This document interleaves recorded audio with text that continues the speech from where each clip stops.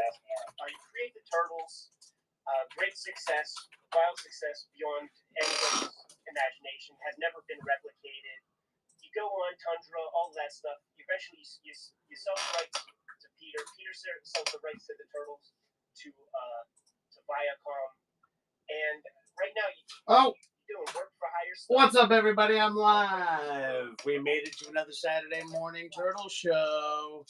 No, I wasn't up working on our Discord all night and didn't sleep and made an AI bot and automated welcome messages and set up the leaderboard system and put out a number of different ads for the Discord for the last 24 hours of the giveaway that we're holding in the Discord to win a slab. I wasn't doing all that and more. I didn't fuck with the website though. Website still, that was last week. I fucked with the website a bunch. This week it's the Discord. Yeah, I think it's pretty cool, dude. Like I said, I think I can make a Donnie. Basically, I kind of put in, what is he, kind of what their interests are, what their, like, I guess you could say background is, like what the story is, I guess. The things they love, the things they hate. And I can sort of change how, not aggressive, but I can make like Honeycutt, I made like a real like hoity-toity, like nice guy. Like he probably will never swear, but like I can make Raph and make him just like extremely rude and like not safe for work kind of thing. Yeah, I think it'll be good. I'm gonna keep an eye on it and see if it hiccups like it did earlier. Oh, thanks for the follow, dude. See if it hiccups like it did earlier. Like I think it was busy. It probably can only handle one task at a time, and it was busy welcoming people. That's why it missed you the first time.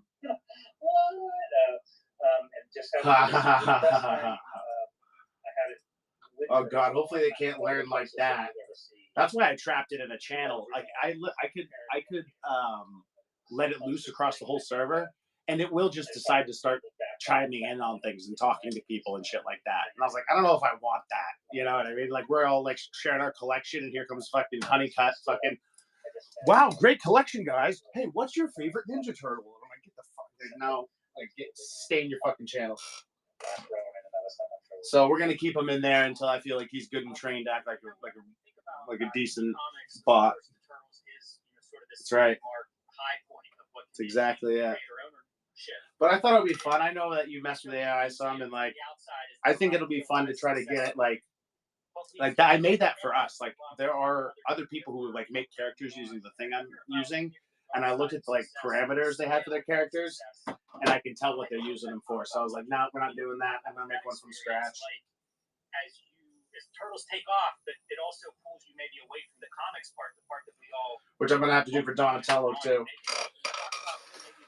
Yeah, man, there's a bunch of Ninja Turtles role-playing servers out there, Discord servers, for like if you want to do Ninja Turtles role-playing. And in doing my research, I found the most powerful AI that they use, and then that's what I hooked us up with. And then I started looking at how they built all their characters, and I was like, oh no, we're not doing Ninja Turtles role playing in my community here. Well, it's not my community. I hate saying that. In the community, we just want to act like a real chill dude when there's no other real chill dudes around. So I was trying to think of a character I would mess with, and then Honeycutt, because like Metalhead. You don't know what Metalhead does. Metalhead's already in there. He's one of the bots. Metalhead is what makes it so when you go to the community section of the website, like you can just see through to the Discord. Like Discord actually doesn't have a widget that does that. On the main page of the website, I use the official Discord widget, which basically it can show you who's online and you can join. But if you go to the community page and the little widget like that pops out in the bottom right corner, fan response. JT, what's up, dude? I got. Are you there?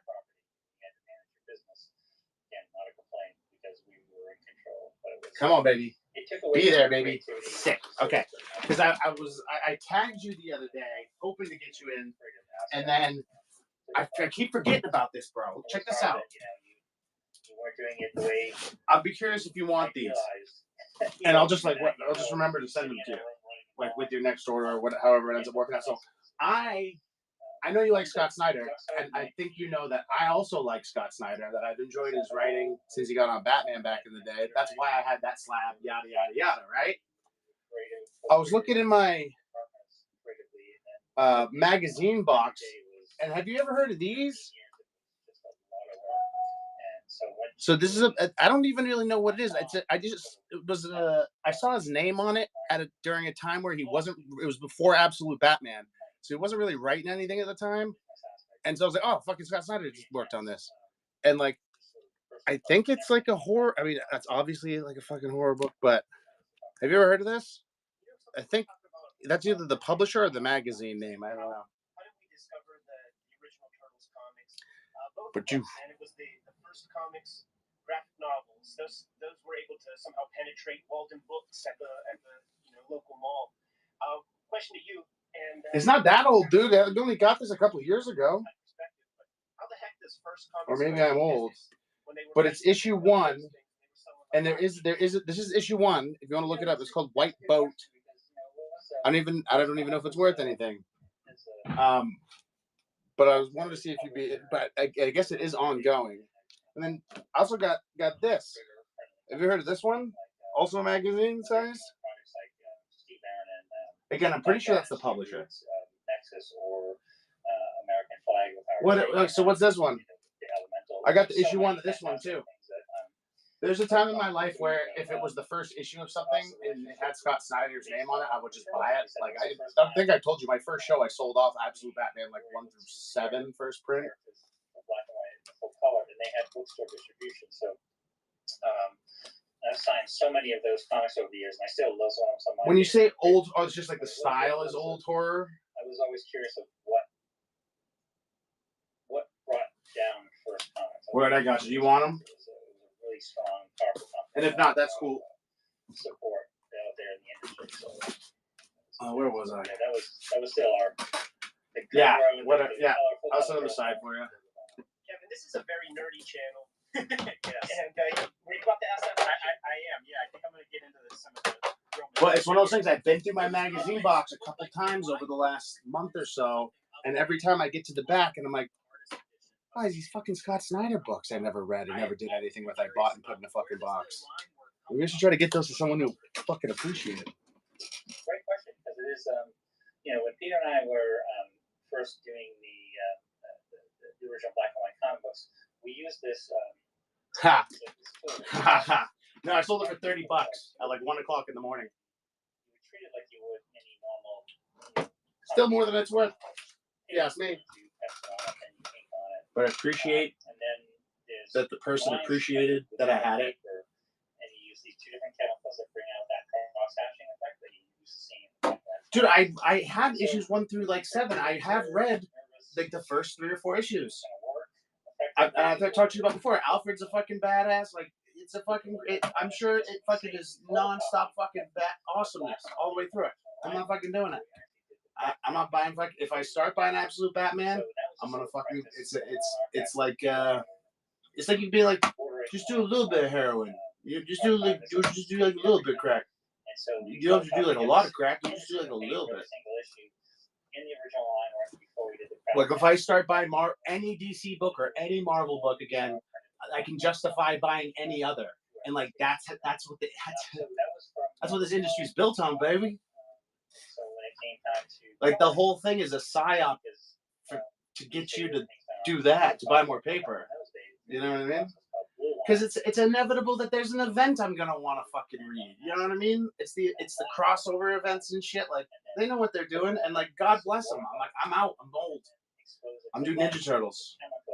There's like 1 main book, and then they do some weird side stuff that like you can totally skip if you want. You know what I mean? I don't, but I like the Ninja Turtles format. artists like Stephen Bean, who colored a lot of those early issues. But like I said, man, it's like even if I get into it, I don't know if Absolute Batman has had a crossover event yet, but I'm sure there's an absolute crisis coming for you. There'll be an absolute crisis, buddy. You better be absolutely ready for it. Brian, what's up, man? I'm just bitching about mainstream comics. How you doing? I've appreciated some of the books. No offense to anyone who likes that shit. I totally get it. Been there, done that. And I don't knock you for doing it, especially if you have the capital. And we answered a big There's question. worse money pits in the world. On this channel, more than once, have compared and contrasted, showing very close to the camera the line art from issue one, and like how did. Dude, I still have the blind bags for that. Do you know that? I just forget to. I still have Marvel blind bags too. I just forget to run this shit. The Comics Journal interview, legendary Comics Journal interview that you did with my great publisher Gary Ross. And JT, that's so cool that you saw Prof. He must be so. He's like one of those dudes who like. He doesn't take himself seriously in his like music or videos, so I can't imagine him taking himself too seriously live. I bet you he's a fucking riot. Like it's always when you go see like an artist and like you can tell they're like taking themselves like really seriously, and it's like this is like a, you know what I mean? Like Kanye comes to mind, for instance, but like people who are just like I said, their stage persona is like this is not chill. Yeah, that sounds about right. Dude, that dude sounds cool. That sounds like a cool dude to see live. I wouldn't even know how to go see him. I guess I should probably just look at his tour dates. But I listen to enough of that dude's music that like I could totally go see him live. There's not a lot of people I can say that for these days. Did I fucking run that? Okay, here I go. I'm doing good. How we doing, guys? 3 books so far. Woo-hoo, making record time on a Saturday morning show. We've only been running for about 12 minutes, and we have run 3 items. That is an average of 4. I'm sorry. Yeah, 4 minutes per item. We're doing good, boys. We're gonna keep these numbers up. That was so fascinating to me. So that when my these are the numbers. These are the numbers I'm retiring on right here. Resonated in comic book artwork. The more I saw, yeah, and it's funny, JT, I know that because I watch a lot of his YouTube videos. That's how I like listen to his music, and it does like have his tour dates at the bottom. Like I never really look at that shit, but I do see that like it's almost always got tour dates up for him, like on his like above his profile. It's so fascinating to me, and that's what I really wanted to build and attempted to do with the board. What's up, Microgirls? Good to see you, bub. And that's what's so great. I was like, if you look over there. But Brian, I don't know if I answered you, man, but I'm doing good. I got excited because I found a couple of things that I thought JT would like, and he did like them. So I got all pumped up. That same impression that you see in the artwork, every blemish, mistake, or coffee stain, or whatever. But yeah, I think there was a bunch of my collection or my ex collection that made some of those. I gotta actually start like looking around a little bit. I still get to enjoy while I do this too, because like it's starting to become a pretty intense one-man operation sometimes if I'm supposed to do it properly. Because like I should be like checking like Twitch and like YouTube and like Facebook because we're like live there in those places too. But like no one's really been in the chat, so I was like, and then come to find the other day there was a dude in the chat on the Facebook, and I was like, oh shit, this morning, and I like replied to him. So I just gotta like. Twitch is gonna be fucking forever. Like we have to like I said, that's why doing the streaming Splintered Fate shows with JC or whoever wants to play Splintered Fate is huge because we actually get to run in a fucking category other than like Let's Chat, where it's just all like booby girls on Twitch. Like, I remember hearing stories that Frank Rossetti used to take. So Twitch, we're just there. We are live on Twitch right now. Woohoo! I'll take less money for this painting, but I want my painting back. And then I did miss a chat on YouTube as well, but it was a while back, so I haven't had to worry about that in a while. So I gotta run things, check all the 4 platforms, chats, then maybe like a Discord. I think I figured out a way that I can stream these into the Discord, by the way. You want to see? So it's all a piece in time, and I look now that when you see auction sites like Heritage Auctions, where you see original art going for. Hey guys, you want to see what I think I figured out? Let's see if I can do it. It doesn't need microphone access. Yeah, you have to buy like a John Romita Spider-Man page for $150, which was insanely cheap. You went, oh my god! And now it's selling for $30,000. So I think that the respect and appreciation for true micronaut formats is growing as our appreciation grows. Is the sound messed up or anything like that? So one day, if I win the lottery, I'll open Wars and Pictures Part 2. One of my favorite artists is Simon Bisley. You've done a lot of collaboration with Simon Bisley. I'm curious, like, how does it sound messed up? Get on your radar. Is everything good? Like feedback loops and shit. You know what I mean? Like, I don't have my headphones in to listen to what your audio sounds like, so I can't tell if what I just did opened up a microphone. Okay, cool. So what I'm doing, if you follow, is I realized like I can just screen share in the Discord when I'm live, like, you know what I mean? So right now I'm streaming live in the Discord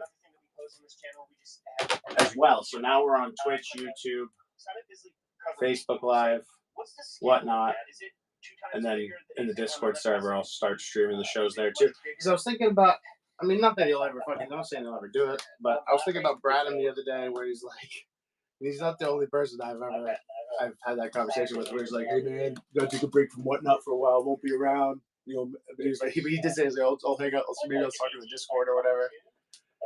But like, you know, you can tell it's one of those like he had a talking to from the wife, or maybe just realized, like looked at the spending, you know, he was like, I'm gonna be out for a while. But you know, people like that, if they still wanted to chill and chat and watch whatever we're watching, and what's neat is when I share it like this, if you look at it, you should be able to see the chat. So you can actually read the whatnot chat from Discord, which you can't do on any other fucking platform because they all have individual chats. Anyway. What I thought was a true and original artist. Sorry, guys. It didn't matter what he was painting on or what he was painting with. Everything was a tool. It could have been a broken stick or a nice paintbrush, but it was never nice that long. I have pictures of him working on a piece he did for me. Where he's gonna, I'm glad you think so. I think I think this stuff is cool. I've been playing with like making websites and fucking around with shit, you know, since I was like 8 or 9 years old. So like I like just like figuring stuff out, and doesn't matter. He was just such a. My goal is to just like make it like the coolest Turtles experience I can. He almost did his work without thinking. What'd you do? I heard you off. Oh, hold on. We were asking about how you hooked up with him for future collaborations and the original. Oh yeah, no, it was you ready? You gotta be ready. Ooh, did you catch that? I'm so proud of you. Get out of here. And so I started what started to be just a small office in London so that we can interact with. Yeah, so if you go to the Discord and you go into the shell phone, you should be able to see what I see. So you can see what I click when I click to run things. Because you can get a little behind the scenes action. You know what I'm saying? What's your next? Yeah, I'm gonna do that from now on too. I can work with you on something. So running out of shit though, and you don't want to stretch yourself too thin. You know what I mean? Started working together and then worked together for a number of years. And we still keep in touch to this day. Or dilute the community by giving everyone 60,000 fucking things to join that they don't really want to belong to or participate in. Which I fucking, like I said, I've been doing this shit for a long time. That I'm a fan of, that I think you may have worked with a little bit, is Jamie Hewlett. I believe he had a Tundra. I was talking with some of my British brethren while hanging out in Tokyo, and they mentioned something. Got to scale, you know what I mean? What do you guys want to talk about? You guys want to talk about Ninja Turtles? I'm just going to talk about this stupid shit I'm working on. I listed a bunch of stuff last night. I don't know if you guys saw some like turtle appearances, crossovers, stuff like this. Just like the British mentality of a lot of these guys in that it was sort of I didn't even know you were in there, man. I don't have any sound. Oh, I can see you now. Oh, hold on, dude. Let me try this. Wait, I don't. Stay in there. Don't leave. I want to try this. Can I do it from the fucking stage? Your mic will be muted, blah, blah, blah. Got it. Looks like you're on another voice channel. Are you sure I want to switch? Yep. Okay. Start the stage. Stage topic. Saturday morning. And so they were sort of right in the middle of these two worlds.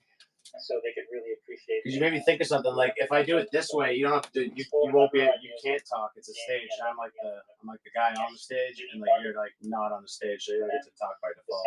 I'm not gonna notify everyone on this now. But still to this day, I think shortly after. Now, haha. Yeah, fuck yeah. This is how I'm supposed to do it. Some of our favorite stuff to do on the channel is go out to comic shops, go dig in the quarter bins. Very often. So now up at the top, Kodiak, do you see the shell stage? It should be above all the text channels. Oh yeah, it says one in audience. How does that work?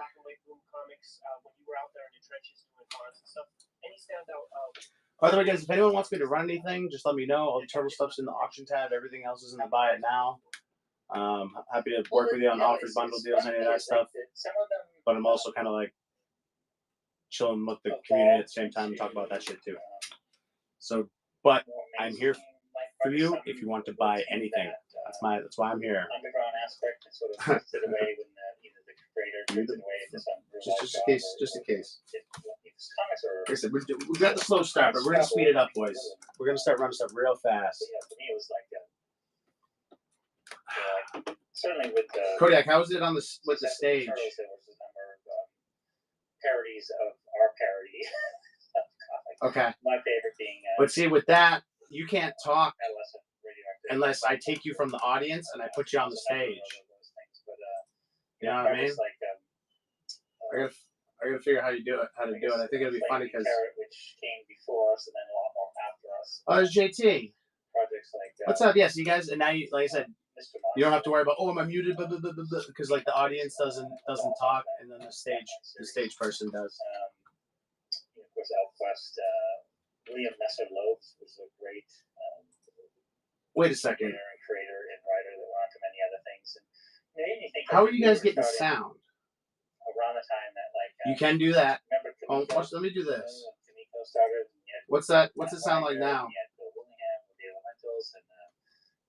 Can you hear it just through the Discord? So I think it was really. So there's no sound from Discord. An important time in the history of comic books when the Turtles emerged again, building off. Dave Sims started self-publishing service in 1976. From unmute music. Countless other. How about now? Rip-Off Press, Lost Cast, Kitchen Sink. Those guys have been publishing on the right time was in like 60s. Can you hear it now? 70s. Dave Sims sort of inspired us as we from Discord. The early years of the 80s with the emergence of the Turtles. And then everything that sort of came in that black and white boom and bust was bridging the underground comic books meets the mainstream comic books and sort of the color level comics. So it was sort of like these weren't like adults only comic books, and these weren't for kids only. Let me know if it mutes again. I just pushed the button. I wasn't sure. I just want to know if that's what it was.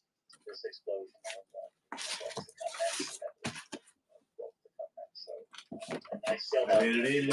and then I promise I'll stop using you guys for this. I'm still doing them now. We see each other at conventions and laugh about how old and fat we've gotten. So. And we're still working, and we're still running comic books, which is the best thing ever. Yeah, it's the ultimate endorsement. Kevin, you have kind of a huge, wide career. We're not going to be able to get into all of that today. I wonder, when you look back on it, when you reflect on your successes, what are some of the highlights and points of pride for you? That's really was. I always point to the ultimate success to me, and I'll say this for both Peter and I. In 1985, we solicited for the second issue of the Turtles. We sold 3,000 copies of the first issue in its first printing. We did a second printing in 1984. Good, Brian. I hope you're doing well, man. We were still both working. Just hanging out. running some of the stuff I listed last night. I didn't actually run all the way through it last night, so I am probably gonna run through like one at a time. Although that's the thing about running through new stuff one at a time like this is like there's no bookmarks on it, so it's just like showing people, I guess. What are you up to, man? June has 15,000 copies, and Peter did some quick calculations and said, this is, we were both blown away. He said, this is amazing. If we were able to do like 6 of these a year, we're making about $2,000 each as a profit on these kind of numbers. Then we could stop and quit all of the jobs and just start comic books for a living, which we did. And then so around January of 1985. Okay, so it's not muted. You can hear the sound, which to us was that ultimate fantasy through Discord. Childhood dream coming true. And so we get to be in our minds. We were. There's this. It says even if it lasted 6 months. There's an unmute music button where like I don't know what music it's talking about. If it's just gonna play like some weird background music or what. So that was really once you sort of hit that highlight. That was the best. There was nothing greater than that. But then we were so incredibly blessed. Cool. You know what? I figure we'll do it. Just like anything else, not a lot of people are going to use it for a while. It's got to, we got to kind of grow into some of these tools for sure. I remember this is. I just figured like once we hit 1,000 people and whatnot, we hit some milestones everyone wanted to hit, so I figured it was time to expand a little bit. But I'm gonna chill out on a lot of the development stuff here soon and focus on what we're going to be doing going forward with our opportunities in New Hampshire, of which I think there will be many. And further into that, because I talk a lot, the fact that I'm sitting here talking to you guys 36 years after the first issue of the Turtles came out, and as I pointed out, I was working on a turtle. Brian, are you live this week, Bubba? I miss you. I miss that. I mean, I guess I get the videos through text, so it's like, you know what I mean? But I just want to say, like, I miss that buttery smooth voice. Like, go through Brian voice withdrawal, you know what I mean? It's something about the bass that makes my chest rattle in a certain way that, like, I need in my life every so often, you know what I mean, man? It's fucking gone. And here's the big boy. And then I think it's Raphael on editorial in there. There's that big boy. It looks like we had to keep our mouths She's quiet expensive. but it looks like this cartoon is definitely going to happen. But you got to let your local channel know that it's going to happen so that you could carry it. And then things just went on from there. I think the one piece of merchandise that people could buy were those little pewter figures. But just as a reading experience. Yeah, they weren't pewter. I'm pretty sure they were lead. Perhaps you can point us in a direction, but those need to be collected in a linear fashion because that really sells the American dream aspect of what you guys were going through. That's a great idea, and honestly, it occurred to me now because it is funny when we do look at those because we have some of those issues, and I'll pull something out and I'll just scan it, whether it be actually Stan Sakai was visiting us over the weekend. We some of our first still social distancing getting together, and he had seen a reprint of one of the early issues of the Turtles that he had a pinup in. He's like, "Oh my God, that was 1,000 years ago." We were laughing about it, but it is right that those things that we put in those were very timely, right up to the moment of what was going on at that exact time during those early years, which is that's good. I think that if nothing else, I'll definitely talk to our crew and we'll put some of those online because that's a really brilliant idea. I would kill for that, and some of those editorials a little expensive. It would take 5 months rent to get that first editorial. Ask a quick one. I have to mention creator rights, Kevin, because as I mentioned at the top of the show, Turtles are one of the first books and first creators that really brought that notion to me and probably to a lot of people my age. You have mentioned underground comics. I wonder if you could talk about creator rights and how I couldn't hear you. Of that and of spreading that around. It seems like a lot of creators joined you. You shouldn't be able to talk if you're not on the stage. You're not a speaker. You're an audience. Or see, we're using the stage feature, not the shell phone. Oh, on. No, it was something that as I mentioned. Well, you can just get up there. Oh, it's because you're a fucking mod, right? We started. No, come back. Come back. I want to see if I can hear you. Role playing game or cartoon show or line. We were in full control of all things. All right, I can see you're talking. Hold on. I just gotta. Because I gotta change my audio. Discussion from. Or say something. Creators that were working within the Marvel system or the DC system, which was still work for hire, and they were still fighting to get their artwork back. They were fighting. It's all good. I did. Oh wait, hold on. Wait a second. Oh, there it is. The feedback loop. I can hear you, but I can hear me. Is it feedbacking? Yeah. That's probably Good to hear your voice though. All right, bye. That was funny. Yeah, I know. So that's what I was nervous when I first got on, but I forgot. Before I start a show, I actually killed the microphone access to all apps on this.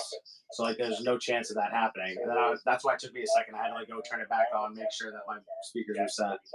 DC, I think at that time had given But I guess I could kill the microphone access and still hear you. I didn't really need the microphone on because you could still hear me through the. Whatever, we got this.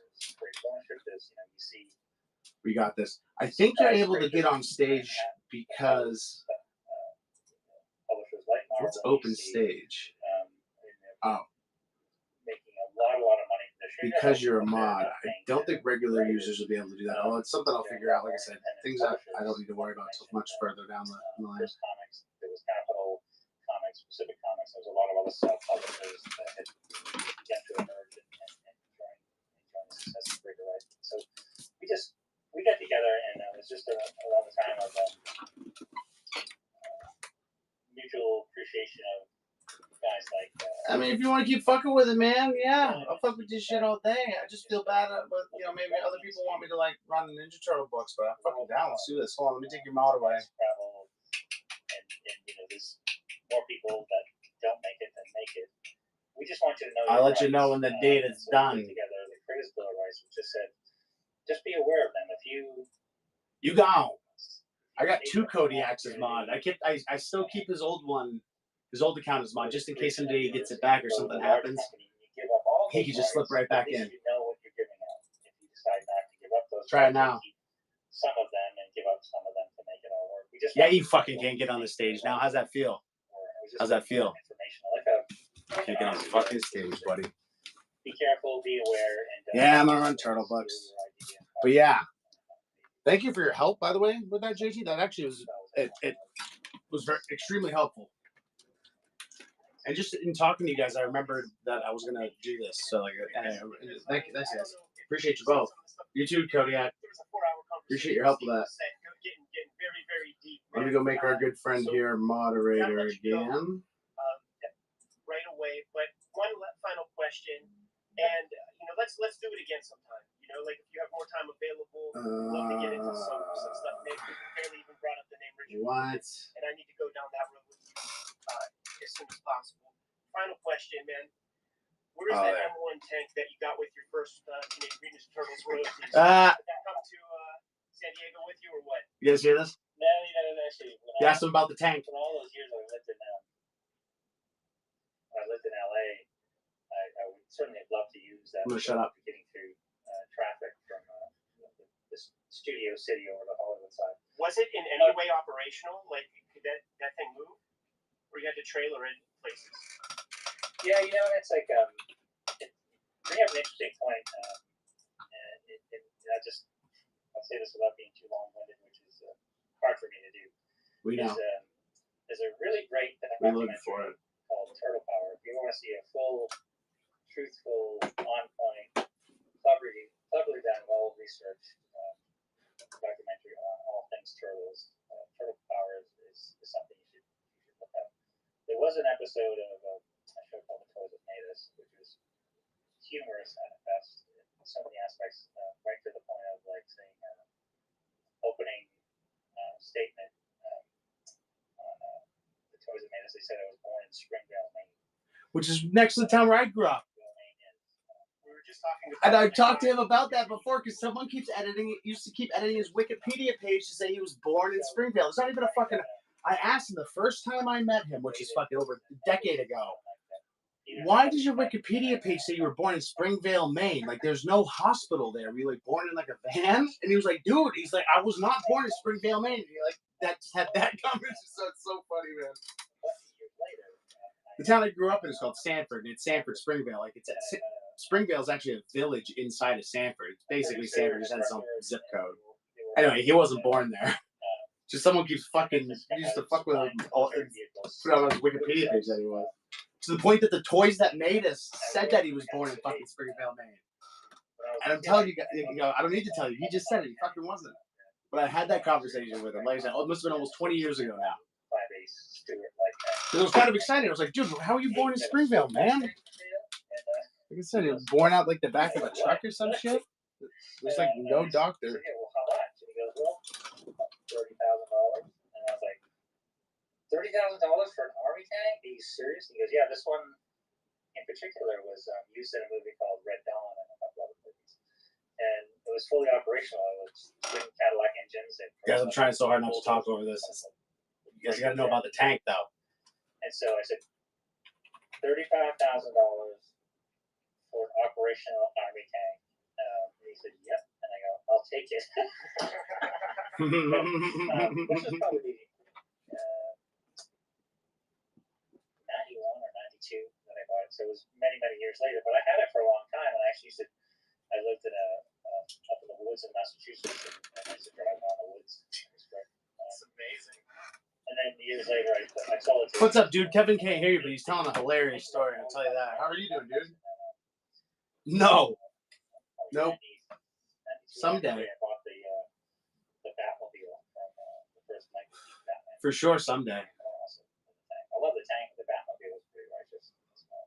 Yeah, we were live with like half of the Mirage artists for Free Comic Book Day. So we do shows where we do meet, like, link you up with turtle creators, and we're doing some of that stuff coming up here in the future if you give us a follow. But we're just watching an interview today. If you see me in this like room, I'm not like at a con or whatever. Although, like I said, that's all going to change. There's going to be some cool stuff. Yeah, but we could do this all day. We want to do this all day. Let's agree to do it again sometime. But we got to let you get going back to drawing that Turtles cover. Yes, no, actually, I'm jumping back to. Yeah, he's totally down to earth for sure. A bit like all the dudes from Mirage Studios that I've ever met are that way. They're just like the nicest, most down to earth, humble people.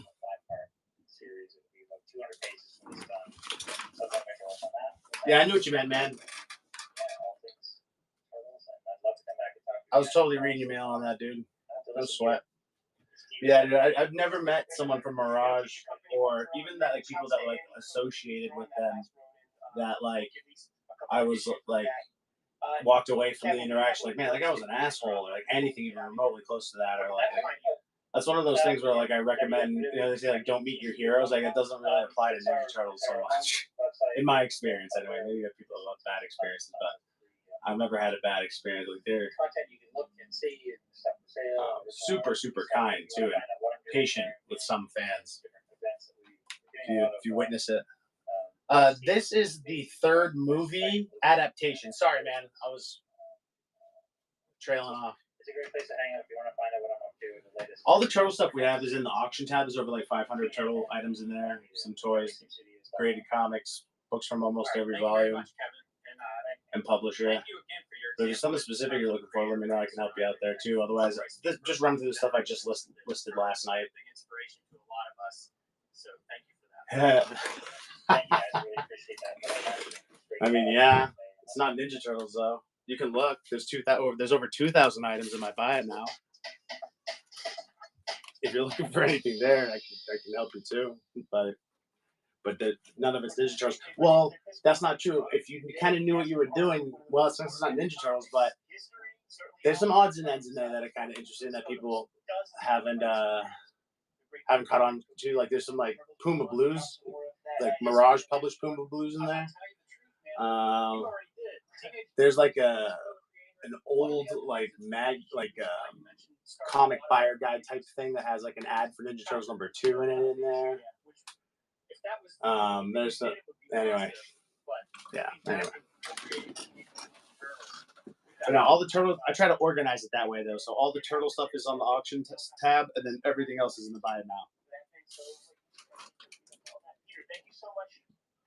When does the auction start? Well, I'm running items one at a time. Sorry, I keep talking. Like, see, look, I'll start the auction right now, and boop, there it goes, 15 seconds. So the thing that's in the middle there, where it's either running now, that's pointing to that comic. That's that comic, and it's running for $30. I don't know if you're like new to whatnot. I don't mean to be. I'm not trying to talk down to you.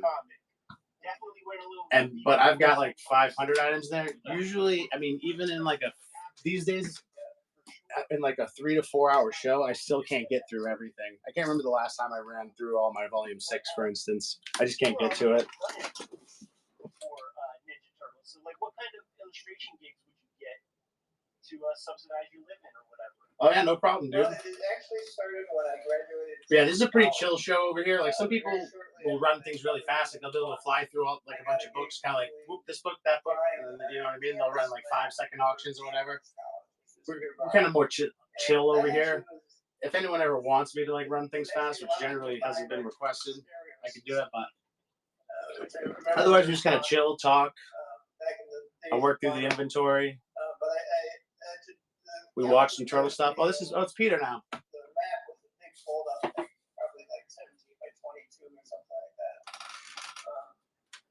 And I had to study the campus to see where all the trees were and every building. And there's nothing involved. This is published by Tundra. But I ended up getting paid, I think, $185 for that. Actually, this is something I just remembered. It doesn't have really anything to do with my career as an illustrator, but. How late am I on until? I try to run this show until about 2 Eastern usually. That's when I try to cut this one off because at that point it's no longer like, you know, even in the West Coast, it's not technically Saturday morning anymore. It's Saturday afternoon. So, and then sometimes I'll kind of jump off for a little bit and then I'll come back on at night and see how the vibe is at night. But I'm on all the time, man. We run shows at least 3 times a week, Mondays, Tuesdays, and Saturdays. And one of the things that threw away was Are you in Massachusetts? Or they were perfect. Or like church? Because they were pretty durable and they had nice flexibility. No sweat, dude. Yeah, I schedule them like 10 weeks out. Massachusetts, okay, word. I don't know, I guess there's like Saturday mass, so like you could technically be in the church, I guess. And the shoes. Yeah, I grew up in Maine. I lived in New Hampshire for a while, so like I'm familiar with that whole area. The reason I'm bringing this up is that there was a guy on campus, a campus photographer, who had an archive of photographs of the campus that I was able to use as reference for this. Yeah, me either, man. And it turned out that good for people who do though. You know, that's the thing. The guy that I was dealing with at Amherst College was willing to. Whatever gets you by, this planet sucks. Am I right? Can we all agree on that? Which was a lot of fun. I still have those somewhere. So those photographs somewhere. I think yes, everybody needs to see that. It should have been published in the pages of TMNT, those editorial pages. Well, that's cool, man. It brings up a good point, Peter. Where do you no problem. wear your Star Wars cosplay? No problem, Kodiak. I actually did wear it out a couple of times. One time at yeah, man. I don't even. Yeah. Smith College. I think it's definitely there's definitely aliens, man. Oh really? Our world. It's a great school. But I'm not allowed to talk about it though because it scares my girlfriend. There was like a Halloween dance kind of thing. I'm generally pretty shy about stuff like that, but because I was. What's dark? Oh, hold on, I'm gonna Google it. Nobody can see my face. Oh snap, Caleb! Whoa, Caleb shows up with the clap. Everybody, what up? Oh man. Ooh. Got hot in here. That burn. That burn's radiating from the TV. I patched it together again, went out to another party sometime later, but that was the one that I remember the most. Part of the reason I asked, where you would wear that is, what is the comic scene like? Ed held up a couple of your self-published efforts from early on.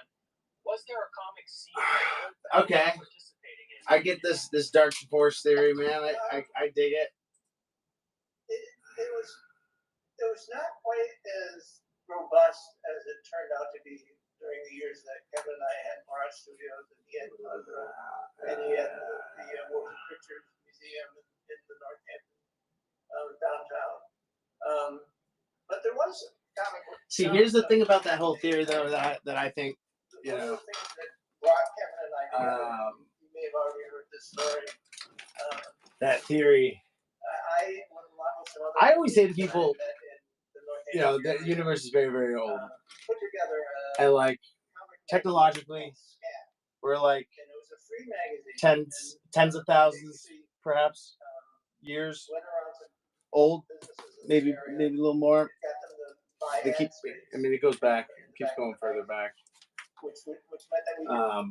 But depending on who you listen to, I guess.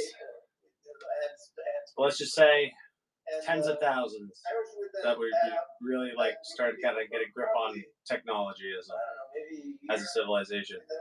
Like imagine something that has had 1 million years. That's not even 10 million years. That's just 1 million years. You know what I mean? Like, do you think that you would ever know anything if they didn't want you to? You know what I mean? Like, what about just like 100,000 years, or like 50,000 years of like technology? We just got the computers. Let's see how we do with 10,000 years from here on. You know what I mean? And then it's like they had other types of things. You're talking about things being like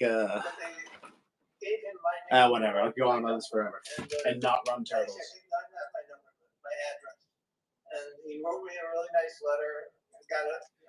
See, man, I feel like it must be so easy for a civilization that advanced to find a planet and then sort of like, as they say, or to find life. The story has been told a lot where one of the first things he saw when he came in my apartment was an original Jack Kirby Pencil Losers page that I had purchased sometime before that, and that really kind of cemented our friendship right there. But the scat thing was kind of fun. I don't know. I think I was part Who of knows? for about a year, maybe 5 or 6 issues. Hey, did those guys ever come back? Did those guys come back from the moon yet? I kind of lost touch with that whole thing. The Artemis rocket, did they come back from the moon? Or are they still coming back from the moon? That's a really good question. Oh, they're back? That's good. I'm glad that they made it back. Safety sounds. They were really quite good. Good cartoons.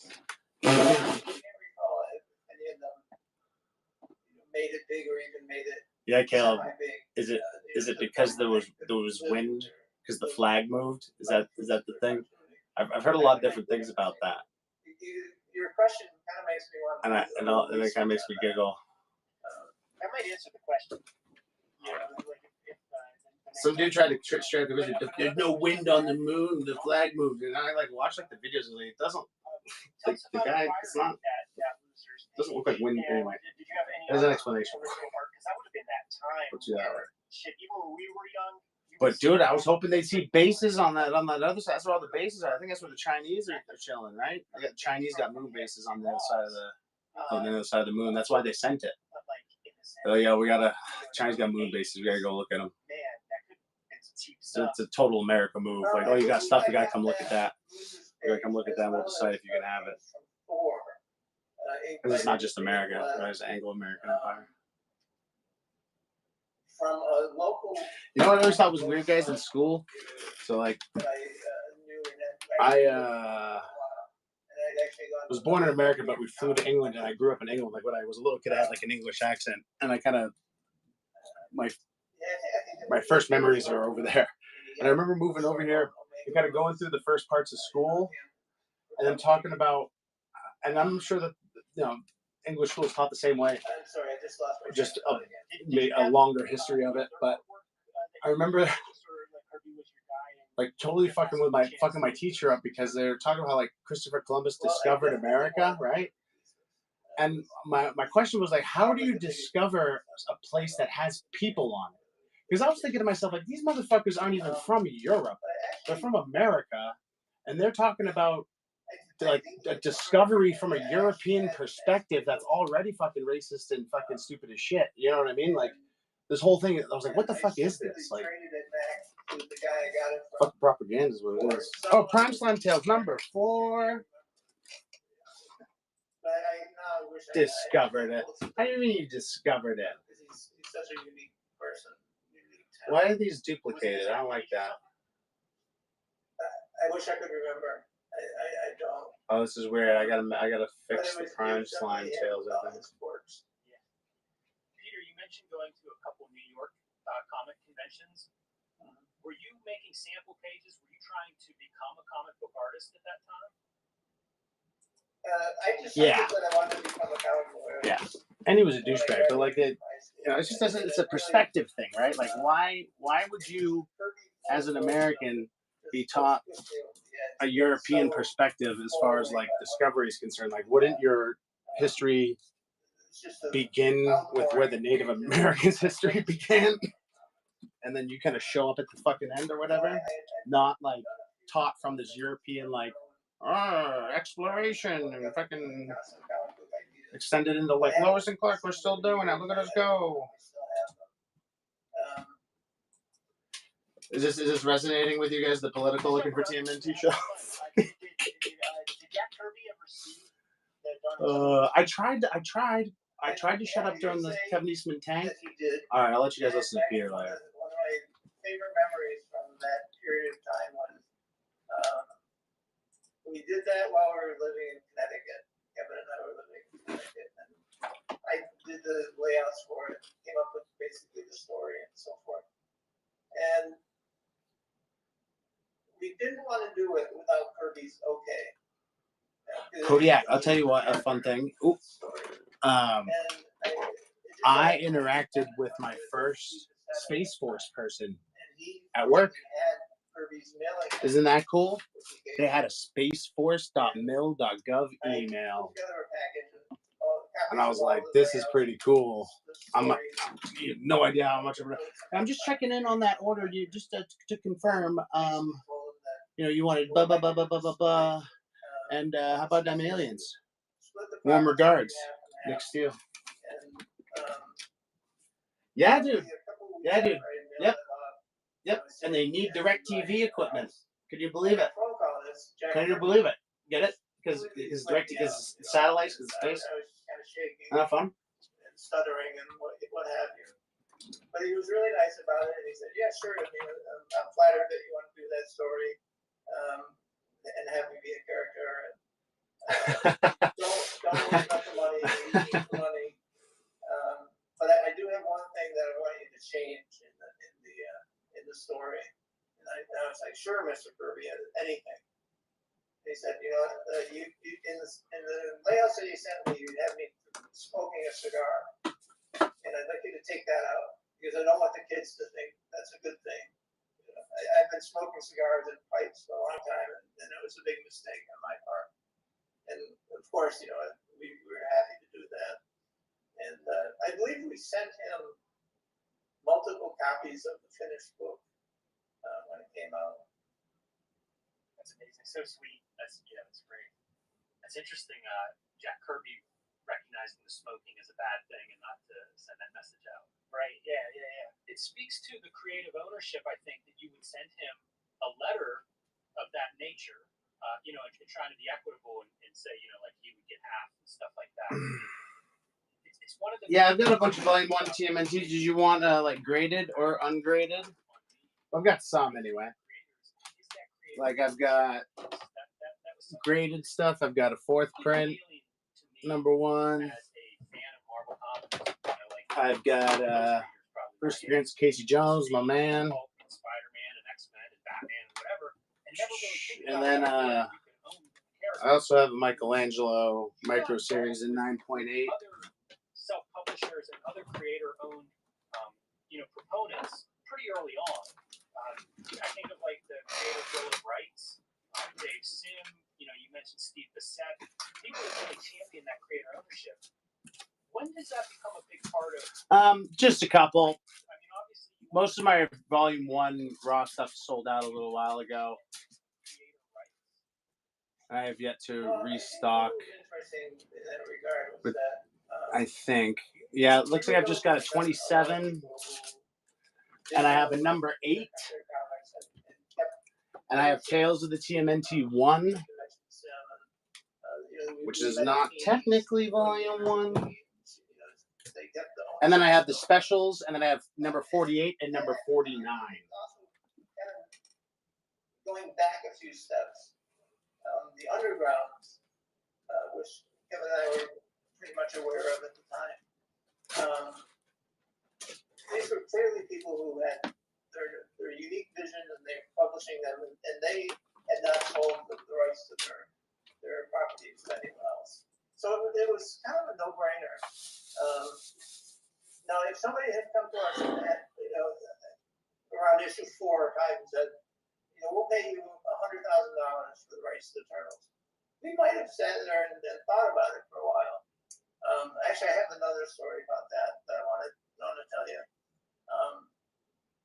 But for us, it just seemed like a no-brainer that we would,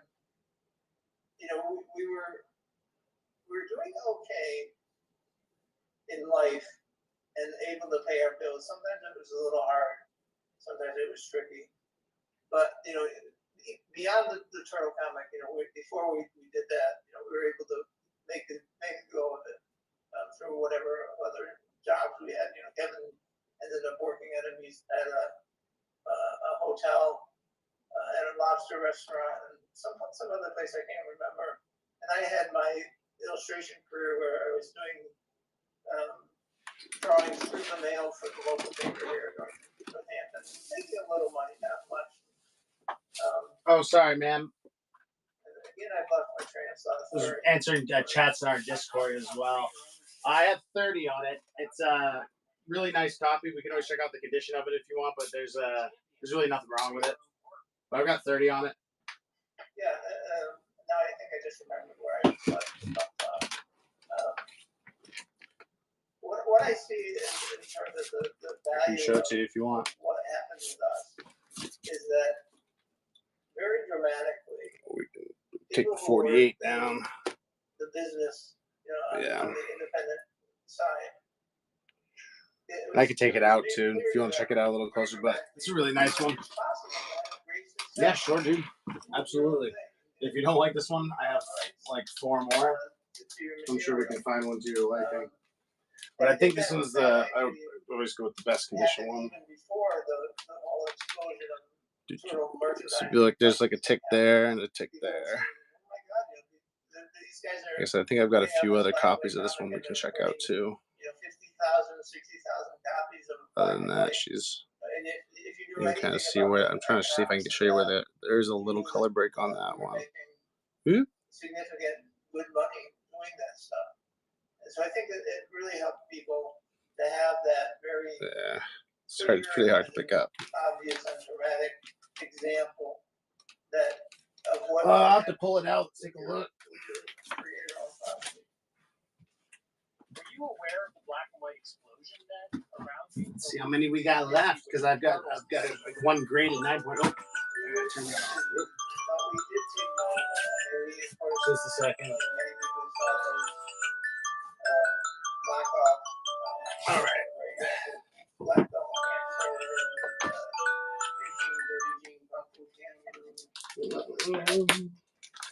Some of which we found amusing. Actually, I think I only got one more of these. This one might be a little better.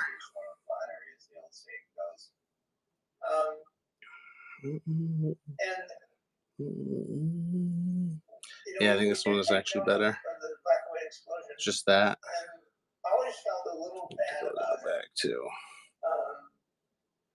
because to a large extent, the what happened was there were a lot of comics put out that were fairly low quality, and store owners were buying tons of them. And as you know, if you look in the quarter bins and see all these comics that were published during that time, you know that a lot of them were actually sell originally for a quarter. The fact that the comic book shop owner may have paid much more than 25 cents for each copy, and that leads to a bad dark place, where these stories really suffer.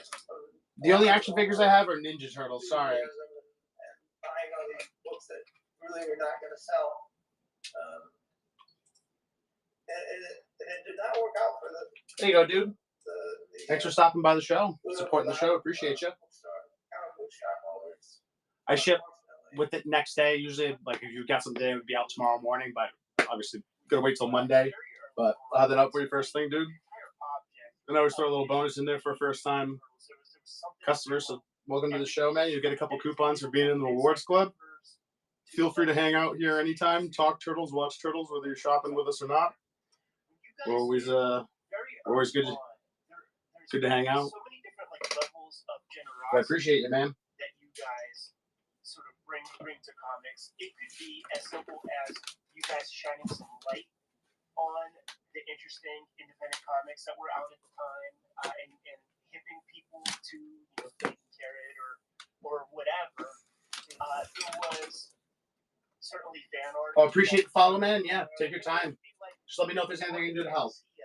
If you go to lookingfortmnt.com, just like the way my username is, but with .com at the end of it, you can stay connected to our community. We've got a bunch of people like hang out in like our Discord and post their collections, and there's all our social stuff. Like I post coupons. There's coupons on our website, but I'm gonna start doing more coupon stuff on our socials too here soon. But anyway, enough of that. I do. Yeah, I listed 40 turtle books last night, as a matter of fact, and I listed about 10 slabs and 20 books the week before that, and so on and so forth. I'm actually going to be moving to New Hampshire, dude, in June, and I'll be getting inventory even more regularly because I'll be working with a retailer up there. So yeah, more.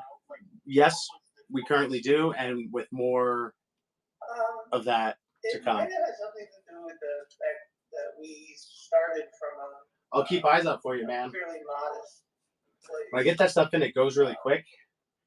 But like I said, I'm gonna hopefully be able to keep it a little better in stock once I'm up there. And to get into the public eye, and it just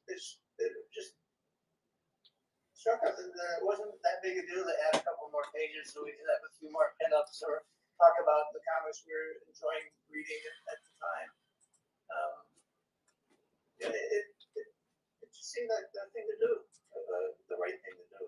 The biggest beneficiary of that, and he has stated it. Now he is an amazing cartoonist in his right, but probably the biggest beneficiary of that is Stan Sakai with Saki Yojimbo, with being published in Mirage, getting a lot of shine early, getting a figure. You hear about those WWF toys. Iron Sheik getting $80,000 royalty on that. Yeah. So, and he says it in interviews a lot, like that. Caleb's really flexing Honeycut. I like this. I gotta catch up on this when I'm not supposed to be doing the other part of my job. It makes him possible to pay his rent a little more and focus on the comic more, and then get that train rolling for himself. The rub. To use the best on top. Yeah, it is a really a good example of that giving back.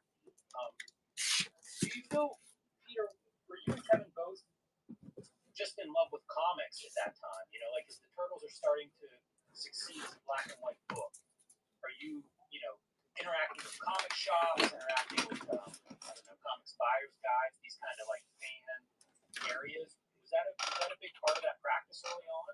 Well, Kevin and I were definitely in love with comics at the time. We had a lot of energy to do the Turtles, and we were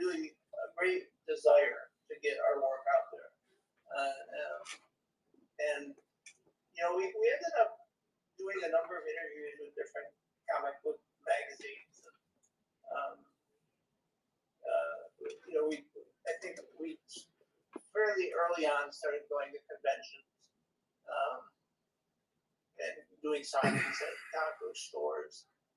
But yeah, we love the medium.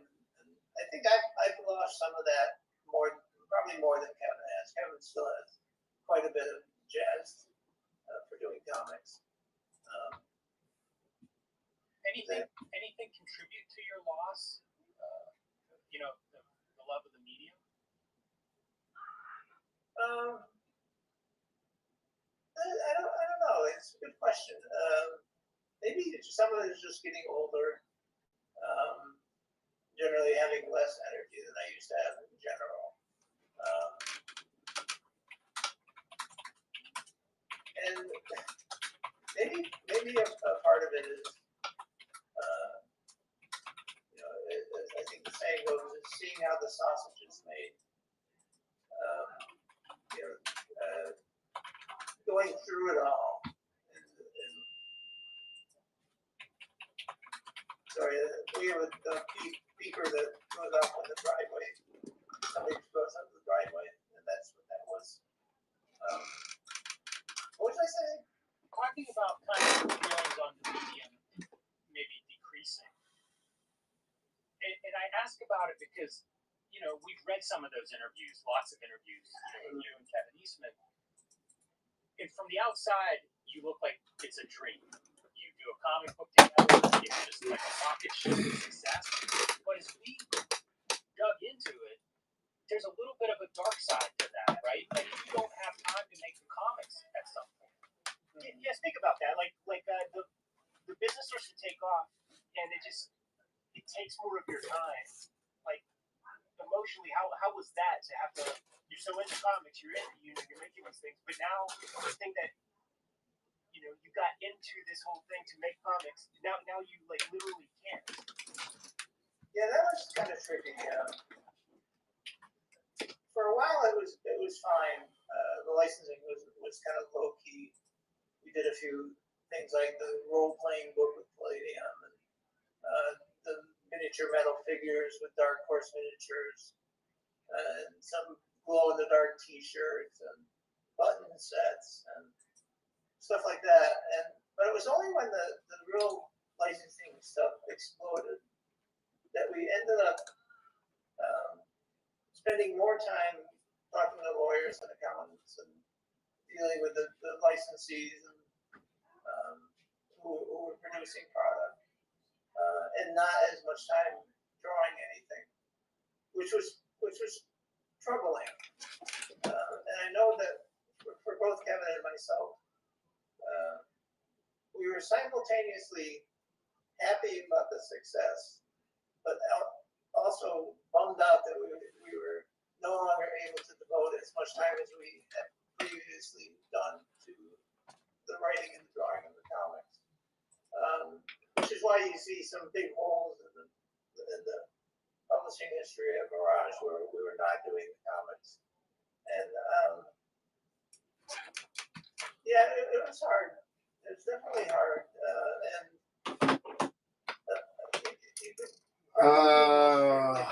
Mixed blessing. We were making quite a bit of money, and that allowed us to do certain. I don't know if he's got limits these days or not. I assume not. I never used to. I haven't seen Kevin in years, man. So I'm not sure how it's gonna go. You know what I mean? Like if it's a limit to 3 and I have to get fucking 20 things signed for 5 people, it's not gonna work out too good for everybody. I might be making some phone calls, you know what I mean? But I don't think that's gonna be the case. I would say try to limit yourself to 3 to 5. Because as of right now, I don't know what JC sent me, but he sent me stuff. Brian sent me one book, and technically a card on the back of the book. So that's 2 signatures for Brian, and he wants the turtle head sketch. So your boy Lookin's gonna be fronting some money again. And I don't know. We'll see what he's charging that day and stuff too. But I won't charge you guys. I won't charge you guys. We'll just sort it out outside of whatnot because it's not real. I'm not really trying to sell signatures that day. I'm just trying to get it done for you guys. Which got looking at each thing, going through each step of the process, making sure that the way the turtles looked on the packaging was good, and it became too much. And again, we managed to, after several years, find people to work that stuff for us. I'll be right back to you. I gotta get some water. For a while, Once again, it is hot in here. quite depressing, to be honest. I'll put an announcement real quick. I'll just run this book again. You're used to doing everything yourself, and now it's just you have to delegate. Giving up that control has to be a bit nerve-wracking. It definitely is. It definitely is. You want to find people you can trust and had their own intelligence that would allow them to do this work without us looking over their shoulder. Another aspect of the turtles that has extremely high quality were stuff like video games. There was the arcade game, the 4-player joint. There was 3 NES games. There was Genesis, Super Nintendo.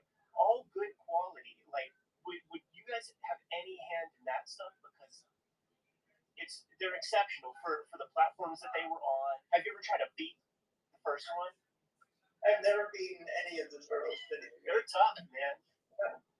They were baby-proof. Looking back at that whole period,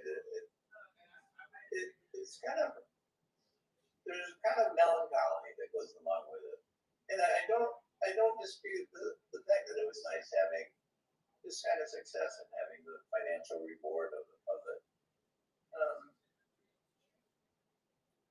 But I often find myself kind of musing about the history of the property and how Kevin and I were tightly working on those issues for a while, and then kind of had to pull away because we just didn't have the time or the energy.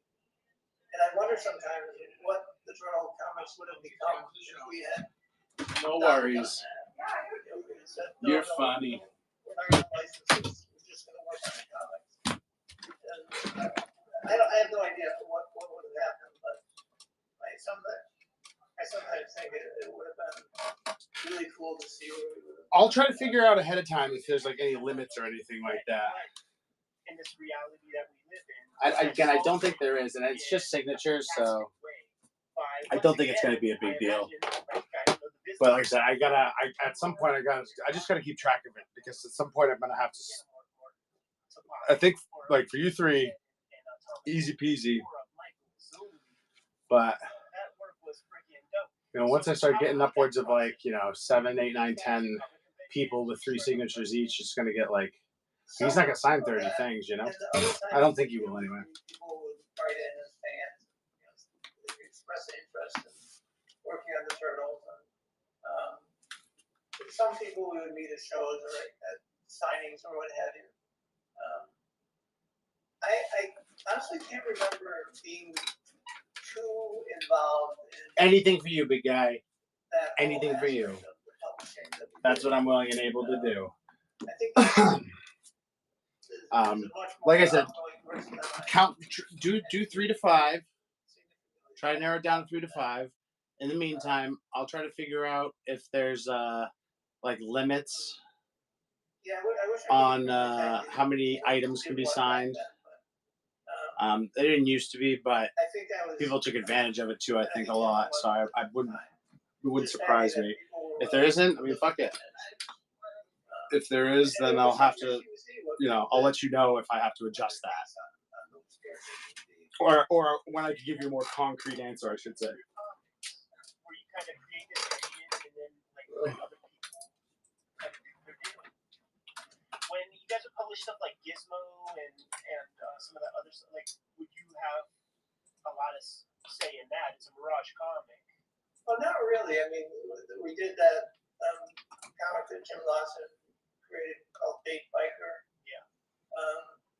And you mentioned Mike Mooney's Gizmo. Mike and I actually done, I think, his first Gizmo issue before the Turtles were even published. I can't remember what the publisher was, but it was a small press thing. But no, when people came to us with books like that we agreed to publish, our oversight on them was very tiny. Because we trusted, especially people like Mike Dooney, who's a tremendous talent.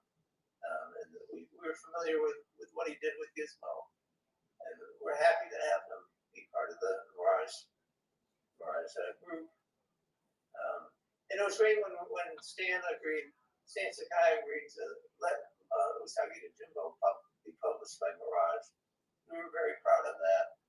Like you said, he's a great cartoonist. And a good guy. He's one of the best people we've ever met in the comics industry. Peter, do you guys continue to maintain Mirage through the 90s? Like, whenever that first volume of Turtles ends, and we see, like, Turtles at Image Comics and Turtles at Archie Comics, is Mirage still, like, running at full capacity and doing other What's up, Tyrell? How you doing, dude? All right. Listed a bunch of new stuff. Check out the auction tab. A lot of Turtles, like crossovers and appearances. And pretty much all of the movie adaptations and books, including the 2007s. Adequately protected, and were done well, as well as we could get them to be done. But we definitely did slow down in terms of publishing for a while there.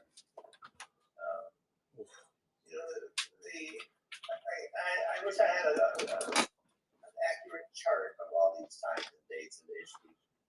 But I remember the Archie book was something that kind of fit very neatly into the licensing program. And when Steve Murphy took it over as writer, it became something even more interesting. He did a lot of really interesting stuff in that series. I always wonder about that 90s because it's so big in comic books in the early 90s, but then pretty quickly becomes like, almost a death zone. Like we would see a lot of the self-publishers just disappear, leave comics altogether as the 90s get into the late 90s and distributors go away. And so I always wondered like if that was something you felt as, yeah. Something you saw like cool, man. Comics bubble and then collapse. Well, like I said earlier, I think, one of the mixed blessings of our success was that, we chose. I didn't know it off the top of my head. I have seen it before, but that is a super cool book to have, man. Make good money. Congrats. And I think for some people that really worked. Did you want to see my Ninja Turtles related ghost book? But then you have the issue of a lot of the books that came out in the Black and White explosion being just. Check this thing out, man. I mean, I find it hard to really describe it fairly. You may or may not be familiar with this, but part of the Mirage was working through this other publisher they called Fanatics, and they made these. There's a few of them. This one's called Eagles of the Vortex. You see, it's like Jim Lawson's art, but it's a bunch of Mirage guys worked on this. Like Peter Laird did the lettering. Jim Lawson did the art. I think Eric Talbot worked on it as well. But anyway, they made these because they were like gonna bring them around to like different like toy companies and like different companies to try to shop like these ideas around like non-turtle properties or whatever. And this was one of them. And like this book was never like sold in comic stores. It was never like distributed. Like it's just something Mirage had like to use to try to sell different ideas. Like I don't know if this was they were thinking toy line or cartoon or whatever with this one, or maybe just comic. But it was it was never actually sold, never like distributed to comic shops and sold or anything like that. Yeah, dude, it's a good one. And there's two other ones. I talked to Jim Lawson a couple weeks ago. I had to run a show, so I didn't get to like ask those guys everything I wanted to ask for the show. But I did manage to talk to Jim Lawson about this a little bit. And the other one was, was it Howlers? Shit. And then one was like, and I was like, was the other one like a Lois and Clark? And he was like, yeah, it was like Lois and Clark. And I was like, okay. So I think that, and that's the three, I think. Never seen the other two. I don't know what the right word is here. Growth on Marvel Comics. That kind of started off. Which is kind of cool. Became its own thing. And yeah, dude, my pleasure. They benefited hugely Happy to share. Thanks for sharing what you got, dude. Congrats on that, dude. That's awesome. I don't really think without that promotional push, they would have made it as big a success of their company as they did. Yeah, no, not at all. But like when was it like Wildstorm that had the turtles? Like I swear, like I'm trying to look through like that. I think that probably came out just after the cartoon, that sampler, It was Eric Larson. if I remember correctly. So it's like in that like transition period. Jim Lee redesigned. No, that's what I'm talking about. Blowing up. Like it was there was a turtles. It said Jim Lee's Ninja Turtles. Yeah, they made toys. Yeah. Yeah, I think it came out just after the cartoon, and then like where Kevin and Peter like weren't able to like do shit like that anymore, because I think that's how Kevin and Peter they both worked on that. That was the thing. I think Playmates was really excited about grabbing onto that bandwagon of Image's success at the time, and I think they only did 3 turtles, and I think they left one out. One thing I remember from that. You talk about the Jim Lee turtles. There was a, I remember correctly, a kind of crossover comic book that featured the turtles and some of the Image characters, like two of the Image characters, and going back and forth in the approval process of seeing that they all had equal space and weight on the front cover, so nobody got the better of it. I'm looking at something called Action Zone, and it's like all the. He's looking at something called Action Zone. Do you guys want to look at something called Action Zone? And you see 3 equal dudes of equal size. Yeah, on that cover right there. Oh my God, where is my Action Zone? You know, like another dark side of this kind of success, and it's. Let's talk about that one, and it's true. They're all like at equal space. Now anybody who like had a box turtle is like suing you and like saying that you guys have like stole their idea. So that's certainly another component to the success that you guys didn't plan for. What was that like? The first couple weird lawsuits that came your way. It was very distressing. We hated it. I still hate it. Yeah, I don't even know what those go for anymore, man. I think that's the one book Rich Horn's looking for too. But you know, some of it was. I haven't looked at his want list in a while, but I think it was like just that. Like there was like that's the only book that guy needs. Claimed that he had been on a bus with. Which is saying something. That guy's got a lot of books. He had talked about the turtle idea that he had, and one of us stole it. You know? Thanks for hanging and chilling, chat, man. Feel free, whether you're shopping with us or not, to hang out here, talk turtles, share. An ongoing, turtles. We're just hanging out and chilling. Annoyance. Talk about Ninja Turtles and watch turtle stuff over here. Was that You go to lookingfortmnt.com, like looking for TMNT the same way my username is spelled.com. You can like stay connected to our community. We have a Discord and Facebook group and all that fun stuff. Feel free to chill with us anytime. Ourselves, I guess, in our property, and I'm so glad that I don't have to deal with that anymore. It was a real drag. I mean, I can't really see any good aspect to it. It was just really annoying and frustrating. You know, not just because we had to pay a lot of money for lawyers to defend us, but because people were lying about what we did. You know, and blatantly lying. Like I said, I'm glad I don't deal with that anymore. When you sell stuff, when you sell the turtles off to Viacom, obviously there's a financial part to it, but is there some relief in giving them that burden as well? Yeah, it's definitely a passing of that torch. You know, unless there's some tiny bit that none of the lawyers or professionals we employed or I employed to make sure that the deal was done correctly. If they missed something that I could be sued for, it's all gone from my brain. And I am very grateful for that. I mean, I think it took a long time, and it took a lot of effort, it took a lot of thought and care is, then you would say now their problem. All right. I have no idea if Viacom has been the subject of any lawsuits from people who claim that they invented the term. It's altogether possible that they have been. I just don't know. But I'm glad that, for me anyway, it's over. Peter, do you view that as like the turtles were your business? Like you were an entrepreneur and this was your business, and now as you would approach retirement age, you're selling your business. Is that how you view that? Essentially, I had I think 25 years with turtles, and done a lot of different things with them, and had a lot of ups and downs and back and forth, and I just didn't want to deal with it anymore. And it would have been, I think, significantly different if the partnership between Kevin Eastman and myself had remained what it was in the first few years. But that had sort of fallen apart as well.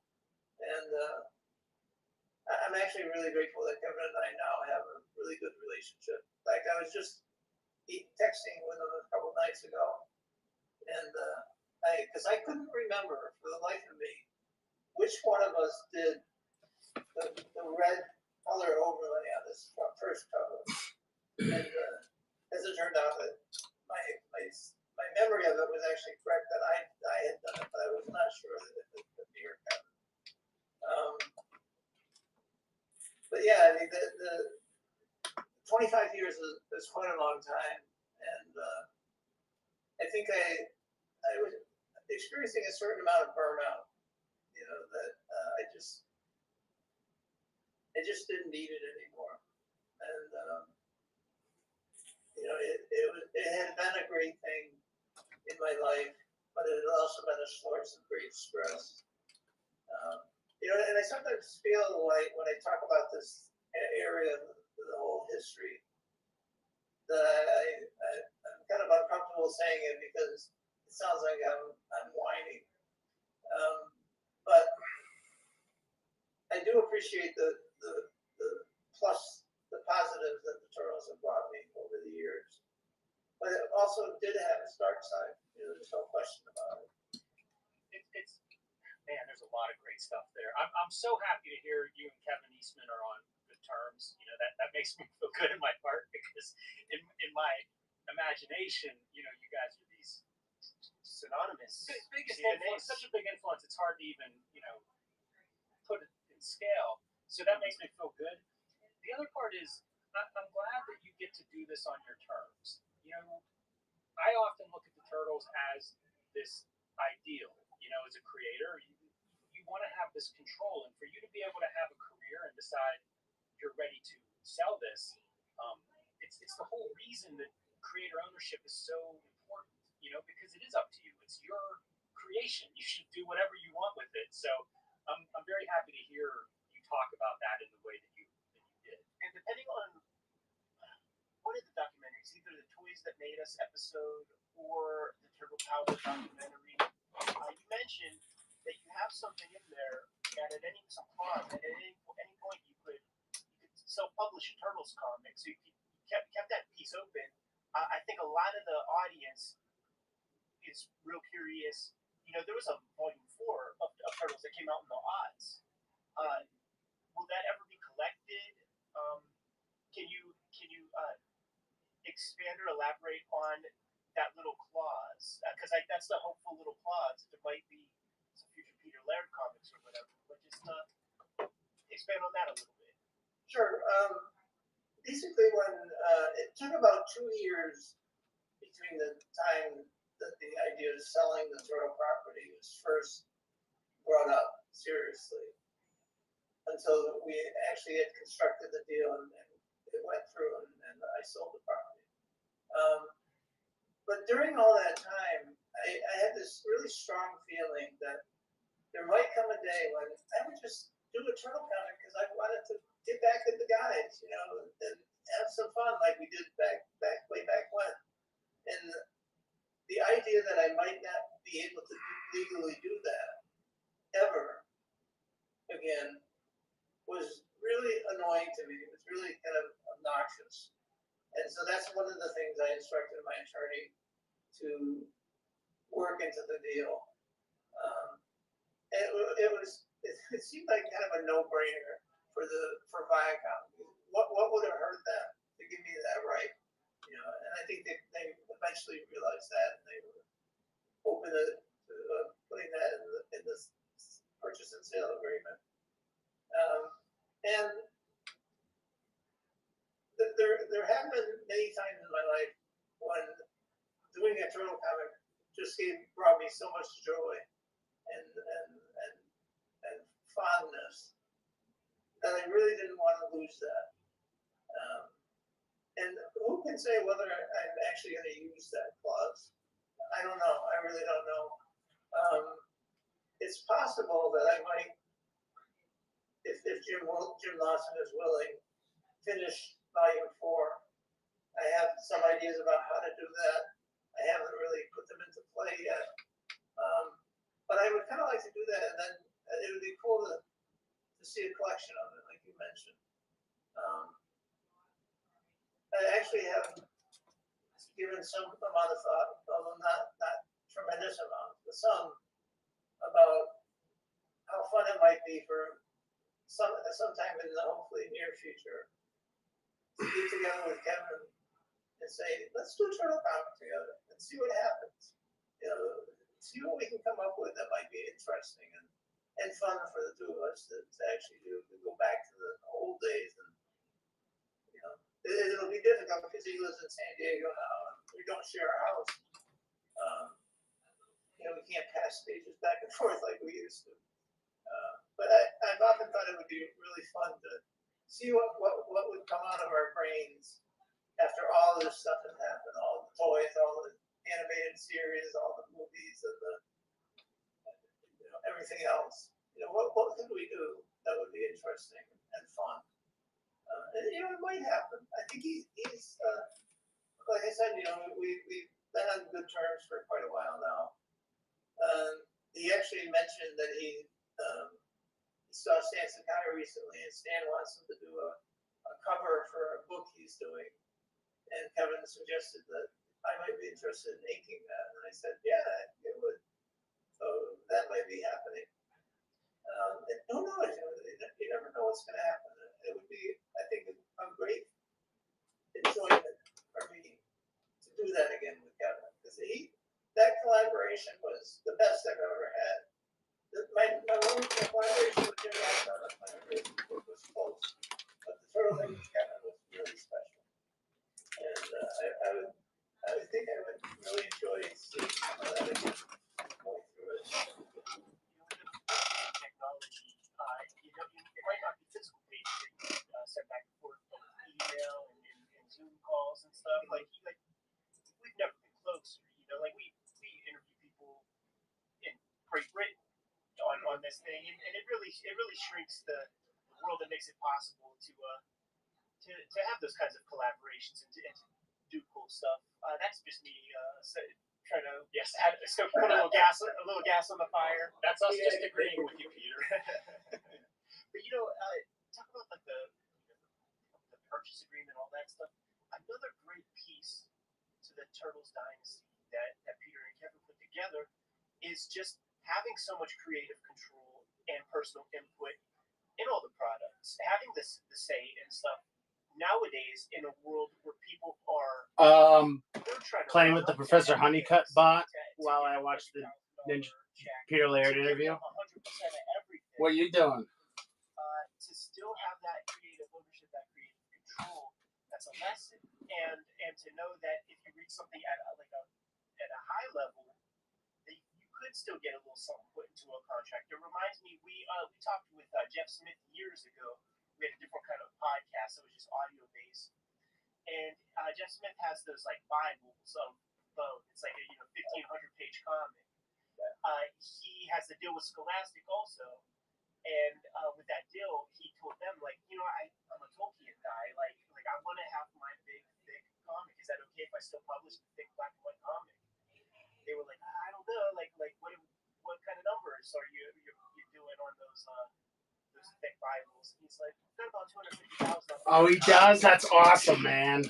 Yeah, go ahead. So like, it makes sense. You know, Viacom, they're playing for big, crazy, playing for billions. So they're gonna like, yeah, let you do your thing. I do want to talk about some of the ups, some of the good stuff. Lots of the ups. Yes. Man, we gotta have some Zurich talk. That's exactly where I'm going, because the Zurich was something that I responded to as an aspiring creator and as a reader. I would see, you know, the new crop of Zurich Award winners, and for anybody that doesn't know, the Zurich Foundation, Peter starts in the early '90s to give small grants to self-publishers. Sometimes a year, two times a year. So it ran for 20 years. Yes. There were 40 rounds of these grants, and I had 5 or 6 cartoonists maybe that had clipped hundreds of books published as a result. And I would use those as like, you know, I would see Zurich, what books are coming out from Zurich Award winners, and I'd try to track them down. It was almost like this stamp of like, something interesting is here. Yeah. So Peter, first of all, thank you for enabling a lot of interesting comics to come out that way. What was your experience behind the Zurich Foundation? Well, it's actually started. There was one incident that really kicked it off. I was. I can't remember if I was walking or riding my bicycle. But I ran into somebody in the town where I live, who I didn't know, who stopped me and said, "I know who you are. Could you loan me $250,000 so I can open up a general store?" And you know, I found that kind of thing just mind blowing, and really realized that at that point I needed a way to say, "Don't talk to me. Apply over here." And you know, if you apply and the quality of your application is such and such, you might get that grant. And I had a couple of really smart people helping me devise the nuts and bolts of it. But it really came about as a way for me to avoid the emotional trauma of having to tell people, That's awesome, man. you know, because I wanted to give some people money. You know, there's a lot of I wish I had his gun. I wish I could find it. If I find his gun, I'll send it to you and let you know what package it's in. funds like that for good purposes. So this foundation, and the word Zurich is a word I enjoy just because it sounds cool. It actually came about in a Scrabble game with my late brother Don, the one I did the calendar of the gods with. And I think it was a word that I just kind of made up, hoping desperately that it would turn out to be a real word. It's a valuable Scrabble word. When that X to use.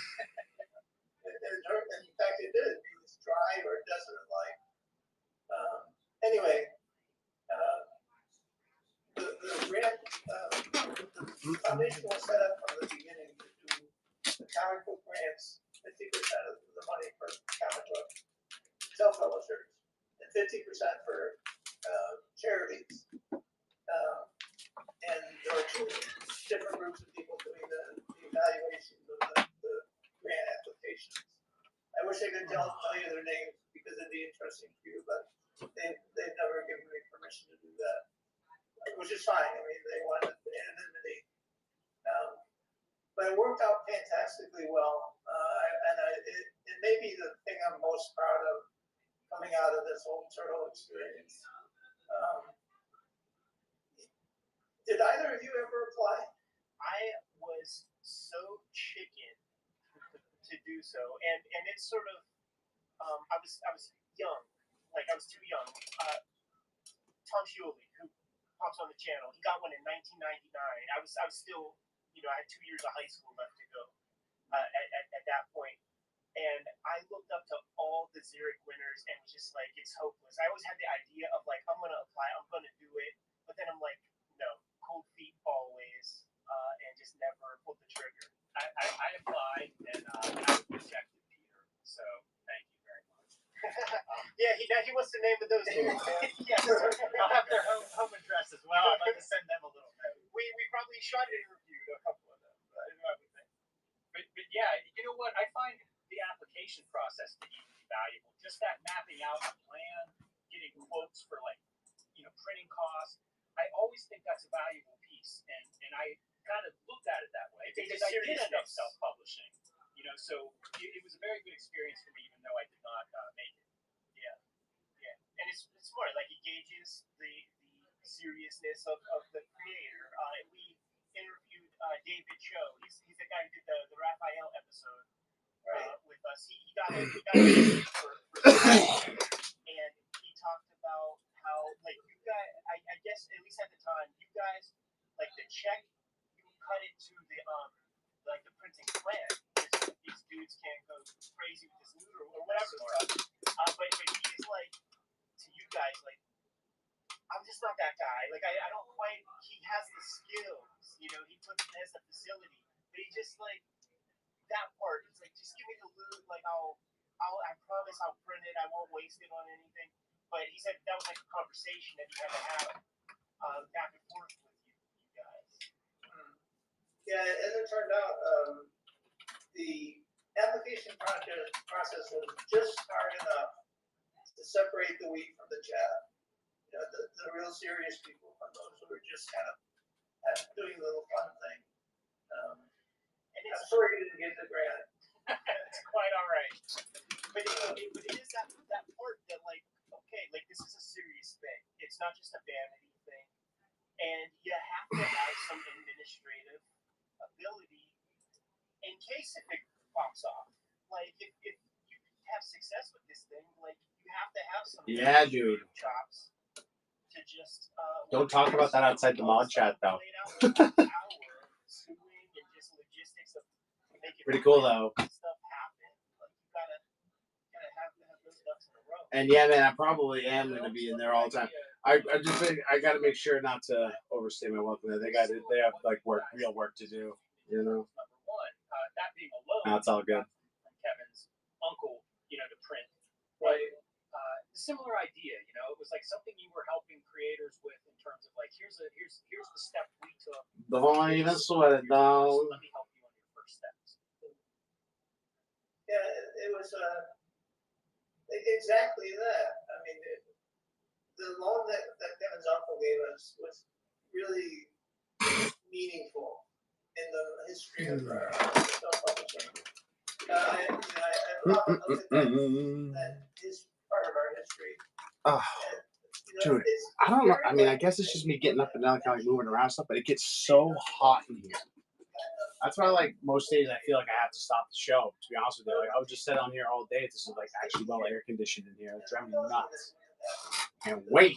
Get the fuck out of here. Oh, yeah, no, man. I only said, like, don't say it outside the chat, you know what I mean? I only like wrote that out within like the same breath message. But I totally get what you're saying, man. Yeah, Discord. You know what I mean? I'm totally fucking with you. I mean, I did, but yeah, I'm fucking with you. It's just don't even worry about it, man. It's like the band Kodiak thing. Don't do it. Everything's cool. Everything's cool. We're all good. I just have to say something so that you don't do it again and I get in trouble. What our hopes were to pay for as many copies as we could reasonably afford with his loan and the money that we had in hopes of the best. Because at that time, I mean, that was a period when, I know I said this before, I may have even said it to you guys today, we had this huge stack of boxes of the first issue, first printing. And we would sometimes somewhat say, we're going to be burning these big wars. Because we didn't know what was going to happen. Dude, dude, no. I'm not the slightest bit bothered. Everything is cool. I even say right now that I'm probably gonna have keys to Jetpack, and we're probably gonna run shows late at night, or like, I'll be able to come in early to pack stuff or whatever, you know what I mean, or I'll be able to get into I'll be able to pack and ship from Jetpack, which will give me more access to more packing supplies and things like that. Like the shipping operation will be a lot more efficient. Not that it's not efficient already. It's just like, single page. yeah, they've got a lot of different types of shipping materials there, and like I said, we'll be able to run shows. After they close and stuff like that, you know, it's going to be good. We can, you know, it may be, you may finally see me switch over to doing a new comic book day show, because I could technically sell their stuff off their new comic rack. You know what I mean? Alongside whatever turtle stuff, you know what I mean? Like, there's a lot of shit I can do now. A lot of shit. So anyway, yeah, I'm talking about it. So don't worry about it. Now I'm in trouble, JT. Now I'm sorry. It's all good, dude. I promise. And one of them went to. It's only like a month away before a lot of that stuff's gonna start. I don't think they're in business anymore. Like I said, at the time they were like AP. They basically went all over the world. I don't like to like say things until I'm like I have like a day locked in. You know what I mean, kind of thing. Within a couple of weeks, if I can help it, which I can never fucking can. You know what I mean? I've already told a bunch of people about the exclusive stuff.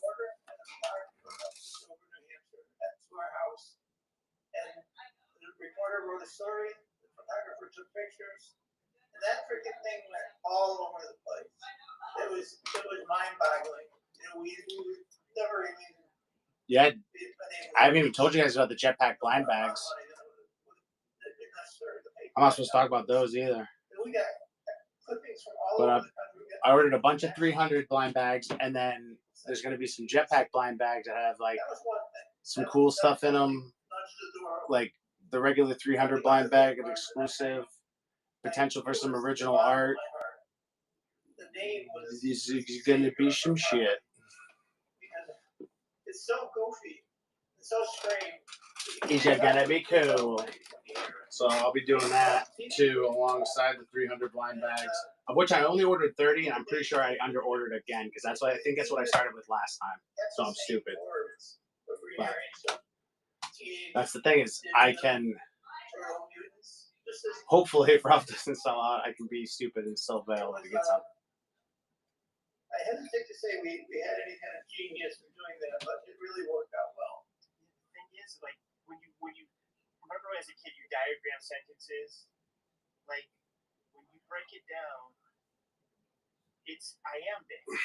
It's like stuff that poets try to manipulate language to try to get that exact cadence and the flow, and like harsh syllable, soft syllable, harsh soft. It's I am, you know, soft hard. And Teenage Mutant Ninja, like the song makes itself just with the title. So it has that natural flow. Welcome in, guys. All the turtle stuff we got today is in the auction tab. Check the show notes for info on the show. Let me know if I can help you with anything. We're just kind of running through the inventory, slowly hanging out, watching some Turtles content. This is an interview with Peter Laird. Let me know if there's anything I can do for you guys. Otherwise, we're just going to hang out, work through the books, chill, talk about turtles. Always feel free to hang out here. That's what we do. Go to lookingfortmnt.com, looking for TMNT just the way my name is spelled, with .com at the end. And we have a ton of community channels. There's coupons on there. There's going to be more coupons in the future on our socials and stuff, so give us a follow. We update our inventory regularly, weekly at this point. I just listed a bunch of new stuff last night. We've just already been through it. We'll eventually get to every issue, I'm sure. I hope you do. I find that your approach to looking at them very interesting. I have my 3 issues of The River right over there that I've been planning to pull to check out some Rick Beach TMNT sooner than later. As far as what I you came around, huh? I always thought that was real weird, man. I always thought that was real weird that you were, but I didn't question it. You like what you like. When I first met you, I was like, oh, he's the Saturday morning guy. Like, he doesn't fucking do anything else. He just does Saturday morning. I was like, and which was funny because like we hit it off, and I had like no fucking Saturday morning except for those exclusives in my inventory, because it's not something that I really pay much attention to. But it's worked out. I've learned more about Saturday morning through you. That's the way it goes. And then you started reading Mirage Volume 1, I think was the next thing you read, and that's the history. But I just haven't had the real impetus. Yeah, I really like Volume 5. Too much else. I wish I did. Oh, you read Volume 2 first? One of those guys who curious gets to the moment. But I haven't been that way for years. I would like that to change, actually. It's still cool. I think the whole. It's still kind of like, it's self-contained and it was in color, so there's that. I think Kevin was able to retain a lot of his. That's probably why you like Jim Lawson so much, dude. But you never know. I might get back to it. Do you still have some long boxes and stuff of like all your Kirby runs, or what are some prize comics that you revisit? I actually have my wife suggested, believe it or not, that in our living room, which is over that way, I put together a bookshelf full of my Kirby reprints volumes. So I now have this bookshelf that's about this tall, about that wide. It's all filled with Kirby stuff, which is fun to look at. I still admire that guy so much.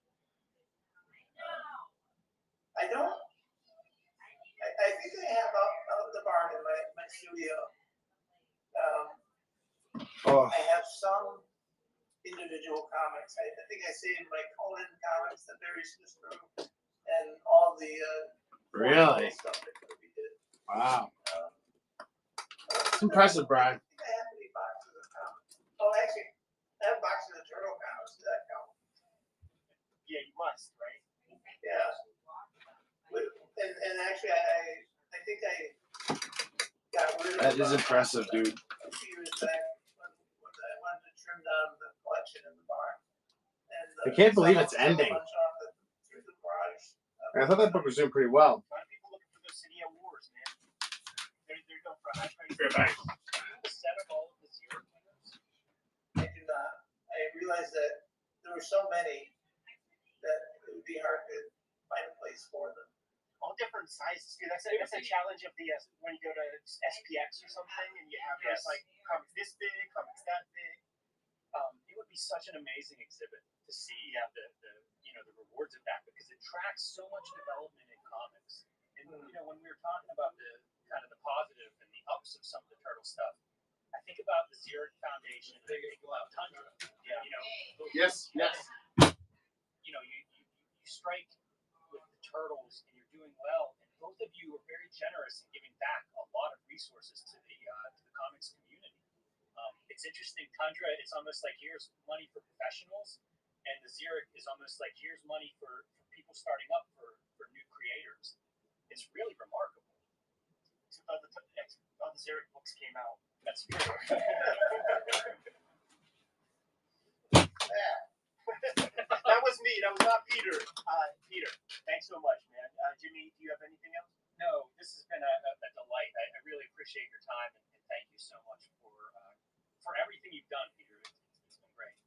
I appreciate your interest, and this has been a lot of fun for me too. Really appreciate you. Wow, with a 20-issue arc, I wouldn't expect that out of Saturday morning. To be honest with you, man, that's funny. I think this fan works.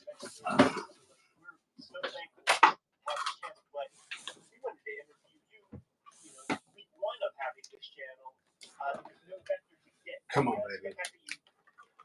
I had two fans in here. I know one of them was broken. I think maybe both of them were broken.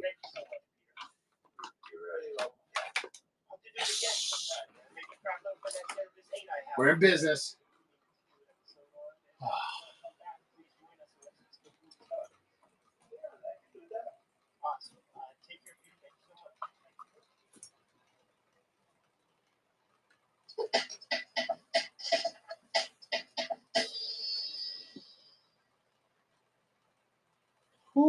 My name is Ed Bismore. I'm Jim Rugg. And the guest of honor today, the guy who has had 5, 10, 20 careers, man, Stephen Bissett.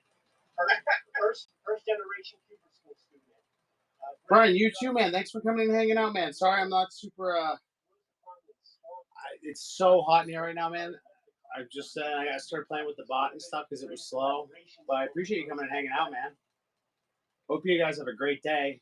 And I hope your wife likes the book. Let me know what she thinks if she reads it. Of course, dude. That's important, man. Have a great day. Tell him looking for TMNT says hi. He's the Superfly guy. The then president of the U.S. branch of Playmates Toys, Richard Salas, predicted that the brand only needed to survive another 5 years and become an evergreen classic like G.I. Joe or Barbie. But the slow decline of Turtlemania proved too stressful for its creators. Midway through the 90s, Kevin Eastman and Peter Laird considered selling the property. Without a solid offer, though, the creative duo decided to stick to the Turtles. By the end of the 90s, the franchise was non-existent. Its creators were no longer talking to each other. To complicate things further, Peter Laird had been burned out by the business side of Turtlemania. But thanks to the timely intervention of some fans, Peter emerged from his burnout and decided to prove that the franchise was truly evergreen, not a fact. Of course, Turtlemania was a marketing-friendly interpretation of his creation. So, would Peter be able to bring back the Turtles in a way that could be truthful to the original, or would he end up breaking the Greenback's machine? Join me today for the 6th episode of History and a Half Show, and what I had to call the revival. Before I dive into this episode, I recommend you read Andrew Farrago's book, TMNT, The Ultimate Visual History. It's been a valuable source for these videos. Now, let's get back to our history series.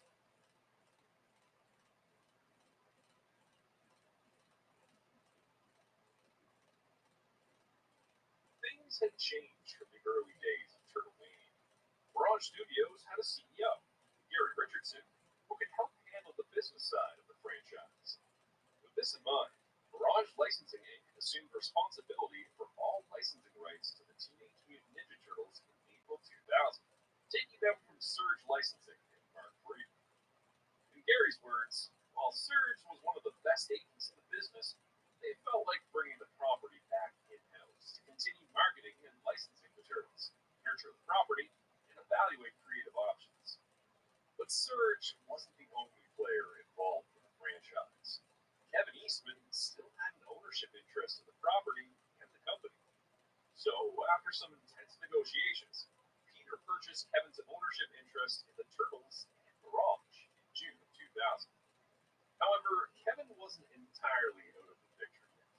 He kept a small profit participation interest in the exploitation of the Turtles, which he would hold for a few more years. More on that later. For Kevin, the sale was an opportunity to move on to other projects, like the Heavy Metal 2000 animated movie. After 15 years with the Turtles, Kevin was happy at Heavy Metal, and it didn't seem at the time that the Turtles were going anywhere anytime soon. Now as a sole owner, Peter was looking to relaunch the Turtles closer to his vision, weekly on a national TV network. Something easier said than done.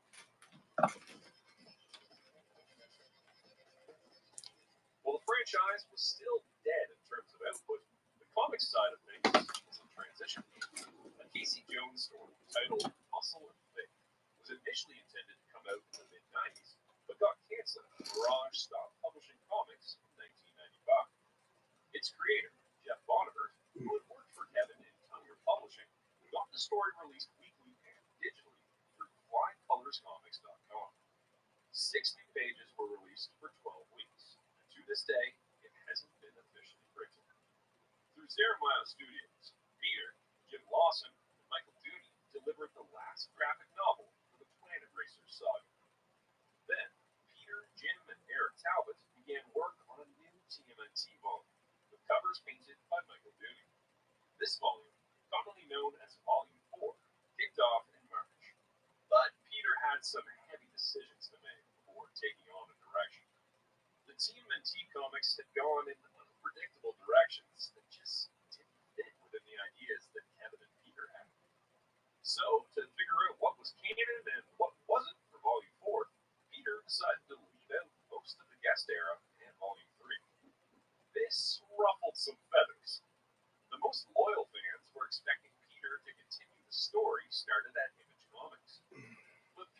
pick up where Gary Carlson left off with the Turtles, and he decided to let that team finish the story at some point in the future. As for the guest era stories, some of them couldn't be reprinted due to the nature of the formal contracts at the time. So, except for a few adventures made by Mirage staffers, they were removed from canon from that point forward. Without Kevin, Peter also had creative... Oh, JT, thanks for chilling, man. Dude, I didn't know any of you guys were still here. I thought it was being the wet box. Thanks for hanging out, man. Sorry I wasn't more chatty. Dude, you shut up. Dude, it's all good, please. I'm never going to tell you ever did anything wrong ever again. Dude, you can only do right by me from now on. Oh, I should have known Kodiak was still here. That's true.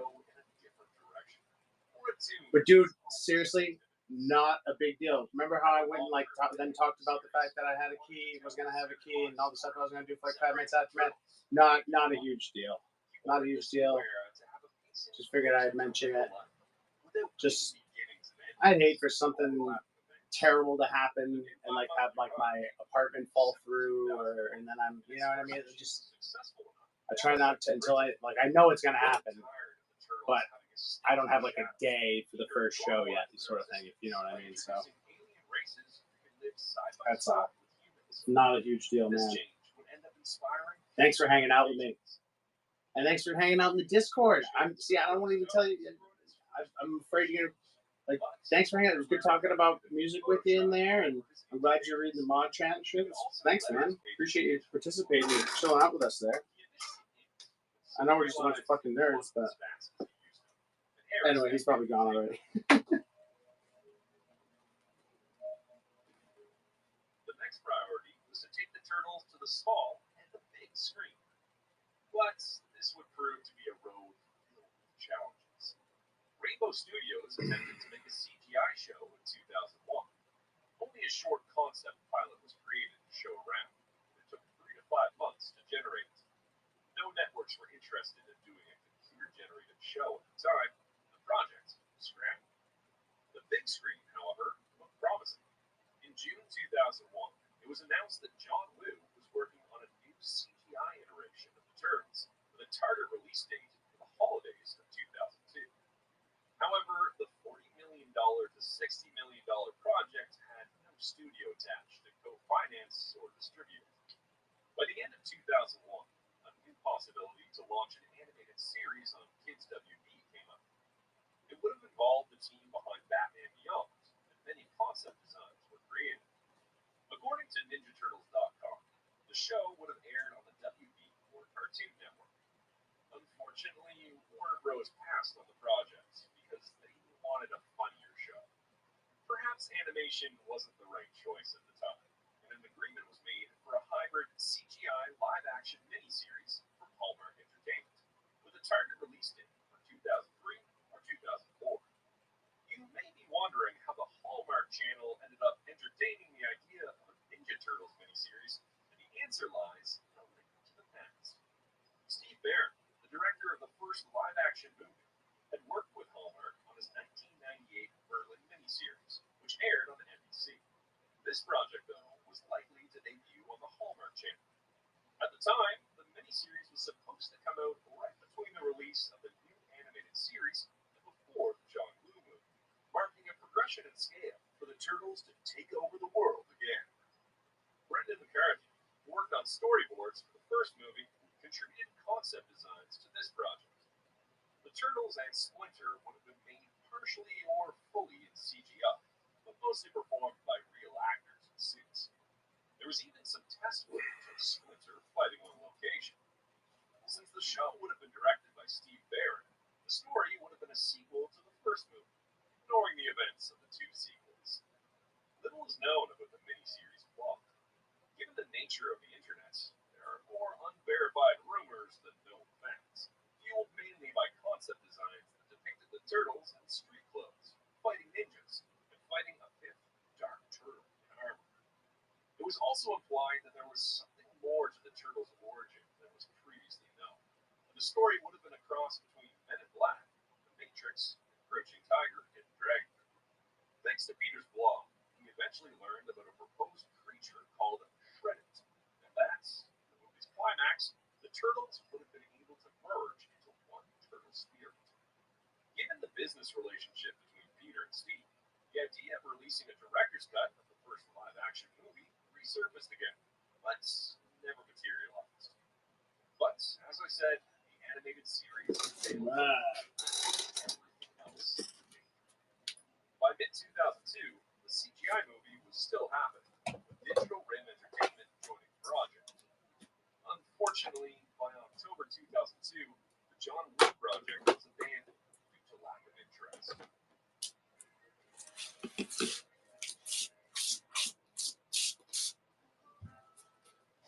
Nature made gummy vitamins, a delightful way to take care. Used to struggle with Andrew, but now I use Head and Shoulders every wash. Because the active ingredient in Head and Shoulders fights off the microbes that cause dandruff. See? Those legs down here make every wash count. Pampers Swabbers Keep Dry Liner keeps baby comfortably dry. On that. Every match has led to this. Only one can be kings of Europe and watch it all live with David Beckham and his friends. The UEFA Champions League final and the Beckham and Friends live watch along on Paramount Plus.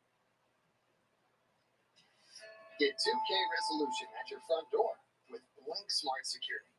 2 new video doorbells will change how you greet visitors and get deliveries. You can just leave it on the porch. Thanks. Battery powered or hardwired, there's a new video doorbell for every home. Perfect for renters and homeowners alike. Shop new Blink 2K video doorbells at Amazon.com/Blink. Yeah, do you think, man, the Stars were starting to align. all the turtle stuff is on the auction side, and everything else is in the buy now. But all the turtle stuff is on the auction side. If there's anything specific I can help you with, don't hesitate to let me know, man. So we're slowly running through stuff just because we've been just chilling and talking, but I can run through things a lot faster. I do have a lot of Volume 5, but I know you're probably looking for Volume 1 there.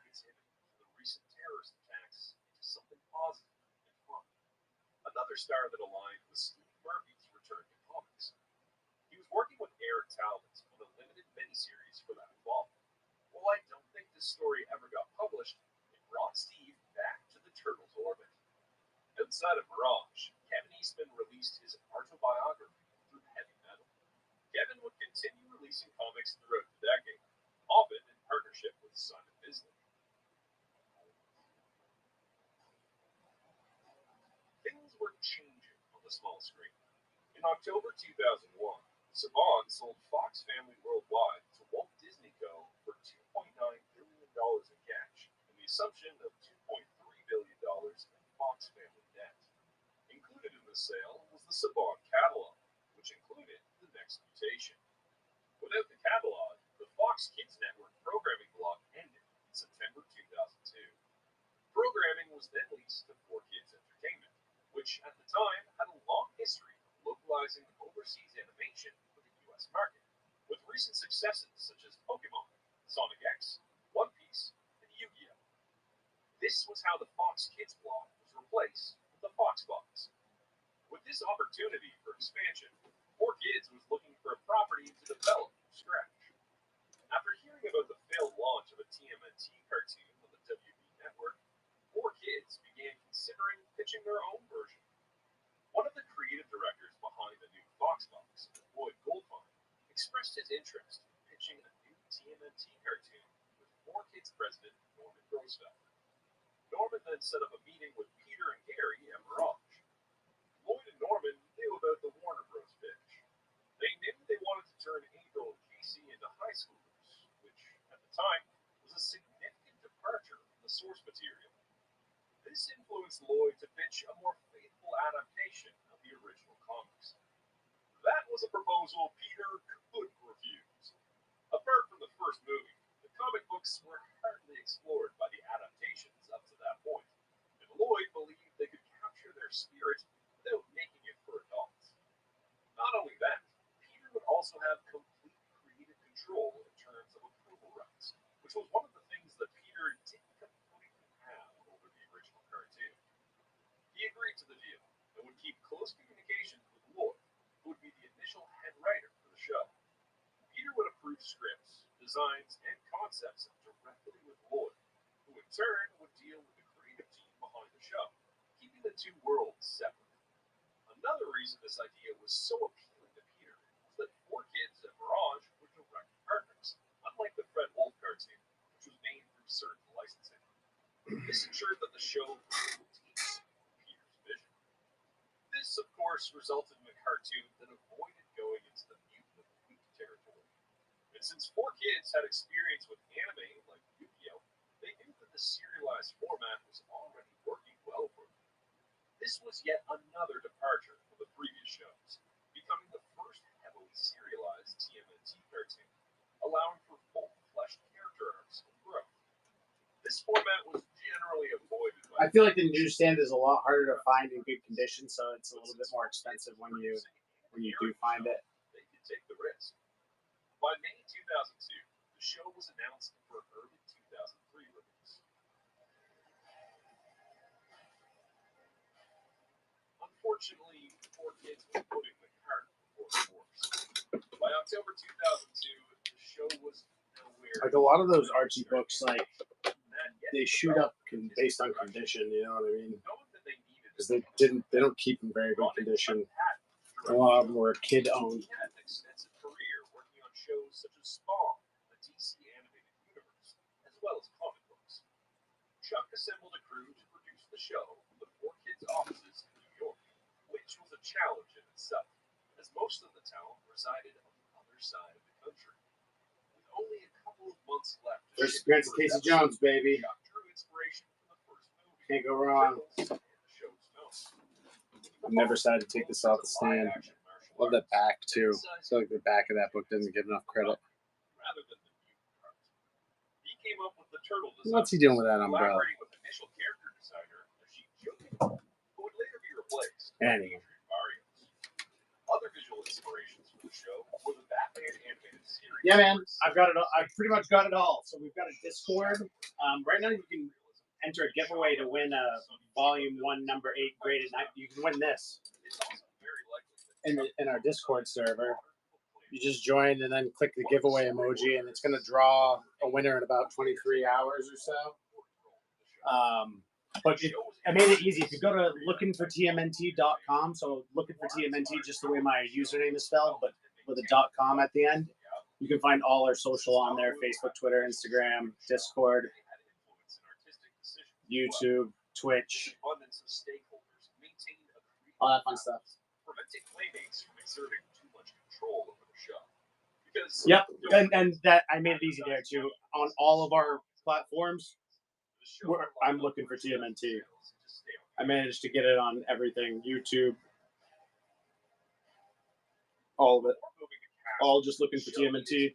And then if you ever, like I said, want to see it all in one place, go to lookingfortmnt.com. I also have like a little turtle board up there people can leave comments and stuff on. It's kind of an old school fun thing I threw up there the other day. The Fred Wolf cartoon had used the character ad nauseum during the JC! It's hard to take him seriously. Chopper the morning here, sir. To Lloyd, using the shredder would have been a mistake. The show was aimed at a new generation, unfamiliar with the character. So We're just hanging out talking about turtles, got nothing new, no new sneak peeks, no nothing. wrote the series, adding new pieces to the overall puzzle that was the shredder. I was working on the Discord Their time and the social media stuff last night. The giveaway is going to be done 23 hours. One of the most notorious deviations from the original cartoon. The shredder wasn't simply a roving zombie. It was neutral, a twist that Peter. I said no sneak peek, man. I told you. Right when you came in, I said no sneak peek. You came in, you said something. I said, nice to see you, no sneak peek. And what's the first thing that you say? Well, I guess you did say, hey, what's up, Nick? So you softened the blow. Yeah. Yeah, yep. Michael Sinter Nicholas showed up on Buck based on a friend's recommendation. After reading for multiple turtles, he was surprised to have landed Nico. So shit, the sneak peek is it's in pretty good shape for the sneak peek. It doesn't have any like ridiculous damage on it like the other two I had, but it is spine ticky here. So I'll show you the spine here on this bad girl. So you can see you're like, all right, well there's that one spine tick right there, and like it's banana dun dun.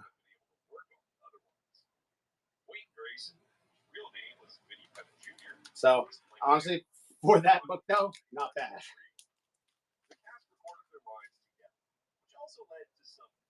Dude, the two copies I had before this had tears in it. Like this actually, I just put it back in the bag book. But there were those spine ticks, but like on the front, they're not color breaking. You know what I mean? And I don't really. Let me look at the back again. I don't even know if they were on the back. Yeah, they are. Yeah, there is a few. Yeah, you can see that they are on the back. Right against that black. You know what I mean? But then, you know what I mean? Like, what the fuck did they do just to the back of the book? I don't even know how you accomplish that. How do you accomplish that?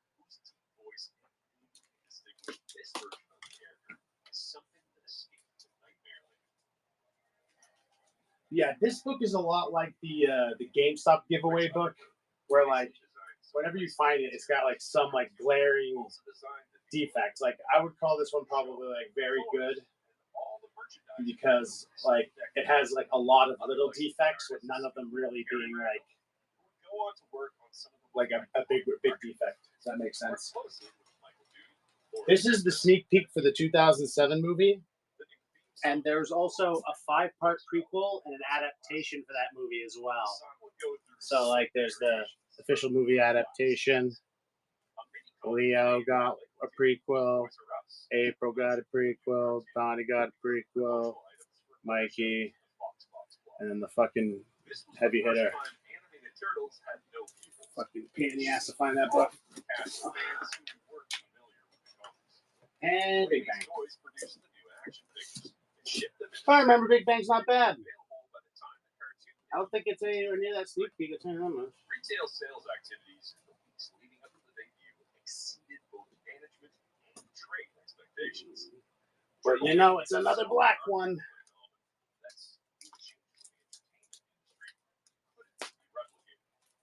With this in mind, Peter and Gary's approach to this new era was more conservative. So Big Bang's not too bad. It does have some light spine ticks here. You can see it coming down.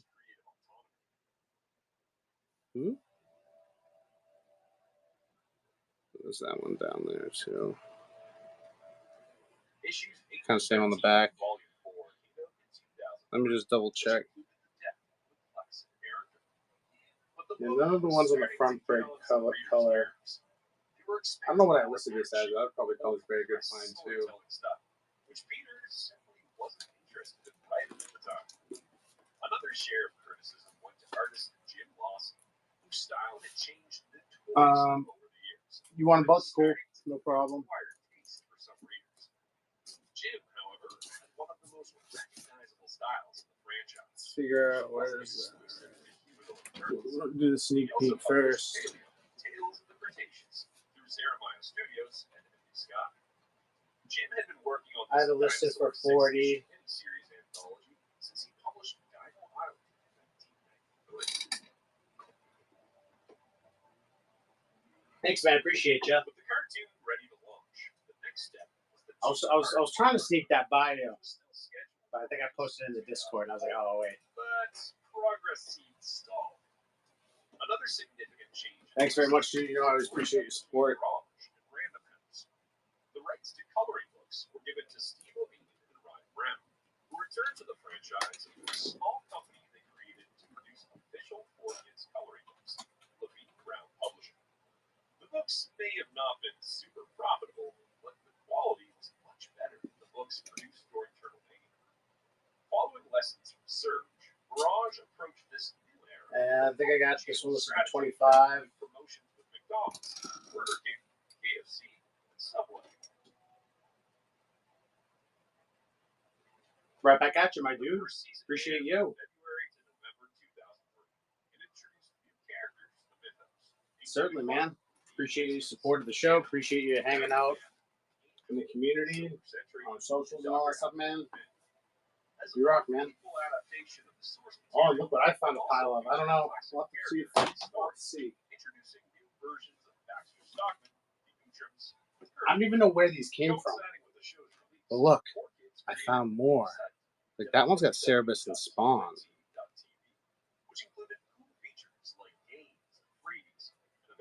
So that one's cool. The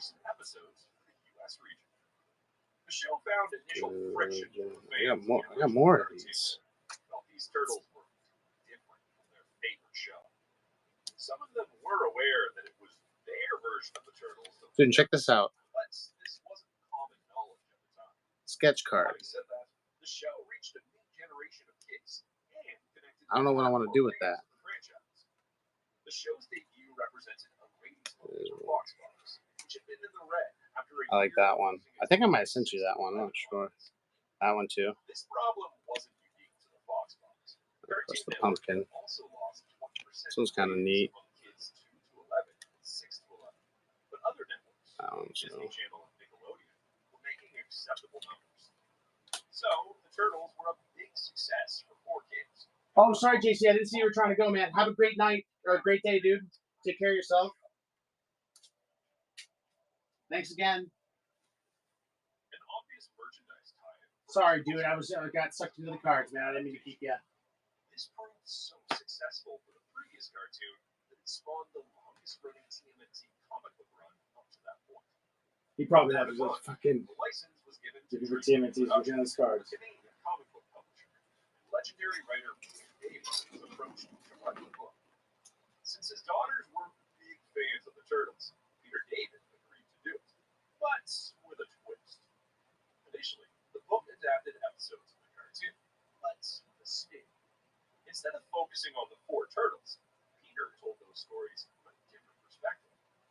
This decision was understandable, as straight up adapting the episodes would have been a little boring. The book had a noticeable, unique style, thanks to newcomer artist LaShawn Thomas and inkers Eric Sander and Rob Armstrong.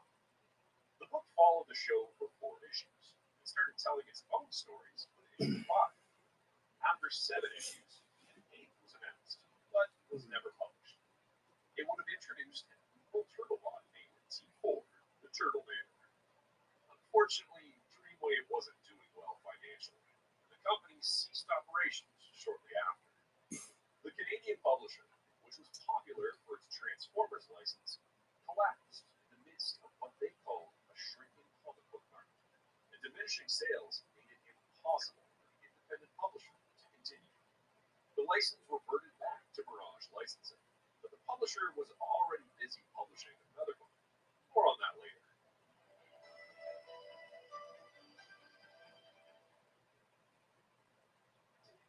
If only you could taste just how delicious Food Lion's hand-battered chicken is. It's made fresh in store with our signature recipe and served up hot, crispy, and ready to eat. Don't keep your taste buds waiting. Grip, stability, precision. That's the essence of driving Lawson. Still catching up on your admin for last year? Get back on track of your business finances with Xero. With Xero, your invoices and payment reminders are sent automatically. You can reduce your average payment time by weeks. Xero syncs with your bank, payment processors, and business apps. All of your financial data is organized and updates automatically in one place, saving you time and hassle. It's time to change the way you manage your business accounting. Sign up for Xero today and free up your time for the things that matter the most. You can try.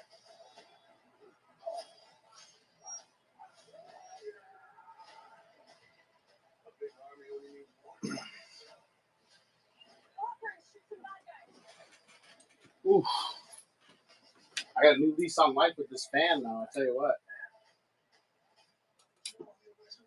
I'm just not sure what to run next, really. I guess I'll just keep going. I think it was going on volume 5, I think. Four Kids released the second season of the cartoon that aired from November 2003 to October 2004. This season introduced the Battle Nexus, where the Turtles and their master competed in the Big Brawl, an interdimensional tournament.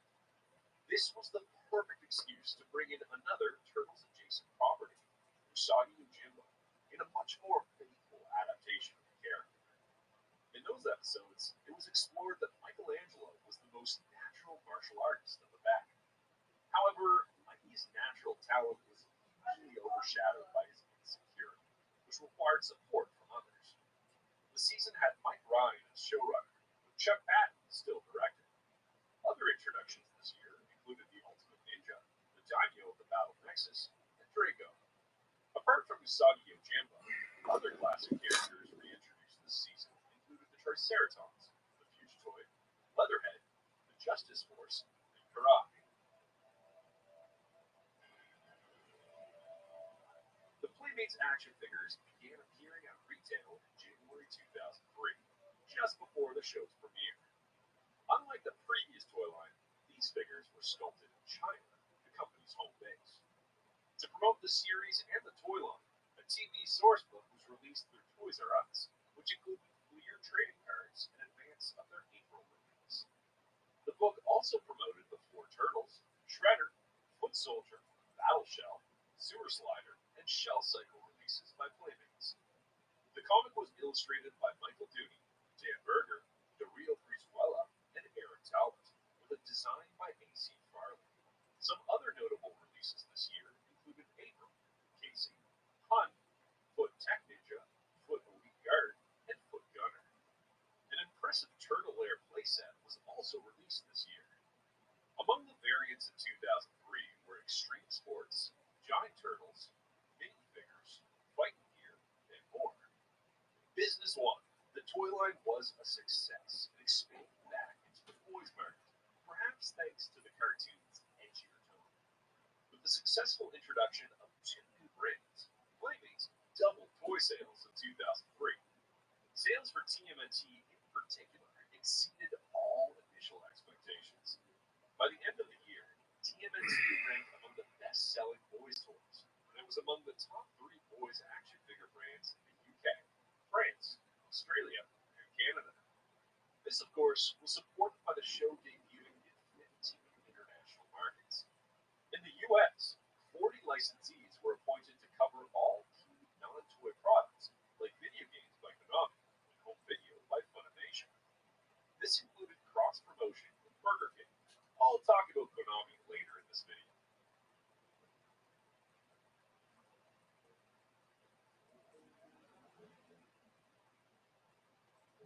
TMNT Volume 4 continued its regular bi-monthly publication of issues 14 to 19 this year, but a new book from Mirage would steal most of the attention.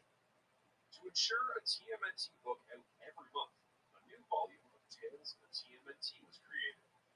While Peter was still the editor-in-chief, the book was worked mainly by veterans and new artists under the direction of the book's editor. What's up, guys? You can check out the auction tab for all the turtle stuff we got today. Let me know if there's anything I can help you with. Eric Talbot and Ryan Brown a chance to officially work on the Turtles again. The book opened with a story by Murphy. Is there anything I can run for you? Well, who was hired by Murphy via Mike Hawthorne. Dario worked remotely from Argentina and never met Murphy in person. He would be one of the recurring artists in the book and would eventually take on the 2012 animated series comic book. More on that in the next chapter of this playlist. The way the book was run involved Mirage staffers pitching synopses to Peter, who would then pick up the ones he was interested in.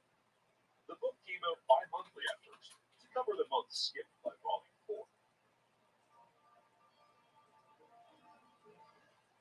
In January 2004, Foxbox was rebranded as 4Kids TV, but it wouldn't be the only significant change taking place this year. The show expanded to weekdays on the Cartoon Network, premiering episodes there and on 4Kids TV for the following 2 years. The third season aired from October 2004 to April 2005, with some changes taking place behind the scenes. Chuck Patton, who was essential to the series launch, left the show, replaced by artist Roy Bertine as supervising director. Roy, a huge fan of the original comics, had been working on the show as a storyboard artist in previous seasons. Chuck's departure from the show was due to burnout and creative differences with 4Kids Entertainment. Freelance writer Christopher Yost joined the franchise, recommended by writer Greg Johnson, the showrunner Mike Ryan. It was thanks to Yost that we got most of the character development for a brand new character, Agent Bishop. In fact, Bishop and the EPF were a necessary innovation for the show, as the Shredder saga was reaching its conclusion and new enemies needed to be introduced. Roy Burdine also contributed to the character's backstory. Apart from Bishop, the season introduced other characters, such as Dr. Chaplin and Touch and Go. It also adapted classic characters like Clunk, Mr. Marlin, Nobody, Renette, Samonte Romero, the Super Turtles, Planet Racers, and the Rat King, although not by name. One memorable episode this season was Same as It Never Was, a sort of dystopian future story in which the Turtles failed to stop the Shredder taking over the city. The action figure line continued to perform strongly in 2004, with new releases such as the Toddler Turtles, Leatherhead, the Footfire Mystic, Silver Century, Fugitoid, Lutro, Commander Mozart, Baxter Stockman, Usagi Yojimbo, and Ultimate Daimyo. A key tie-in wave this year was centered around the Battle Nexus. Some vehicles included the Turtle Tunneler and the Shell Sub. Toy sales grew by 36%, with a 29% increase in the US and 67% increase internationally over 2003. Despite continued US retail consolidation and an overall decline in toy sales, Playmates Toys was among the fastest growing toy companies in the US. This increase was also attributed to their partnerships with 4Kids, Disney, Cartoon Network, and Nickelodeon. Retail consolidation in the US had been underway since the late 90s and was considered to have peaked in 2004. Big chains began acquiring smaller retailers, which in turn led to stiffer competition. Walmart, for example, had overtaken Toys R Us as the number one toy retailer in the US by 1999. FAO Schwarz filed for bankruptcy in late 2003, followed by KB Toys in early 2004. By mid-2004, Toys R Us was up for sale. With the disappearance of smaller retailers, it's estimated that 80% of the toy sales in 2004 came from Walmart, Target, and Toys R Us. TMNT had grown 55% worldwide, expanding into over 45 countries.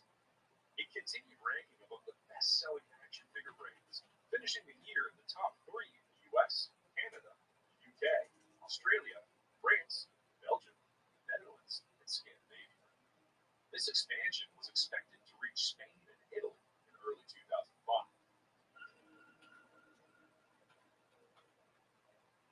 But Playmates Toys wasn't the only player in Hong Kong.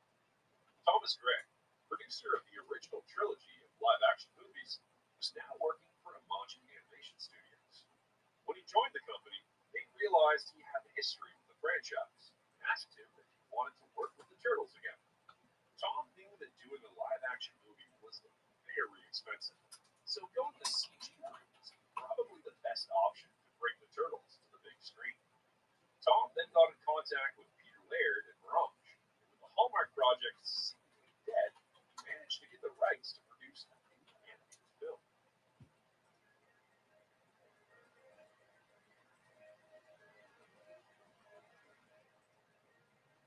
Work on the new movie began in the summer of 2005 under the direction and writing of Kevin Monroe. His take was a more action-oriented, less cowabunga approach, a vision he communicated to producer Galen Walker, who then arranged for him to meet Peter Laird in Northampton. Kevin Monroe suspected he wasn't going to get the approval from Peter, so just in case, he brought his copy of TMNT number 1 for Peter to sign, hoping to at least get something out of it. After the meeting, Kevin opened his copy to check Peter's signature and found a drawing of Raphael with the message, "Dear Kevin, make a good movie, or else." This was how he found out. Several ideas were floated for the film, including an outer space adventure featuring Triceratons and other space villains. But Kevin eventually narrowed his focus on the family theme. Initial development on the film took place at Imagi's LA studio, with most of the animation done in Hong Kong, before being sent to LA for post-production. A treatment and promo were put together to find a distributor, but they were unfortunately met with skepticism. After the success of Spider-Man and the X-Men, the Turtles felt like superheroes that time forgot. Companies were unsure whether the franchise was just for kids or for all ages, given its popularity in cartoons and toy aisles. The movie eventually found a domestic distributor in Warner Brothers and an international distributor in the Weinstein Company. Peter Laird was executive producer on the film in an attempt to gain greater creative control and avoid the disappointments he suffered in the last two films. Munro considered making the movie a continuation of the first live-action film. This was the second time that a movie project tried to continue from that film, and it wasn't unusual. What's up, guys? Check the auction tab for all the turtles we have today. Let me know if there's anything I can do for you. By continuing from the second movie. By following the events of the first one, Kevin wanted to avoid a complete reboot that would require retelling the same story. The idea was supported by Peter, but eventually rejected by Warner and the Weinstein Company, who preferred a clean reboot. As a result of this disagreement, the film exists as some sort of soft reboot. It's a spin-off universe from the 1990 film that still stands on its own. Being seen as a continuation meant they didn't need to use the Shredder. However, finding early stories to adapt became a minefield, as most had already been adapted in one way or another by previous projects. They settled on a new villain and introduced Karai as a setup to bring the Shredder back in a sequel. This was also Karai's debut on the silver screen.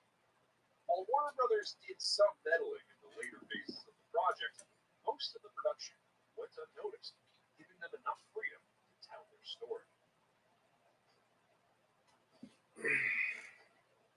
Volume 4 continued with its schedule for another year, printing issues 20 to 25.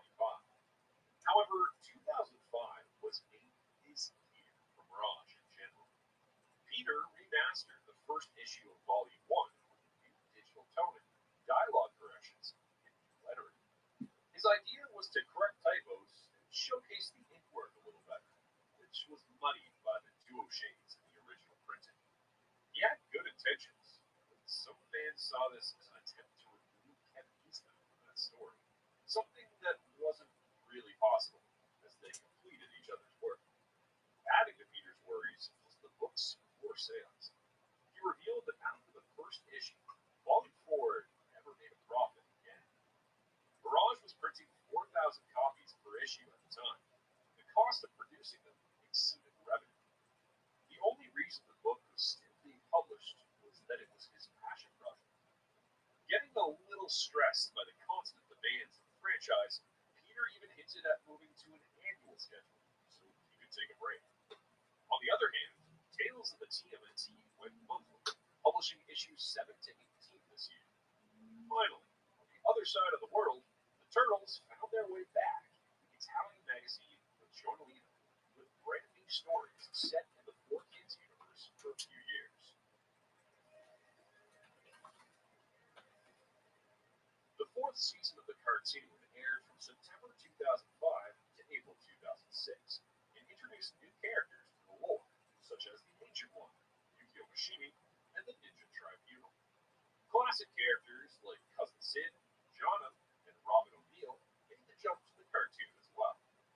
With the Shredder gone, most of the attention moved to other characters, like Karai, who took over the clan, Agent Bishop, who accidentally created a mutant breakout, and Hunt, who had learned enough from his former master to run the Purple Dragons like a criminal organization.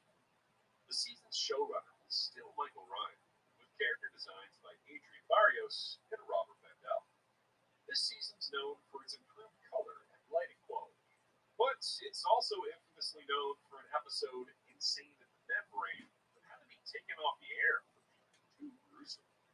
This raised Fox's awareness that the show needed more supervision and would result in another episode being scrapped the following season. More on that later. 2005 was still a good year for the franchise. Yoshi, Feudal Shredder, Karai. Some figures also included DVDs, including single episodes, a necessary marketing gimmick for a complicated year. All the established action figure brands were negatively impacted by the launch of competitive product lines based on major feature film franchises that dominated the category. Despite this decline in sales, TMNT remained among the top 5 best-selling boys properties in the US, Spain, Scandinavia, Australia, and Canada. It also finished the year among the leaders in action figures in Germany.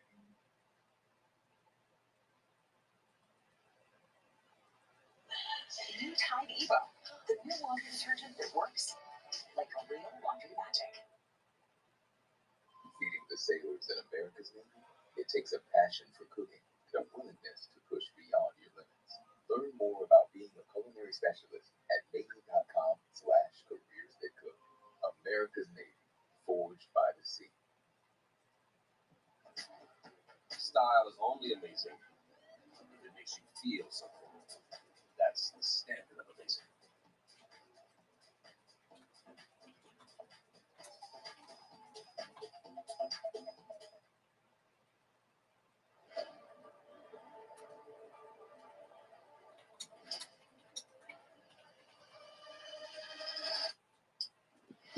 Tics, thoughts. I manage to suppress them most of the time.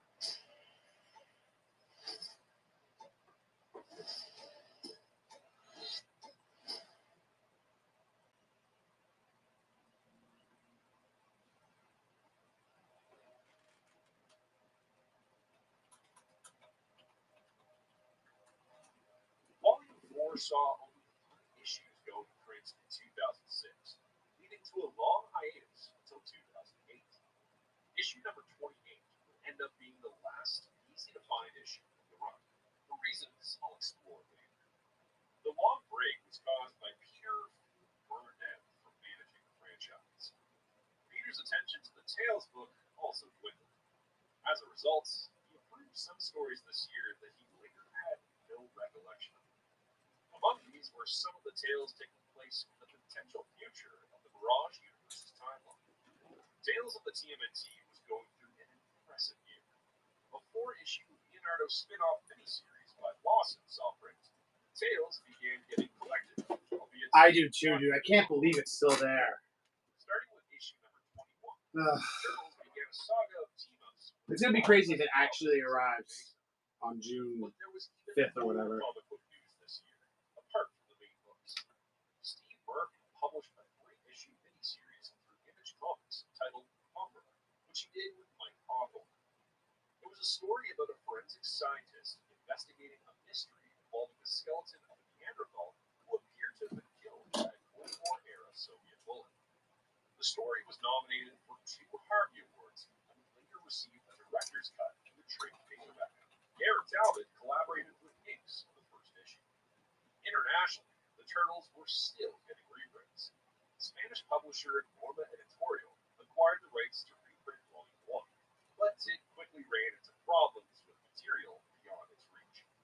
The forbidden issue in question was the team-up with Service, the best-selling issue Kevin and Peter did with King Sin, which introduced Renes and Samonte Romero. For reasons never disclosed, Dane didn't want that story reprinted anymore, leaving Mirage with the problem, as it was the one that introduced 2 classic characters.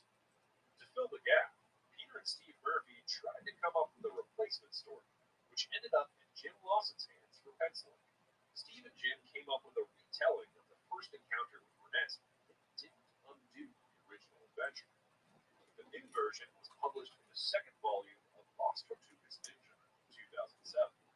However, the story wouldn't be used for the American market in reprints because Peter managed to get Dane's approval to reprint the original issue number again. The story titled The Paradox of Chudnovsky would then get picked up and translated by Turtles Club in Russia, publishing it in 2011, 2016, and 2024. The latest versions also included a page that was missing in the Spanish edition. The tale wouldn't be officially published in English until it was included in the IDW's Best of Renes version had completely new lettering, but lacked the extra epilogue page recovered in the Russian edition. Finally, a special sneak peek comic book was released for San Diego Comic Con 2006, featuring concept art for the upcoming CGI movie. Things were set up by the end of the 4th season for what would be a short last season. The new storyline would revolve around the Ninja Tribunal trying to stop the return of the Tengu Shredder, the original Robusaki in this universe. It would also conclude the story of Splinter honoring Hamada Yoshi's mission. This premise was a response to Playmate's need to introduce a new wave of variant turtles with mystic powers. Unfortunately, Playmates would change their minds about the show's direction very quickly while the season was in production. Retailers were asking Playmates to shake up the line to bring in new customers who were back existing ones. Maybe even court the fans of the original cartoon. The culprit of the lack of enthusiasm. Yeah. Well, let me know either way. It's going to end up being that. I was wondering if like the package I just sent is going to arrive before. Imagine it arrived before. In the end, they settled on taking the turtles 100 years into the future in what we now call fast forward. According to Emilio Lopez, Dongwu Animation had a stake in the show early in its run, but later lost interest, leaving Playmates with greater creative control and influence over the cartoon's direction. This wasn't a smooth transition for anyone, as production for a 6th season and a toy line had to be rushed to meet the year's target numbers. With the 5th season no longer a priority, the lost episodes were produced between Mirage and 4Kids, and the idea was to use them to fill the slots as they produced more fast-forward episodes. The 5th season was aired in various forms from August 2006 to May 2008, initially with some episodes available on demand, with the intention of releasing the whole season on DVD in 2007. As I mentioned earlier, one episode, Nightmares Recycled, was removed from the season. The reason for the outrage from the Fox broadcasting standards and practices was that it introduced the idea that Hunt and Garbage Man were conjoined twins surgically separated, with the Garbage Man ultimately getting thrown away as garbage. It's unclear how far into production it was, but according to a couple of sources behind the show, the script was already recorded. Some animation was already done by the time the decision was made.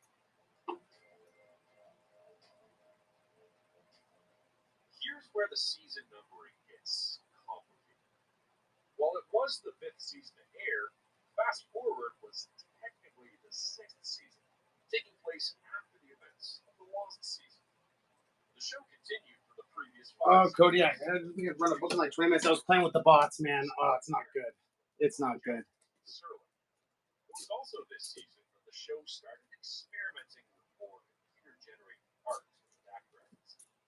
Emilio Lopez, who initially worked on 4Kids as an intern before moving to Dance Diablo as a freelancer doing color design, became the staff color lead as 4Kids began handling coloring in-house. There, he worked with Reggie Butler and Jim Tran. However, due to budget cuts, they were forced to simplify the color scheme, unlike previous seasons, where different color palettes were used for various types of lighting. Only the daytime color palette was used throughout the season, regardless of whether it was day or night, indoors or outdoors.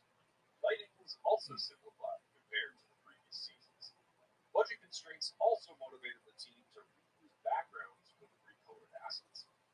To compensate for the loss of complexity, Roy Burdine decided to adopt a more angular, Bruce Timm-inspired design aesthetic. Many other new characters were introduced this season, including Darius Dunn, Jammerhead, the Street Phantoms, Chakanabo, Viral, Corbin Zix, and the Dark Turtles. Peter's other creation, Planet Racers, was also revisited, and even Ryan Brown's Wild West Cowboys of New Mesa made a cameo. The new showrunner was comic book writer Joe Kelly, and the character design was in the hands of Adrian Barrios, who worked closely with Roy Burdine on developing the new characters. Roy also took over voice direction this season. To mark the beginning of a new era, a new theme song by Jake Siegler, Alice Walker, and John Siegler was created to describe the new status quo for the cast. The show continued international territories in 20 languages. The season aired from July 2006 to October 2007. Despite the big creative contributions this season brought to the franchise, fans weren't impressed with the changes. The tonal shift was jarring. The whole season filled with open plots we skipped to put fast forward on the air. The show may have gained and lost viewers, ending up pretty much where it started in merchandising sales. With all the changes going on, most of 2006 was a transition year for Playmates. They had to readjust to fast forward while still working on the movie merchandising for the following year. Among the figures released this year were Nobody, Mutated Dawn, Rat King, Ori, Agent Bishop, and Baxter Robot.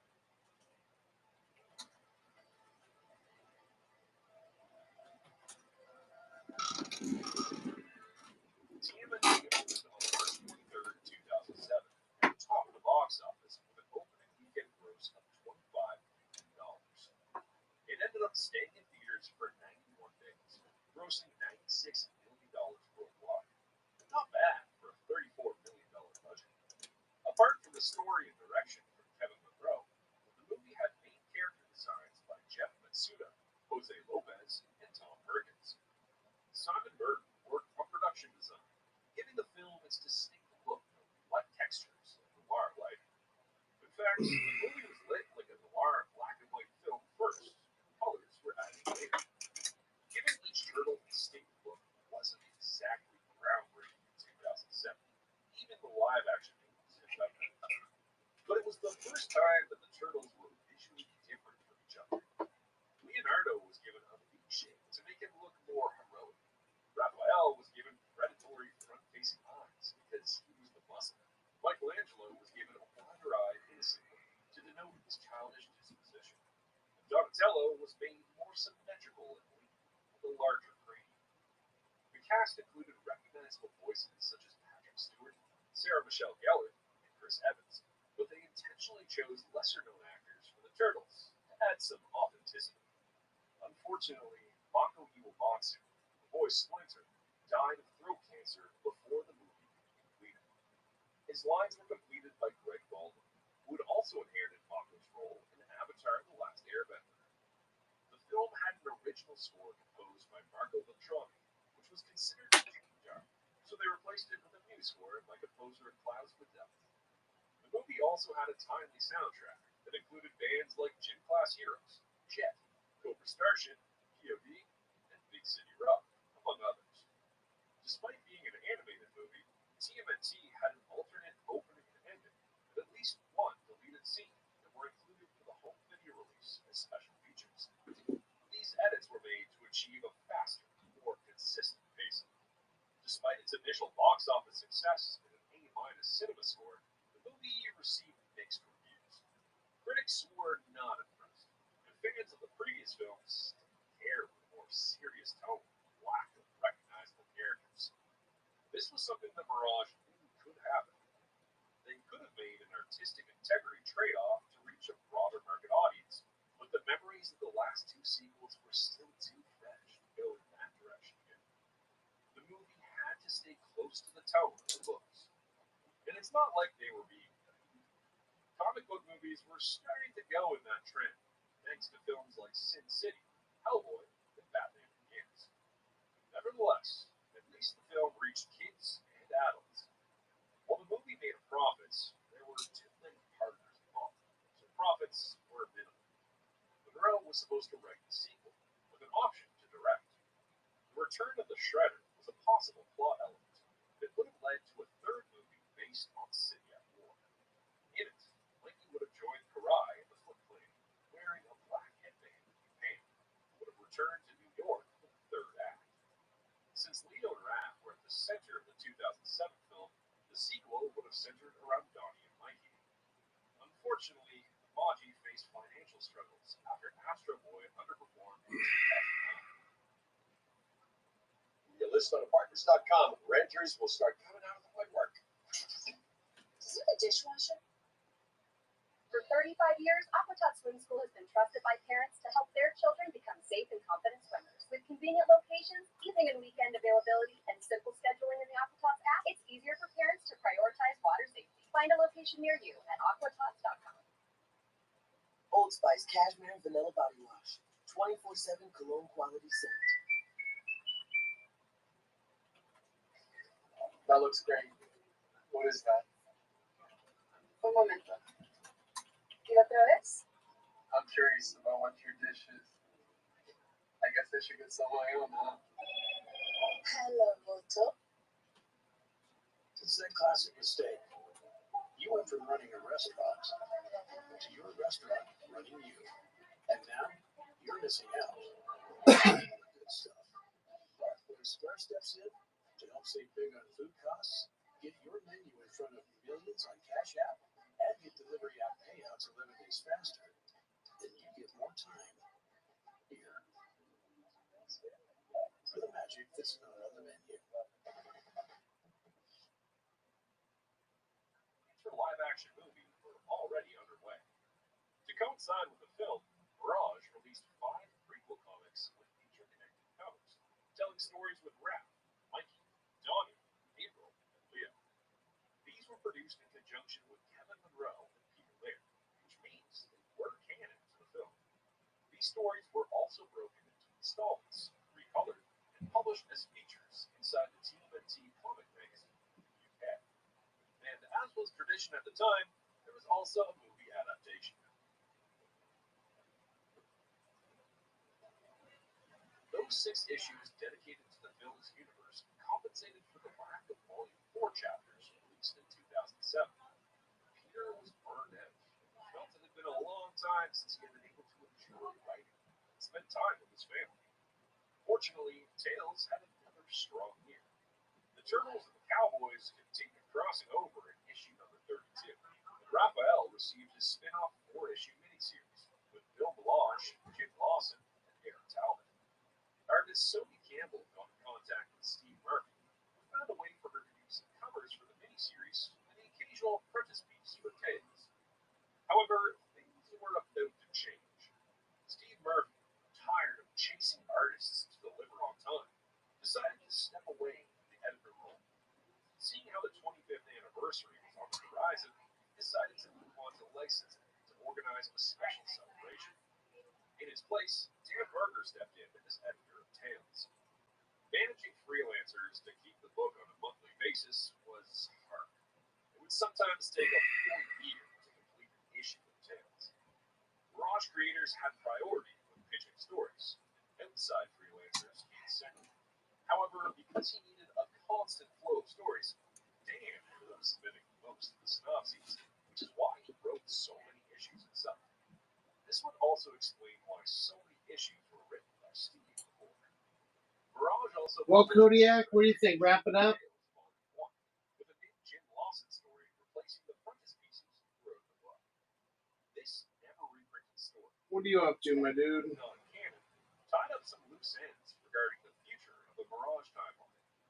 As I mentioned earlier, I'll probably come back on later on. published by Titan in the UK included color reprints of the movie prequels, as well as original stories based Yeah, that's yeah. That's what I was thinking. If I should just keep running stuff, because I know what happens is, you know, I do it to myself too, because like part of the algorithm and all that shit with Whatnot is it likes to see you running stuff constantly. 2007, but a follow-up season was already in Okay. pre-production. This was the original season 7. It would have continued Okay. the plots of the previous season, exploring more stories with Baxter. Yeah. Sherelle, I'm not gonna pack this up for a little while, but I'm waiting until I it would also have brought the Turtles back to the present by the end of the I season. cried so much. However, 20 days okay. on, Well, the have a Turtles good time, back dude. Hope it works out for you. closer to the figures they were producing. Season 7, now known as Season X, had to be abandoned early in production, but some of its episodes and plots would be recycled for the actual 7th season. This was yet another sudden change that left the creative team with an I'll run some stuff if we didn't pick up, and then you know we can always take a couple hour break and come back this evening, probably like 6 o'clock, 7 o'clock my time, maybe. Yeah. We'll see. It was also during this time. I'm having fun playing with the Discord though. I added another bot while we were sitting here. So now Honeycutt's lab has Professor Honeycutt and Donatello. I try to get them to talk to each other. I can't really get them to interact like that. So I'm going to keep trying to mess with it. Playmates that could do something with the original toy line, the company decided not to fund it. This gave Mirage and 4Kids more creative control to do something that didn't need to sell toys. In other news, since the WB and UPN merged to form the CW, by late 2007, the CW announced its exit from Kids' Saturday morning programming. With that slot open, 4Kids made a 5-year deal to handle the 7 to 12 block starting in September 2008. 4Kids would manage all national advertising and would share ad revenue with the CW. The latter's share would be applied against a guarantee 4Kids would pay the network. This meant that 4Kids was now running 2 competing blocks in network television. Despite major competition from other male action properties this year, the movie gave the Turtles a boost. Unfortunately, the mortgage crisis started affecting toy sales, and the boom didn't last. Overall, Playmates ended up in the red. This resulted in another year of negative growth in the toy industry overall, with sales down 2% compared to 2006. And if that wasn't enough to worry about, there was also a problem in 2007. Mattel discovered that their Chinese manufacturer had been using excessive levels of lead. This pressure caused recall of many toys from the shelves. While this didn't have anything to do with Playmates, the company considered that low sales could have been caused by the general public's fear of toys produced in China. As I mentioned, the big star of the year was the movie line, which included Amy, Casey, Splinter, Max Winters, Garage, and many more, including some 2-packs with the Generals. They later released variants for the movie figures, including the Shredder, who was absent from the movie. Other movie releases included the Cowabunga Carl Party Band and a Monster Energy Power playset. Fast Forward also had its own line this year, with releases like Splinter, Cody, Sterling, Corbin 6, Jammerhead, Viral, Chakanabo, the Dark Turtles, and of course, the Turtles themselves. Vehicles included the Hypershell and the Hover HQ.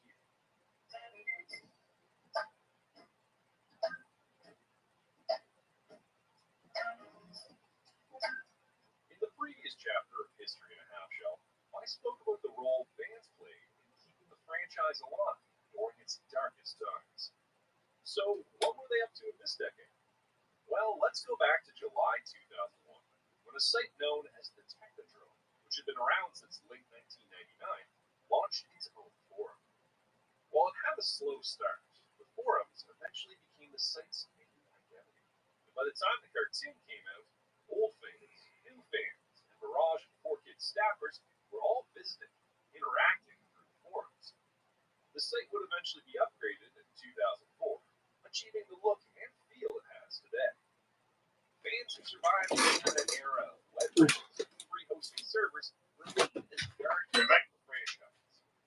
This included superfans like Michelle Ivy, Toga, and Rosangela, who became involved with the franchise in some capacity during this decade. Thanks to fans like Toga, the administrators of the Technodrome, Rosangelo, and Michael Vaughn, new generations can still find pieces of lost media that would have otherwise been gone from discontinued sites and pre-digitalization of print media. One particular turtle fan found herself in a peculiar situation that turned her into one of the most famous shellheads in the United States. Michelle Ivy was already a super fan in the 90s, but when VH1's Totally Obsessed posted an ad on Craigslist seeking collectors, she replied, and the production paid her a visit in June 2004 for a 3-day shoot. Unfortunately, Totally Obsessed had a particular way of representing collectors, so the whole thing was edited with a sensationalistic vibe, and asking her to pretend that she ate pizza every day. Michelle's dad was quite smart, and he filmed the behind the scenes of the whole process, proving that it was all highly exaggerated for TV. A year later, Michelle acted as an uncredited script consultant for the CGI movie. She was verify lore consistency, as they were interested in featuring things that had never been done before in the movies. According to Michelle, it's thanks to her that Raphael used his sock to break Leo's sword. Later, in 2007, Michelle would start her own YouTube channel, later titled Cowabunga Corner in 2010. There, Michelle posted many interviews and behind-the-scenes footage, including a visit to the set of The Next Mutation, and of course, totally obsessed. In 2008, a writer by the name of Mark Pellegrini was let go. There's no, I'm sorry, sweetie, block So to continue writing every day, he decided to start a blog titled TMNT. Come on, sweetie. His blog Okay. is, to this day, one of the most popular sources of comic book reviews and fan research in the world. What's up, guys? Sorry, I'm going to do a drink real quick. It's hot in here. This one's signed by Eric Talbot, the cover artist. Let me know if I can do anything for you guys. All the turtle stuff we got today is in the auction tab. Everything else is in the buy it now. Give us a follow for regular turtle shows and check the show notes for info on our shows in general. In 2009, Stephen Reese from theturtlevan.com created GoGreenMachine.org with other TMNT fans as a collaborative blog project. The site is still there, but Toga is one of its contributors.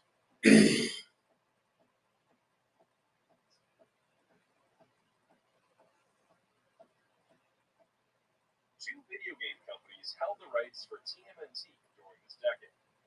One of them was Konami, which was responsible for some of the most popular TMNT games in history. But that was in the 90s. In 2003, Konami developed a beat-em-up based on the show, which came out in October with the idea of turning it into a great Christmas present. They also released a version for the Game Boy Advance. The game followed the events of the first season and was released for the GameCube, PlayStation 2, Xbox, and Windows. Despite the mixed reviews, the game received a sequel in 2004 titled Battle Nexus. It was based on the plot of the second season, this time supporting up to 4 players. Interestingly, the game included the original arcade game as an unlockable. It also received a Game Boy Advance side-scroller version. While it wasn't particularly groundbreaking, the game was successful for Konami, selling 1.48 million copies worldwide. This represented an overall increase in sales compared to the previous year. By 2005, Konami had a winning formula, so they released a third game based on the cartoon called Mutant Nightmare. It followed the events from the third season, so it included characters like Agent Bishop, Ultimate Draco, and the Triceratops. Similar to the previous game, Mutant Nightmare included Turtles in Time as an unlockable. The game was successful enough, selling approximately 1.5 million copies. It also received a Nintendo DS port. That same year, Konami released Mutant Melee, which wasn't based on any particular plot in the show. Instead, the player could pick up to 22 unlockable characters to use in 4 play modes. This one wasn't well received. Unfortunately for Konami, their TMNT license expired in 2005 and wasn't renewed. Curiously, Tech2Go and WayForward Technologies created joystick plug-and-play TV games that hook up to a TV. Some of these games were Battle for the City, Mutant and Monster Mayhem, and The Way of the Warrior. These games were an interesting trend in the 2000s. With Konami out of the picture, Ubisoft picked up the license. At the time, Ubisoft was known for their high production values and cinematic looks. Of significant importance was Ubisoft's ability to produce high-quality, tiny games. Welcome in, guys. Check the auction tab for all the turtles we got today. Let me know if there's anything I can do for you. Just kind of working back and forth through our inventory here. PlayStation Portable, Nintendo DS, GameCube, and Windows. It sold 1.1 million units across 8 platforms. The game followed the plot of the movie, but it also allowed players to do acrobatics with the turtles and explore parts of the world. It received mixed reviews, but it was pretty addictive. They also developed a side-scrolling beat-em-up for the Game Boy Advance, which received very positive reviews. And speaking of odd formats and trends, an additional Windows game was packaged in action figures in 2007, titled TMNT released more games for the franchise in this period, but I'll cover those later in this video. Overall, since 2003, Konami and Ubisoft have sold over 4 million Turtle video games.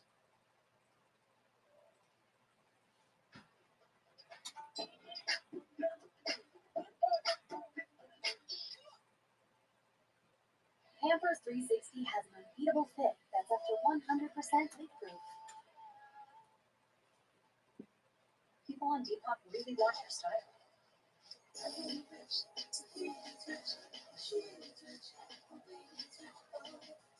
your clothes and make even more money with no selling fees. Download now. あんたは俺が切る。そんなの一応、力の全てを吐き出す。一応。裏切り者の初段も私の役目だ。やってみろ。お前の剣が届くなら絶望してくれる愛知。絶望が何だってよく知ってるぜ。今まで何度も乗り越えてきたんだからな。かい。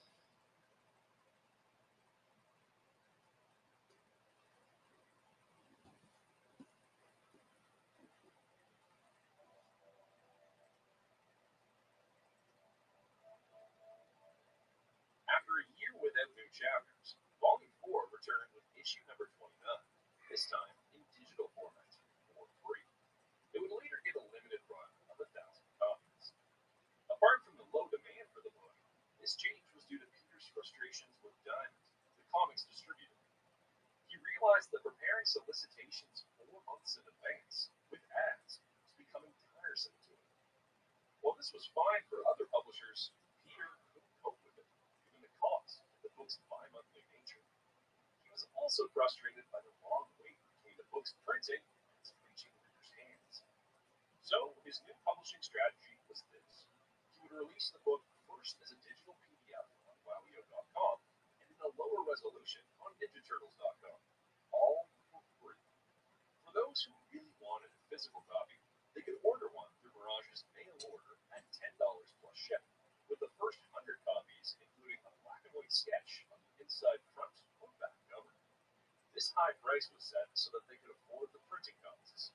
This meant that the book was probably not profitable despite its price. With all these changes, Peter hoped that working on the book would be fun again. Tales of the TMNT, however, continued its distribution system as usual. Now with Dan Berger as editor, the Turtles teamed up with one of its characters, Gutwall, the gingerbread man, on issue number 51. The Turtles also had another team-up with Wild West Cowboys of New Mesa the following issue. Last but not least, superfan artist and historian Toga provided a pin-up for issue number 48. Tales had another spin-off miniseries this year, titled Michelangelo the Third Kind, which dealt with the xenophobia that resulted from the Utrim arrival on Earth. The story, produced by Jim Lawson and Eric Talbot, was a sci-fi take on what was going on in the United States at the time. As licensing arrangements mushroomed to include 80 US and 200 international companies, the franchise also hit another surprising milestone this year. Peter Laird bought all of Kevin's rights, title, and interest in the Turtles, as well as Kevin's income participation in March 2008, becoming the sole owner of the franchise. In the public announcement, Kevin assured that the Turtles were in excellent hands, and he was going to seek other artistic callings. But don't worry, there's still plenty of Kevin Eastman in the following chapters of History in a Half Shell. Starting with the canceled second season of Fast Forward, the production team went digital, abandoning paper. This meant that the official 8th season would be the only one produced with a digital pipeline. The Lost season was finally aired this year, providing fans with the long-awaited conclusion to the arcs of the first 4 seasons. Since Playmates wanted another reset in setting and style for the show, all partners involved need to agree on the new direction. Many sub-brandings and concepts were discussed. One was codenamed Superworld, and it would have had something to do with the card game the Turtles were. Another pitch was TMNT Overload, and it would have featured our Turtles teaming up with their younger selves in the present. Their enemy Cyber Shredder. To Peter, having two versions of each character felt redundant. And while there were some successful cases, kids were usually not inspired by other kids. It also went against Peter's restrictions on adding more turtles that could make the original form less unique. Playmates made one pitch titled Ultimate TMNT, which would have blended multiple universes into one new reboot, settling for the aesthetics of the 2007 movie. This pitch was rejected, leading the way for the winning concept, Back to the Sewer. Hoping that brand synergy would make kids buy action figures based on the movie and the show's style guide was updated to align the turtles and supporting characters more closely with the movie designs. As a result, after 6 seasons, the turtles suddenly got pupils. If you're wondering why 4Kids and Mirage considered Playmates requests so much, you'll have to remember that in a post-cable world, cartoons weren't made to sell toys anymore. Toys and merchandising were made to keep cartoons in the air. With the abundance of kids' channels, advertising money wasn't enough anymore. Of course, Playmates still needed the cross-marketing to sell toys, so they needed each other. Back to the Sewer had Matt Drek as showrunner, with Roy Verdeen, Adrian Barrios, Edwin T. Nevers, and Carrie Randolph in charge of character development. With Dancing Diablo out of the picture, color supervision went to Reggie Butler, and Emilio Lopez stayed with the show as character and prop colorist. A new theme song was created by Russell Velasquez, which, depending on your preference, was probably the best of all seasons. Back to the Sewer aired from September 2008 to February 2009 and introduced Master Kong and a new iteration of the Shredder known as Cyber Shredder, which already existed in the franchise. Interestingly, it technically introduced the first iteration of Spider-Bites, although the character wasn't named on the show. But the tide was changing for 4Kids. After striking that deal with the CW 4Kids was launched in September 2008.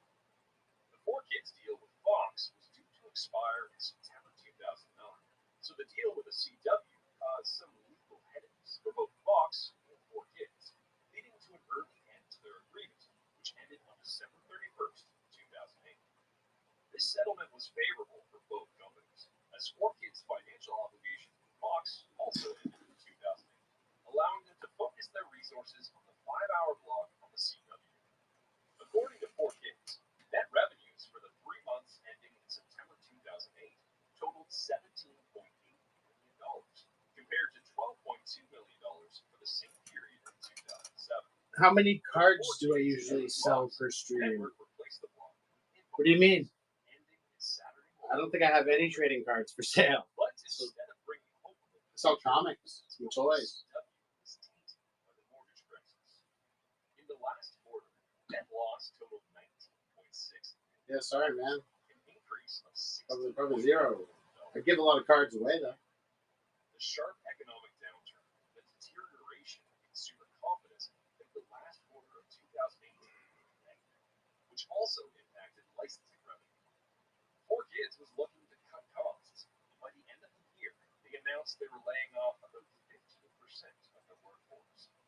Add to all these troubles that 4Kids didn't renew its Pokemon license and were relying heavily on Turtles, Yu-Gi-Oh, and on developing their own IP. With all the financial drama and the future of the show in jeopardy, the team moved on to the next Turtle project, the 25th anniversary extravaganza. The TV movie was announced this year, but details were kept to a minimum. Overall, fans knew that it would consist of 3 episodes with the possibility of a DVD release. The movie entered production by the middle of the year, and by October, Lloyd Goldfarb gave it a proper title, Turtles Forever. There was only one more episode released after the finale. Mayhem from Mutant Island was a bite-sized saga released from March to May 2009 as many episodes on the 4Kids site and later on TV. And that would end up being the final new episode ever produced for this iteration of the franchise. Despite the economic downturn, this toy line, launched in 2003, had sold 35 million action figures worldwide across 50 countries by 2008.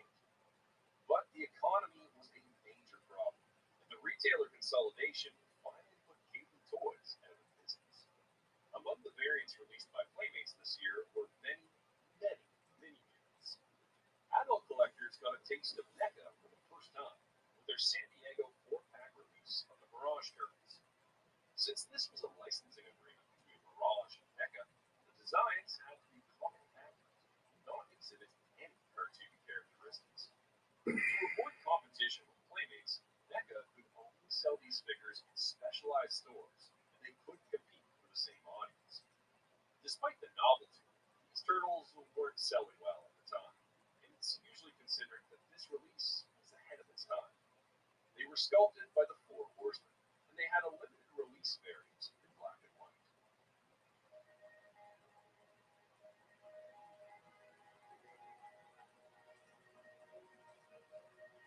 One additional issue of Volume 4 came out in 2009. Issue number 31 would be ready in 2009, but for various reasons would remain unprinted until 2015. In his blog, Peter promised that he could wrap up the storylines in more or less 6 issues. In the Tales book, the 2003 universe continued inspiring changes, with the adaptation of Hunt finally revealing the secret origin of Casey Jones. Another significant event this year was the introduction of the Turtleverse in the pages of Tales of the TMNT number 58, during the final team-up of the Wild West Cowboys of Lee Mesa. While the project for Turtles Forever was around for a couple of years, DZ, no, I don't. I just do business through Whatnot. I don't do any outside sales outside the platform. But feel free to make an offer on something, man, if you want. If you see something you like, I'm always open to offers and working with people. Sorry, it took me a little bit to. I was watching the TV. But yeah, I'm open to offers, man. But yeah, that way you're protected by Whatnot. I'm sort of protected by Whatnot. More you than me. Peppergong would let a filmmaker film footage for his documentary with the history of the TMNT. This filmmaker was Isaac Elliott Fisher, and this was the documentary that is now known as Turtle Power, the definitive history of TMNT. Driven by Isaac, with the help I saw what you said. It was muted though because you can't say PayPal. Whatnot don't like that. After interviewing a few fans, he realized they needed something more. So Isaac went to New York Comic Con to connect with Mirage Studios. Peppergong's help allowed Isaac to gain full access to the anniversary events. It was at the convention that he finally met Kevin Eastman, who helped connect with many other notable figures in TMNT history. A TMNT party bus toured the country as a mobile turtle museum, showcasing all things TMNT, including character appearances and martial arts demonstrations. Wherever the bus went, fans could take pictures with the turtles, play video games, or simply admire the collection. It made 50 stops across 10 cities. It made its first stop in New York on April 23rd to light the Empire State Building green. There was also a screening of the 1990 live-action film at the Tribeca Film Festival, with the cast and crew in attendance. It was also in April that Mirage announced a new live-action movie for 2011, retelling the origin and adapting the first few comics. It was to be produced by Scott Mednick and Galen Walker, and funded through Lightbox Production LLC. 4Kids Entertainment was going to act as the master licensor for the movie merchandising. Some ninja casting calls took place along the tour, with Ernie Reyes Jr. acting as judge for the chance to get a spot in the 2011 movie. Their second stop was in Philadelphia, where the Turtles went to a Phillies game and even got out on the field with a Philly fanatic. The following stops were Detroit, Chicago, St. Louis, Dallas, Denver, Phoenix, Las Vegas, and Los Angeles. A new reprint of TMNT number 1 was released for Free Comic Book Day in a proper comic book format. The last stop of the tour was at San Diego Comic Con on July 23rd. There was a little bit of everything for Turtle fans: upcoming video games, a Mirage panel, and the premiere of the Turtles Forever movie. Interestingly, given the amount of time Peter and Lloyd Goldfine had been collaborating on the show up to this point, it was very likely the longest and most consistent working relationship Peter had ever had. Perhaps even more than the time he collaborated with Kevin. Meanwhile, would end up writing a much darker origin story, inspired by the recent success of The Dark Knight and Batman Begins. All 4 movies were re-released in a collector's edition on DVD and Blu-ray. Now, If only you could taste just how delicious Food Lion's hand-battered chicken is. It's made fresh in store with our signature recipe and served up hot, crispy, and ready to eat. Don't keep your taste buds waiting. Grip, stability, precision. That's the essence of driving. I can't seem to work.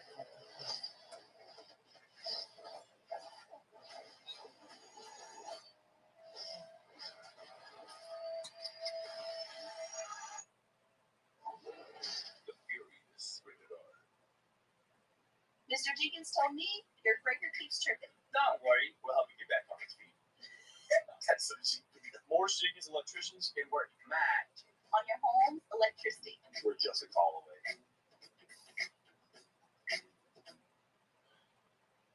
Things and goats. The canceled Archie Forevermore saga was going to be published in 3 issues in November. What's up, Athena? Welcome back. To bring readers up to speed, a trade paperback titled Future Tense was published in July, collecting the future. Did you still want that Mikey and those Dream Waves?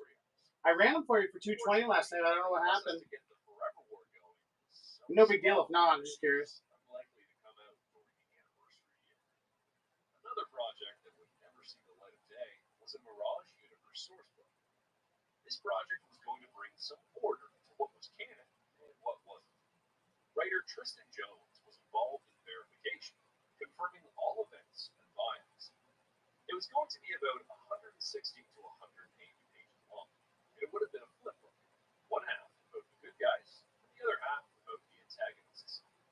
Other writers involved were Steve Murphy and Jake Black. A final 4-issue spin-off Donatello miniseries was published by the end of the year by Jim Lawson and Eric Talbot. The Brain Thief explored Donatello's morality as he teamed up with a captive Baxter Stockman. On the Kevin Eastman side, Heavy Metal published TMNT 25th, a quarter-century celebration, collecting some of Kevin's favorite Mirage stories. It had a limited print run of 500 copies. Inspired by Super Smash Bros., Ubisoft released TMNT Smash Up. The brawler contained cutscenes written by Peter Laird and a pack-in comic written by Laird with Matt Looney, with art by Jim Lawson and Eric Talbot. It was developed by Gamers, published by Ubisoft, and released for the PlayStation. The game kept the same style as the 2007 movie, but added other characters, such as the Fugitor and the Utrominator. Ubisoft also released Turtles in Time Reshout, which was an enhanced remake of the 1991 arcade game. It was digitally released for PlayStation and Xbox 360. The game was a commercial success, but eventually disappeared from the online stores after the license expired. Ubisoft also released TMNT Arcade Attack for Nintendo DS. This side-scrolling beat-em-up game was a tribute to the arcade games of the early 90s. It was released for the holiday season, but fans could play the game early by visiting the Party Bus in Seattle at the beginning of September. The Turtles had a good year. Playmates, not so much. Without new episodes or theatrical releases, TMNT action figure sales declined compared to 2008. Playmates reissued figures from the 1988 one, along with other collectibles like the Turtle Party Wagon. Welcome in, guys. Check the auction tab for everything we got today. Let me know if there's anything I can help you with. Included more mini units. There were plans to release Mirage Turtles figures through Playmates, but these plans were aborted after the breaking news in October. And speaking of Mirage, NECA released an apron that came bundled with Mousers as a San Diego exclusive. As I mentioned earlier, Turtles Forever premiered in the United States at San Diego Comic-Con. Since the film was a team-up with the 1987 Turtles, a special deal had to be made to allow characters and designs from the Fred Wolf cartoon to appear in the movie. The movie was the first animated project to use the Turtles, and the first to animate the original Mirage Turtles. Given the production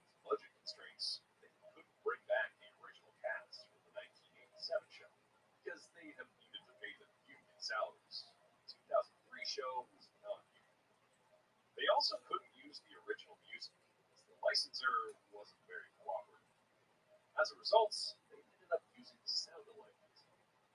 Both Kevin Eastman and Peter Laird had lines in the movie as themselves, even though they were played by actors. The show's sudden cancellation during production even had main purpose. The team realized this would be their swan song, so it needed to end with a big bang. Unfortunately, the team started getting laid off bit by bit, so a few remained during post-production. Some of them, knowing this was going to be the last chapter, finished the movie after getting fired, unpaid, and working overtime. The movie was finished just before Comic-Con, where it premiered. It was eventually broadcast as 3 episodes, and also as a TV movie on the CW network on November 21st, 2009.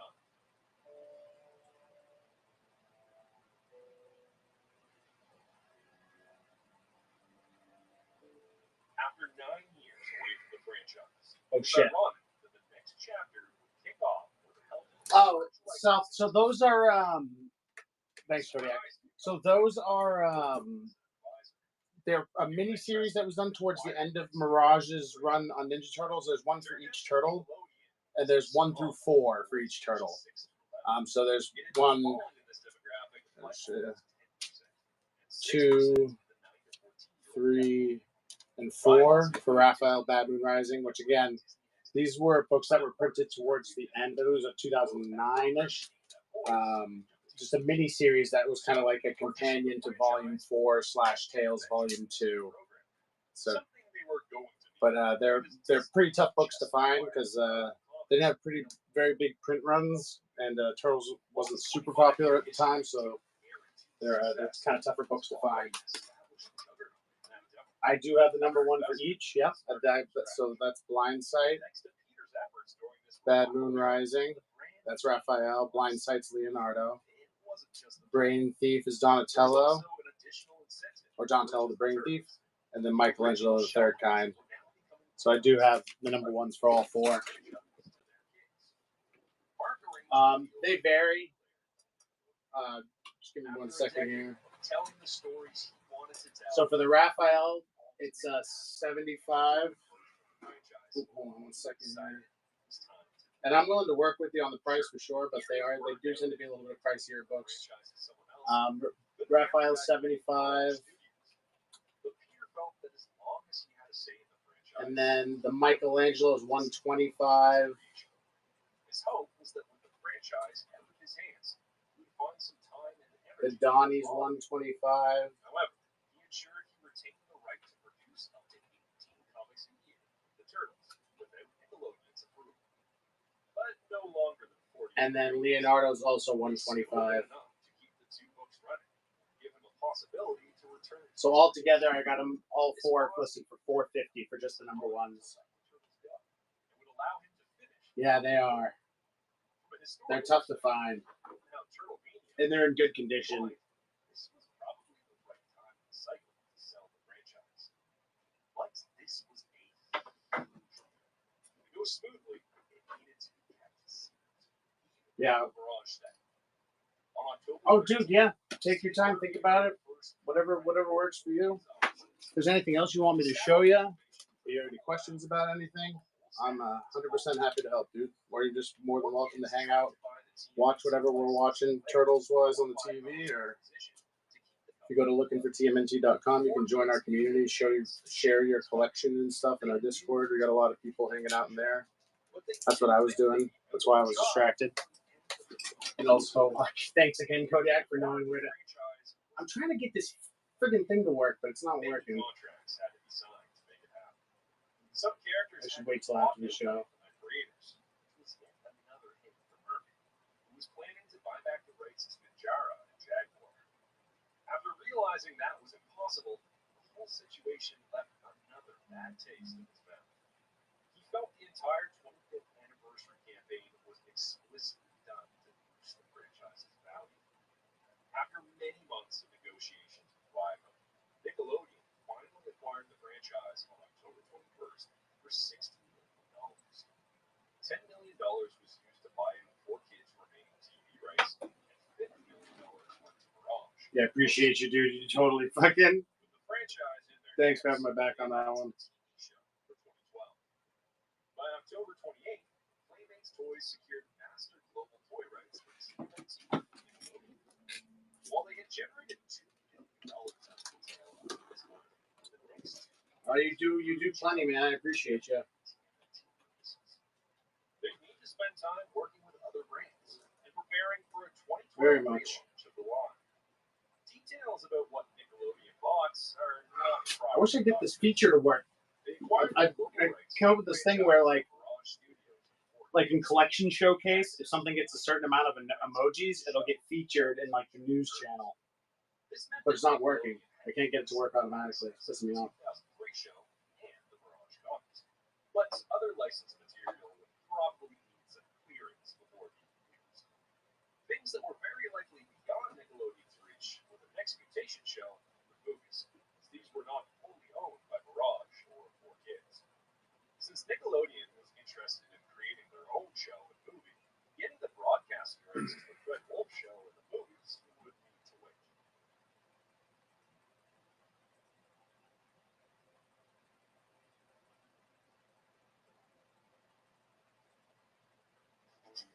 You don't pay big brand markups when you buy all brand. It's an Aldi thing. The annual trip with friends happens every summer with Expedia. The debate, vacation home, or hotel. Wait, what if they could do both? Everyone wins. Okay, weird. Back to having Interesting. fun. Expedia. But what happens if it turns out? You're looking for Father's Day gifts. This hoodie, this t-shirt, these Airflow pants, and these Tommy John's second skin underwear. Oh, you know what? I think I got it. But these are mine. They're staying on. Started slowing down notoriously in 2010. Tales of the TMNT ended its run with issue number 7, just 2 issues short of catching up with the longest running TMNT comic. Many of the arcs introduced in the book were left unfinished, and many stories unpublished, including one pitched by Sophie Campbell and the gang. Alright, I think I got it to work. Since Forever War, Do you foresee you signing up 3 years after August? I know it's running down. Charlie, cool. Feeling good, dude. Thanks for asking. Sorry, I was looking at the Discord. I was playing with the Discord. I'm gonna stop playing with Discord now. Dude, I mean, I don't know. I think he said he was gonna slow down. I mean, that's how he pays the bills, signing stuff these days, and I guess consulting for Paramount. So I don't know, man. I mean, he's getting up there. He might just want to, I can see him just kind of like really slowing down. But I imagine he'll definitely have some more appearances throughout the year, and he'll probably do at least a couple. You know what I mean? He's probably just not going to do such a rigorous schedule where he's like at one every month or every month and a half. Hey, Charlie, cool. Hope you're doing well, dude. The live-action movie was in such an early stage that it simply changed hands. Writers Art Markham and Matt Holloway were brought in to co-write the script with Fusco. But Paramount wasn't happy with the edges. Listed a bunch of stuff last night. Turtle appearances, pretty much every movie adaptation. Actually, every movie adaptation, I should say. Some other stuff. I'll talk more about this in the next chapter. The Turtle Power documentary was supposed to have a December 2009 release, but after the sale of the franchise, it was delayed with 3 Random stuff like this. One which was the hope to get a distribution deal with Paramount.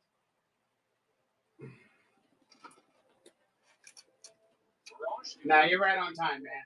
Pretty much a decade. After the dust settled, it consisted of Peter, Dan Berger. Plus, worst case scenario, just catch him on SMZ someday, you know? I'm sure he'll be back on there. Of course, you have to get signed whatever he's slinging, but whatever, you know? Peter went out of his way to provide for everyone involved. NinjaTurtles.com was shut down by Nickelodeon. As a replacement, Mirage created MirageLicensing.com. Dan Berger started working for Heavy Metal magazine until 2020. He would later return to Heavy Metal, but would continue doing Ninja Turtles art from time to time. Michael Dooney continued working commissions and the occasional work for the Turtles, including toys. Jim Lawson also continued working on his own projects and commissions, collaborating with the franchise from time to time. Steve Levine continued doing commissions, conventions, covers, and even open showback artworks from 2012 to 2020. It was a gallery and store featuring TMNT indie comics artwork. Ryan Brown continued working with the Turtles from time to time, and he recently sold the Wild West Cowboys of Boot Mesa to the Nacelle Company. Steve Murphy moved on to writing novels and teaching graphic novel writing at community colleges. Eric Talbot continued making illustrations and covers for the Turtles, but he also decided to step out of his comfort zone, and he's been doing tattoos for a while in East Hampton, Massachusetts. Yeah, I feel you Not there, so man. unusual, considering he created the tattoo. A.C. Farley still does commissions, and he's working on 2 books. One focused on his art, and the long-awaited Recombatants graphic novel. The 4 Kids cartoon went off the air in August 2010. After that, Nickelodeon unlocked the rerun rights to the show, airing it on Nicktoons until 2018. Lionsgate owned the distribution rights to the Fred Wolf cartoon. That's the thing, is like if you start off with the Chill, you know, like you can always go faster and go harder if you need to for a show or whatever, but like I couldn't do it every day, man. Not like that. Changing its focus to anime. Although I will admit, when I get up to New Hampshire, I am gonna make it the setup so I can like sit down and change books out without having to stand up and switch things out and all that. You know what I mean? Like I'm gonna set it up so I can run things a lot faster, but it's not gonna affect the Chill. They eventually filed for bankruptcy. I know it. By 2012, 4 Kids and Yu-Gi-Oh! Licensing settled their disputes. 4 Kids emerged from bankruptcy as 4 Licensing Corporation before entering another bankruptcy in 2016. Toonzai was replaced by Vortex, run by Saban Brands, who repurchased the Power Rangers from Disney. Vortex ran from 2012 to 2014 and served as an ironic bookend to this story, as all of this started with the backing letter by Saban. One special note. Turtley Cool, you still there, dude? Its broadcast rights also went back to Saban Brands, and would later be part of the sale to Hasbro in 2018. Because of this, the show. We'll see if you guys can help me test something real quick Ownership in the Discord here. However, seems to be in some sort of gray. I'm gonna make a As for the Turtles, after 25 hold on 1 years second. of indie creation, they were finally adopted by a big corporation and no longer had to prove themselves. I'm gonna post in the collector's showcase test, and can you guys just both put an emoji on it?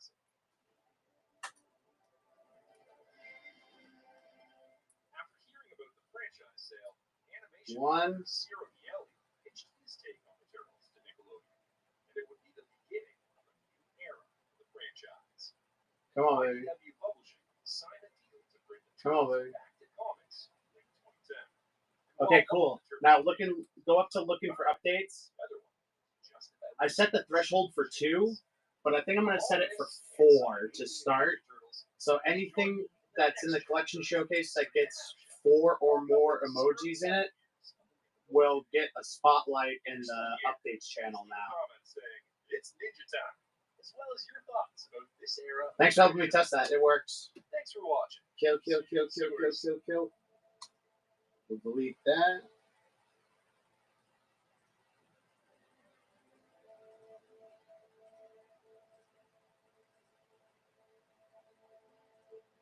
Delete that. Set that threshold to 4. Get one of these Jimmy John And that works. Okay. Thanks, guys. Turkey John with all natural turkey or pepe, smoked ham and provolone.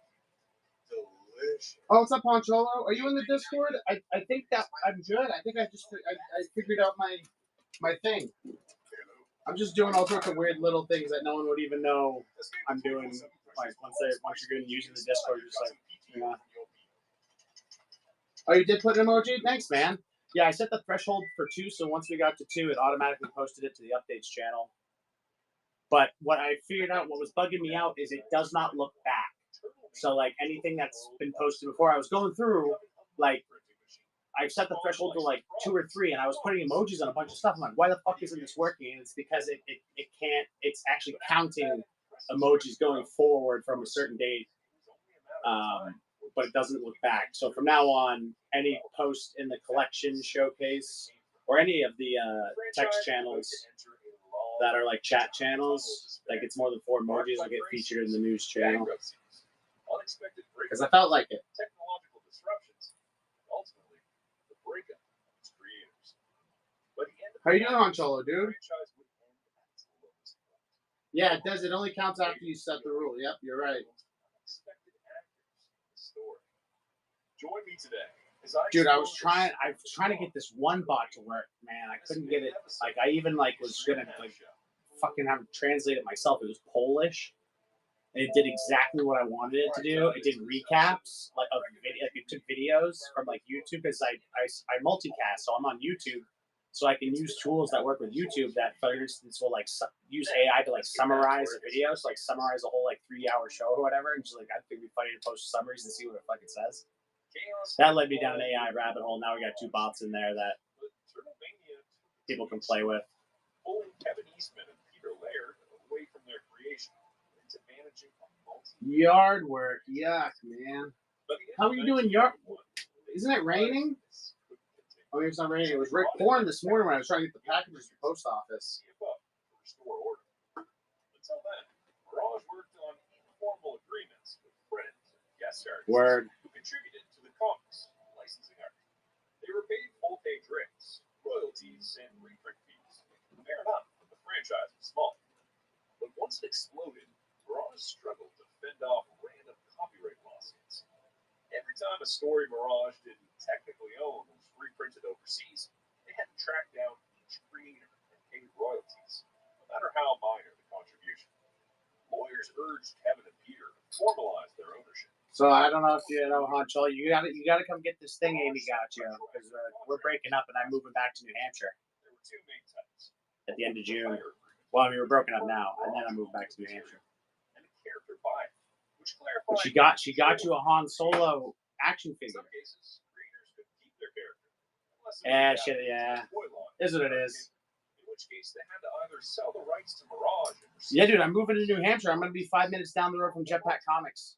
So not only are we gonna have a much bigger inventory, we're gonna do a lot of fun stuff. Because I'm gonna be in New Hampshire now. Inside Mirage's control. This upsets some collaborators. So we'll finish off this month in North Carolina, and then we'll go up there. And once again, I will probably be going through their inventory and running the shows at the store. It's gonna be a good time. And then, of course, they have Turtle guys there pretty frequently. Like Steve Levine's gonna be there next week, I think. So I'll be, giving you guys access to whatever I have access to up there. These artists continued releasing stories. Howard had a special that year. Yeah, for sure, dude. I forget where you live, man. I try not to memorize where people live. I feel like it's creepy because obviously I give it everyone's address. So I'm like, oh, you're the guy who's in. And plans were made to create the most ambitious saga of all. Maybe we could get Concholo and you together at the same time. We can all chill. Which would be the last major Eastman Laird collaboration. A Winston-Salem word. Apart from the return of continuity to the main series, Mirage also published a color special titled Time's Pipeline by Mark Bodie, Larry Todd, and Bill Fitz. Around this time, Mirage moved out of the Florence building it shared with Tundra Publishing and relocated to Northampton, setting up shop at the street level of an apartment building. To mark 8 years of TMNT, milestone 50th issue, Mirage organized TurtleCon on August 23rd, 1992, Portsmouth, New Hampshire, at the same venue where the Turtles had debuted. Oh, it's Portsmouth Minicon, guys. It was the first and only official Turtle convention of the decade. Despite the legal turbulence, Mirage seemed to be regaining momentum, but the industry itself was shifting. In 1992, superstar artists Jim Lee, Todd McFarlane, close to in New Hampshire. I've never heard it in Kennersville, New Hampshire. Mark Silvestri. Are you talking about New Hampshire? Launched Image Comics. Oh, copy. Unlike Marvel and DC, Image promised creators ownership. I'll not talking to me. I'll butt out. Given the popularity of these artists, their comics became instant bestsellers, dominating the charts. For independents, Image represented what Mirage and Tundra had always hoped to achieve, a creator-friendly publishing model. And unlike Mirage or Tundra, Image had strong distribution, making it a lifeline for disillusioned creators like Rick Beach and Steven Bizzett. Sour Mirage's. What do I have in town? What do you mean, here in Charlotte? Outside Mirage. Or in New Hampshire? Pursued their own passions. Peter founded the Zarek Foundation, a nonprofit that awarded grants to self-publishers and supported various charitable causes. Or are you talking to Toncholo? Am I butting in again? Sorry, I feel like I have to reply it just in case it's talking. As an art form. Initially, the museum housed around 20,000 original pieces, from Robert Crumb to Frank Frazetta, Jack Kirby, and Frank Miller, many of which were loaned from Kevin's own collection. The museum gained recognition for its events, which allowed fans and artists to meet in person. Oh, okay, you guys talk amongst yourselves. Closer to his heart. Heavy Metal magazine was, at the time, part of National Lampoon Publications. When the company was bought for its IP, the buyer had no use for the magazine. He sold it to Kevin for $500,000. For Kevin, this was a crucial step in reaching out to adult readers and European artists. Kevin ensured the magazine remained in publication for 2 decades, giving a platform to artists who otherwise wouldn't have reached the U.S. market. Since it was his dream come true, he never took a salary for his work. Meanwhile, his publishing company, Tundra. Turtle, you coming to Heroes Con, right? Aren't we going to meet up there? Limelight Group, the production company run by Steve Barron, director of the first live-action TMNT film. The deal gave Tundra a minority stake and first look rights to Limelight's projects. Peter combined business with his love for motorcycles, founding Team Mirage, a real-world motorcycle racing team that consisted of TMNT-themed Kawasaki's and involved multiple riders across disciplines. This team was also managed by Gary Richardson. Meanwhile, Archie's TMNT adventures sent the Turtles on a second world tour, this time through Asia. The saga wrapped with a crossover featuring the Mighty Mutanimals, who had just launched their own ongoing series. That same year, the Turtles also teamed up with another Archie group, the Conservation Corps. In the UK, Fleetway's reprints of the Archie adventures shifted to a monthly schedule after issue number 73, but went on hiatus just 2 issues later, a clear sign that demand for the Teenage Mutant Hero Turtles is fading. From September to December in 1992, the 6th season of the Fred Wolf cartoon was aired on Saturday mornings through CBS. The season consisted of only 16 episodes and was syndicated during the week.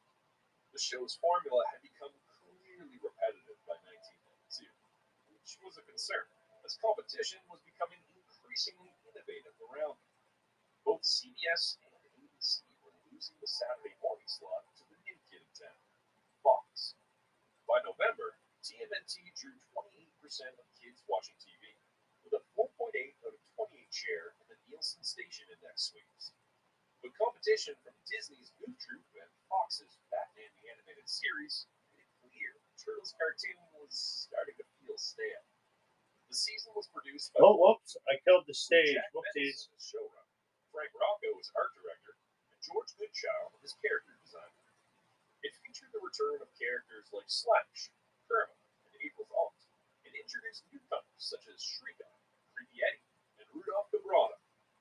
True to tradition, the Technodrome shifted settings again, this time to the bottom of the Arctic Ocean. Around this period, likely in 1992, legal troubles arose between Fred Wolf Films and Mirage Studio. Mirage sued Fred Wolf for failing to honor royalty obligations. Fred then countersued, alleging Mirage was trying to push him out of the cartoon and merchandising deal. Fred went on to claim that he had created the franchise as we know it by putting the Turtles. Oh, dude, sweet Honcho. Yeah, I'll be at Heroes. I'm probably not going to be doing. I got to go get some stuff signed by Michael Dooney for some dudes. I'm going to get some stuff signed by Michael Dooney for me, and then I'm going to do CGC. Are you going to do CGC? If you got stuff you want to get graded, you'd be silly not to, man.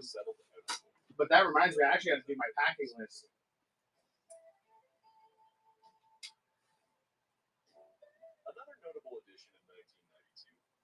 I did it last year. If you have any questions, I can definitely help you. You're going to want to go to their website and do the packing list ahead of time. So sign up for a free CGC account. And then, you know, if you just sign up for the account, let me know if you need help, and I can guide you through it easily. Produced the Cowboys figures. Surge licensing again, pushing to build a toy line first. There's like an option for like show drop off. You'll pick that. Then you'll search for your books. Add them to the packing list. Print the packing list. Put the books to the packing list. Give it to CGC. You're good to go. So we started shopping an animated series around from the start. Oh, dude. Yeah, we can talk. Let's talk on the phone about it. Until they abandoned their Saturday morning cartoon lineup in favor of teen shows. Yeah, there's nothing to be worried about there, dude. And after a few years of development, it went on air. You left books with fucking Doug. Following the Turtles formula, Archie you gotta worry about CGC. Ongoing one, though it lasted only 3 issues. So yeah, well, yeah, you're gonna need. What I recommend doing Friday and Saturday. If you get in early Friday, you will get it back Saturday morning. But you will, because you're gonna need to pick it up as well. So I mean, it depends. Yeah, because you had to show the badge to get through. Yeah, I would suspect yes, but you could always like call Heroes or email the girl and be like, "Yo, this is." They're probably gonna say like, "Yeah, fuck you, pay the extra $25 or whatever it is." You know what I mean? But I just got it wasn't very pricey, so I just got like a 3-day pass, and I only went did the CGC stuff and then bought some turtle shit and got out of there.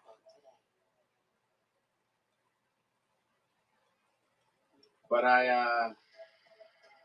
yeah, I would plan on getting at least 2 days, and just one for drop off, one for pickup. But trust me, dude, it's one of those things where I was a little nervous too, and I was like, "Do you guys want me to give you?" I called CGC, like, see, yeah, I'm still talking about fucking nerd shit over here, fucking hockey. Yes, congratulations to them. I drove through Raleigh a couple weeks ago. Yeah, I thought of that. What was I gonna? Oh shit! Before I lose my train of thought, though, dude.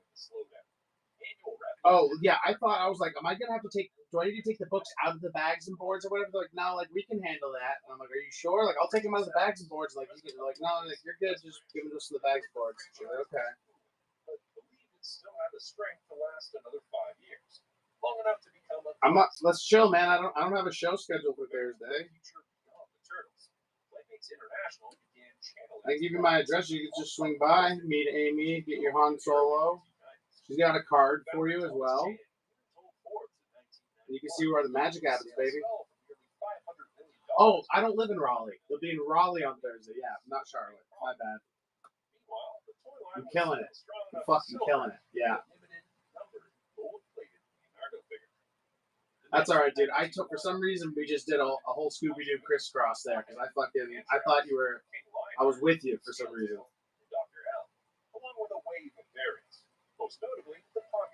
Well, dude, hit me up when you come through and get this fucking action figure.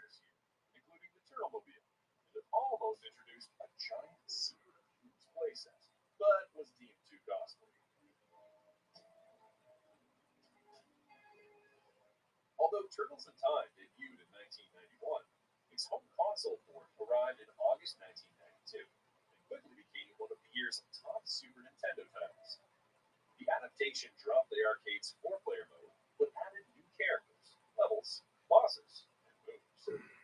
Riding its success, I don't know where that is, but I could GPS that bad girl. Reusing much of the Turtles in Time's assets, levels, story, and animations. Both games were well received. Konami also pushed out a handful of handheld Tiger titles that year. Our last stop in 1992 is music. After the success of the Coming Out of Their Shells tour, a scaled-down follow-up called Getting Down in Your Town ran for 2 summers at Six Flags parks. It kept the music over violence theme, introduced Casey Jones, and added new songs like Getting Down in Your Town, Beats the USA, We Stick Together, and Sing About It, a leftover song from the first show. A VHS release followed in 1993, though fans noted it differed from the live version, most notably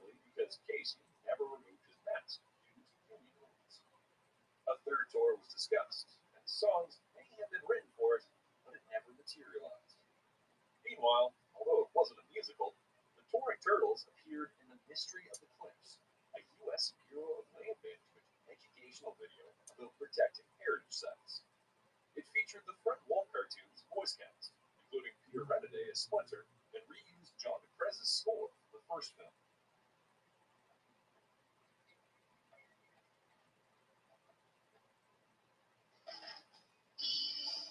1993 marked the end of TMNT's first volume. After 62 issues, the run concluded in August with the finale of City at War. The saga introduced Karai as the new leader of the Foot and tied up the revenge arc that began with issue number 1. Fans were finally happy to get some continuity going, but things were about to change again. The comic book industry was highly competitive at the time, and an indie publisher like Mirage, with its non-mainstream version of the Turtles, needed to make some changes to stay on the shelves. This is why, in October 1993, they decided to start a new volume, now in full color. The move was divisive among fans, who considered that the only way to publish the Turtles was in black and white. A similar situation happened with Usagi Yojimbo. Mirage first published a Space Usagi miniseries, followed by a new color volume of Usagi Yojimbo, which proved divisive among fans. While many considered the move to color to be irrational, the books needed to be compatible with the increasingly complicated landscape of the comic book industry. This wasn't the same. And again, man, I'm sorry. I'm not sure if you were talking to me or not, but no idea. No idea. I pretty much know like Plaza, and it's I've been around all of Charlotte, but like, if I'm not going there regularly, I gotta fucking know. Dragon's ongoing series, Eric Larson's book, Image. The crossover took place between Savage Dragon number 2 and Special Issue, and it's considered part of the Volume 2 canon. But printing in color wouldn't be enough. The release of Volume 2 coincided with a significant downturn in the comic industry, known as the speculative bubble burst. It's estimated that around 20% of all comic book stores closed in 1993. While the typical attrition rate was around 10% in previous years, a 100% jump was immediately noticed by the industry. The crash was fueled by speculation. Flashy new number 1s, such as Spider-Man, X-Force, X-Men, along with yeah, I know all those things. I don't think is the Penguin still there? Isn't it the thing that became something else now? I don't know. Speculators realized that collectibles Word. I see Turtley Cool thought the same thing. I'm pretty sure that closed though. Additionally, some of them were unaware of the cyclical nature of comics. Yeah. Events like the death of Superman. Now I could be wrong, man. I'm no authority. I just hang out online and sell funny books. You know what I mean? Like I don't do outside. You feel me, Doug? But speculators weren't the only You problem. reading my mail, bro? Picking up what I'm putting down, homie. You're talking outside stuff. I do the funny books inside. I'm the funny books inside guy. You got the wrong guy. This created a cash flow problem for the stores, who had to order them 2 months in advance. By the time late books hit shelves, readers had often moved on. The workers were eating. Comics was responsible for the slow reaction from Oh retailers wow! adjusting their orders. Many of them had been in business long enough to understand. You can tell when you met me at Central. Oh, well, this was so sweet of you to say. Well, what a little sweetie. I didn't know you were gonna be like that today. It allowed speculators to see their collectibles value, which probably accelerated the bubble burst. Again, it was a I didn't know I was gonna be blushing during the Looking for TMNT Saturday morning show today. More in control of the publishing side of things. New original books were also published. That is what it is, man. Yeah, I definitely am not in the sun much. Like, dude, I'm gonna be honest with you, man. It gets to be to a certain point in the summer here where, like, I'm done as far as the outside's concerned because it's just, the air is so fucking thick, man. Like, I can't breathe.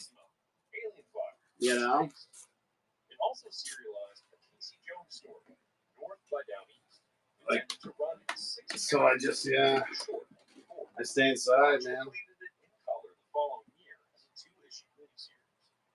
Plastron Cafe doubled as a testing ground for Mirage's planned next superhero universe, previewing Xenotech and Pioneers, though the promised miniseries wouldn't arrive until over a year later. Meanwhile, the Turtles teamed up again with the Flaming Carrot and the Mystery Men in a 4-part miniseries. Well, I wasn't gonna say anything, but like, you know, by Rich Head, Tom McQueen, and Guy Romano. I don't have like too many reasons to go out and like be in this thing. The only thing I could think I could do is like I could exercise a little more for sure. That would get me out in the sun a little more. But I'm not like never the type of person to like lay in the sun. You know what I mean? But like if I had a job where I was like working outside, which I had that before, obviously, like I could see me. Actually, I pretty much just straight burn over and over and over again. But dude, let me tell you, worst thing I ever did, dude. There was one summer in my early 20s, I decided to try flagging, which I'm sure you're more than familiar with. And I didn't think about the fact that you're standing out in the sun for fucking 9 hours holding a stupid sign, flipping it back and forth. You know what I mean, dude? After day one, I was like, it was like second degree, like everything was peeling. I was in so much pain. And like, they're all just laughing at me, like, "Hey, you're not gonna forget your sunscreen again, huh, dude?" I'm like, "Nope, nope, I will never forget my sunscreen again." So now, and I learned that lesson the hard way, man. Flying was fun as long as the dude you were like with was like chill. Like sometimes I'd get like just a dude and we just like chat and like make jokes and just like fuck around all day, and it was awesome. Other times I get like a 50-year-old, 60-year-old, like crotchety dude who like all he does is stand and turn the sign and let me know when it's my turn to stand and turn the sign, you know? Other publications in this universe in 1993. Ooh, yeah. Don't they? Do they really still flag in the rain like that? I thought that once it starts raining, it's fucking pack it up and go home. I guess it depends on the job you're doing, right? If I remember, like the project we were working, it was road work, and if it rained, we weren't working that day. By 1993, the company was handling expenses more responsibly. However, money was still bleeding out, especially for creators. Yikes, dude. Options were floating. Shift half the line to superhero titles to subsidize riskier projects, or scale back to 10 to 15 books. Wow. However, Kevin was determined to continue supporting creators who met deadlines. Well, dudes, it's officially not the morning for most of the country, so I probably should wrap up my Saturday morning show. I'll probably be back on tonight. We'll see what's going on here at the HQ, at the Looking for TMNT HQ. Thanks for chilling with me, though, guys, as always. I'm probably going to get off this and like work on the Discord. I might list some more books. We'll see. Who knows? But like I said, I might be back on tonight. Definitely Monday. But we'll see what's going on here at the house. But I'll probably end up on later tonight, maybe 6, 7 o'clock Eastern. But once it's no longer the morning on the West Coast, I always feel like it's time. I know. Kodiak, if you weren't the only Alaskan on the internet, I would, you know what I mean? Not that I don't mind just chilling with you for another hour. I mean, I'll totally do that. But, you know, I feel weird keeping it open when I already have the only Alaskan with the internet in the chat, you know what I mean? 1993 saw the release of the last Yeah, fuck that, dude. Yeah, air quality, that's another thing I'm excited for, moving to New Hampshire. Although I guess, like, the air quality kind of dips even in the Northeast there because of, like, Chicago and, like, Detroit, I guess. Like, that all blows east. Dude, my dad's in Thailand, right? That's how he's spending his retirement, and living in Thailand. And holy shit, you want to talk about smog? He'll send me pictures same picture. Like, you know, one day you can like see there's mountains in the distance, and the next day it's just like gray, and it looks like cloud cover, but it's not, dude. It's smog, dude. Like, you should look up the smog problem in Thailand. Like, there's some days I'm like, what do you do? Like, do you have an air purifier? He's like, nope. Whatever, man. It wouldn't be until its home release in international markets that it would receive the subtitle Turtles in Time, likely to capitalize on the popularity of the video game. Golden Harvest anticipated box office returns, cut the budget to $21 million. One significant cost-saving move was replacing the Jim Henson Creature Shop with Eric Allard's All Effects, a local company that developed its own performance system for the Turtle House. Yeah, probably wrap her up, I guess. But if you guys are around tonight, I'll see you tonight. Let's see if there's anyone we can raid with our massive room here. You know, this is my favorite part, is realizing there's no one I can fucking raid again.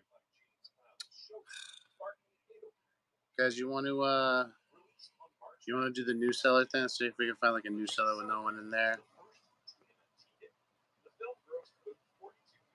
Come on. Let's do Too Many Comics. I don't know who it is.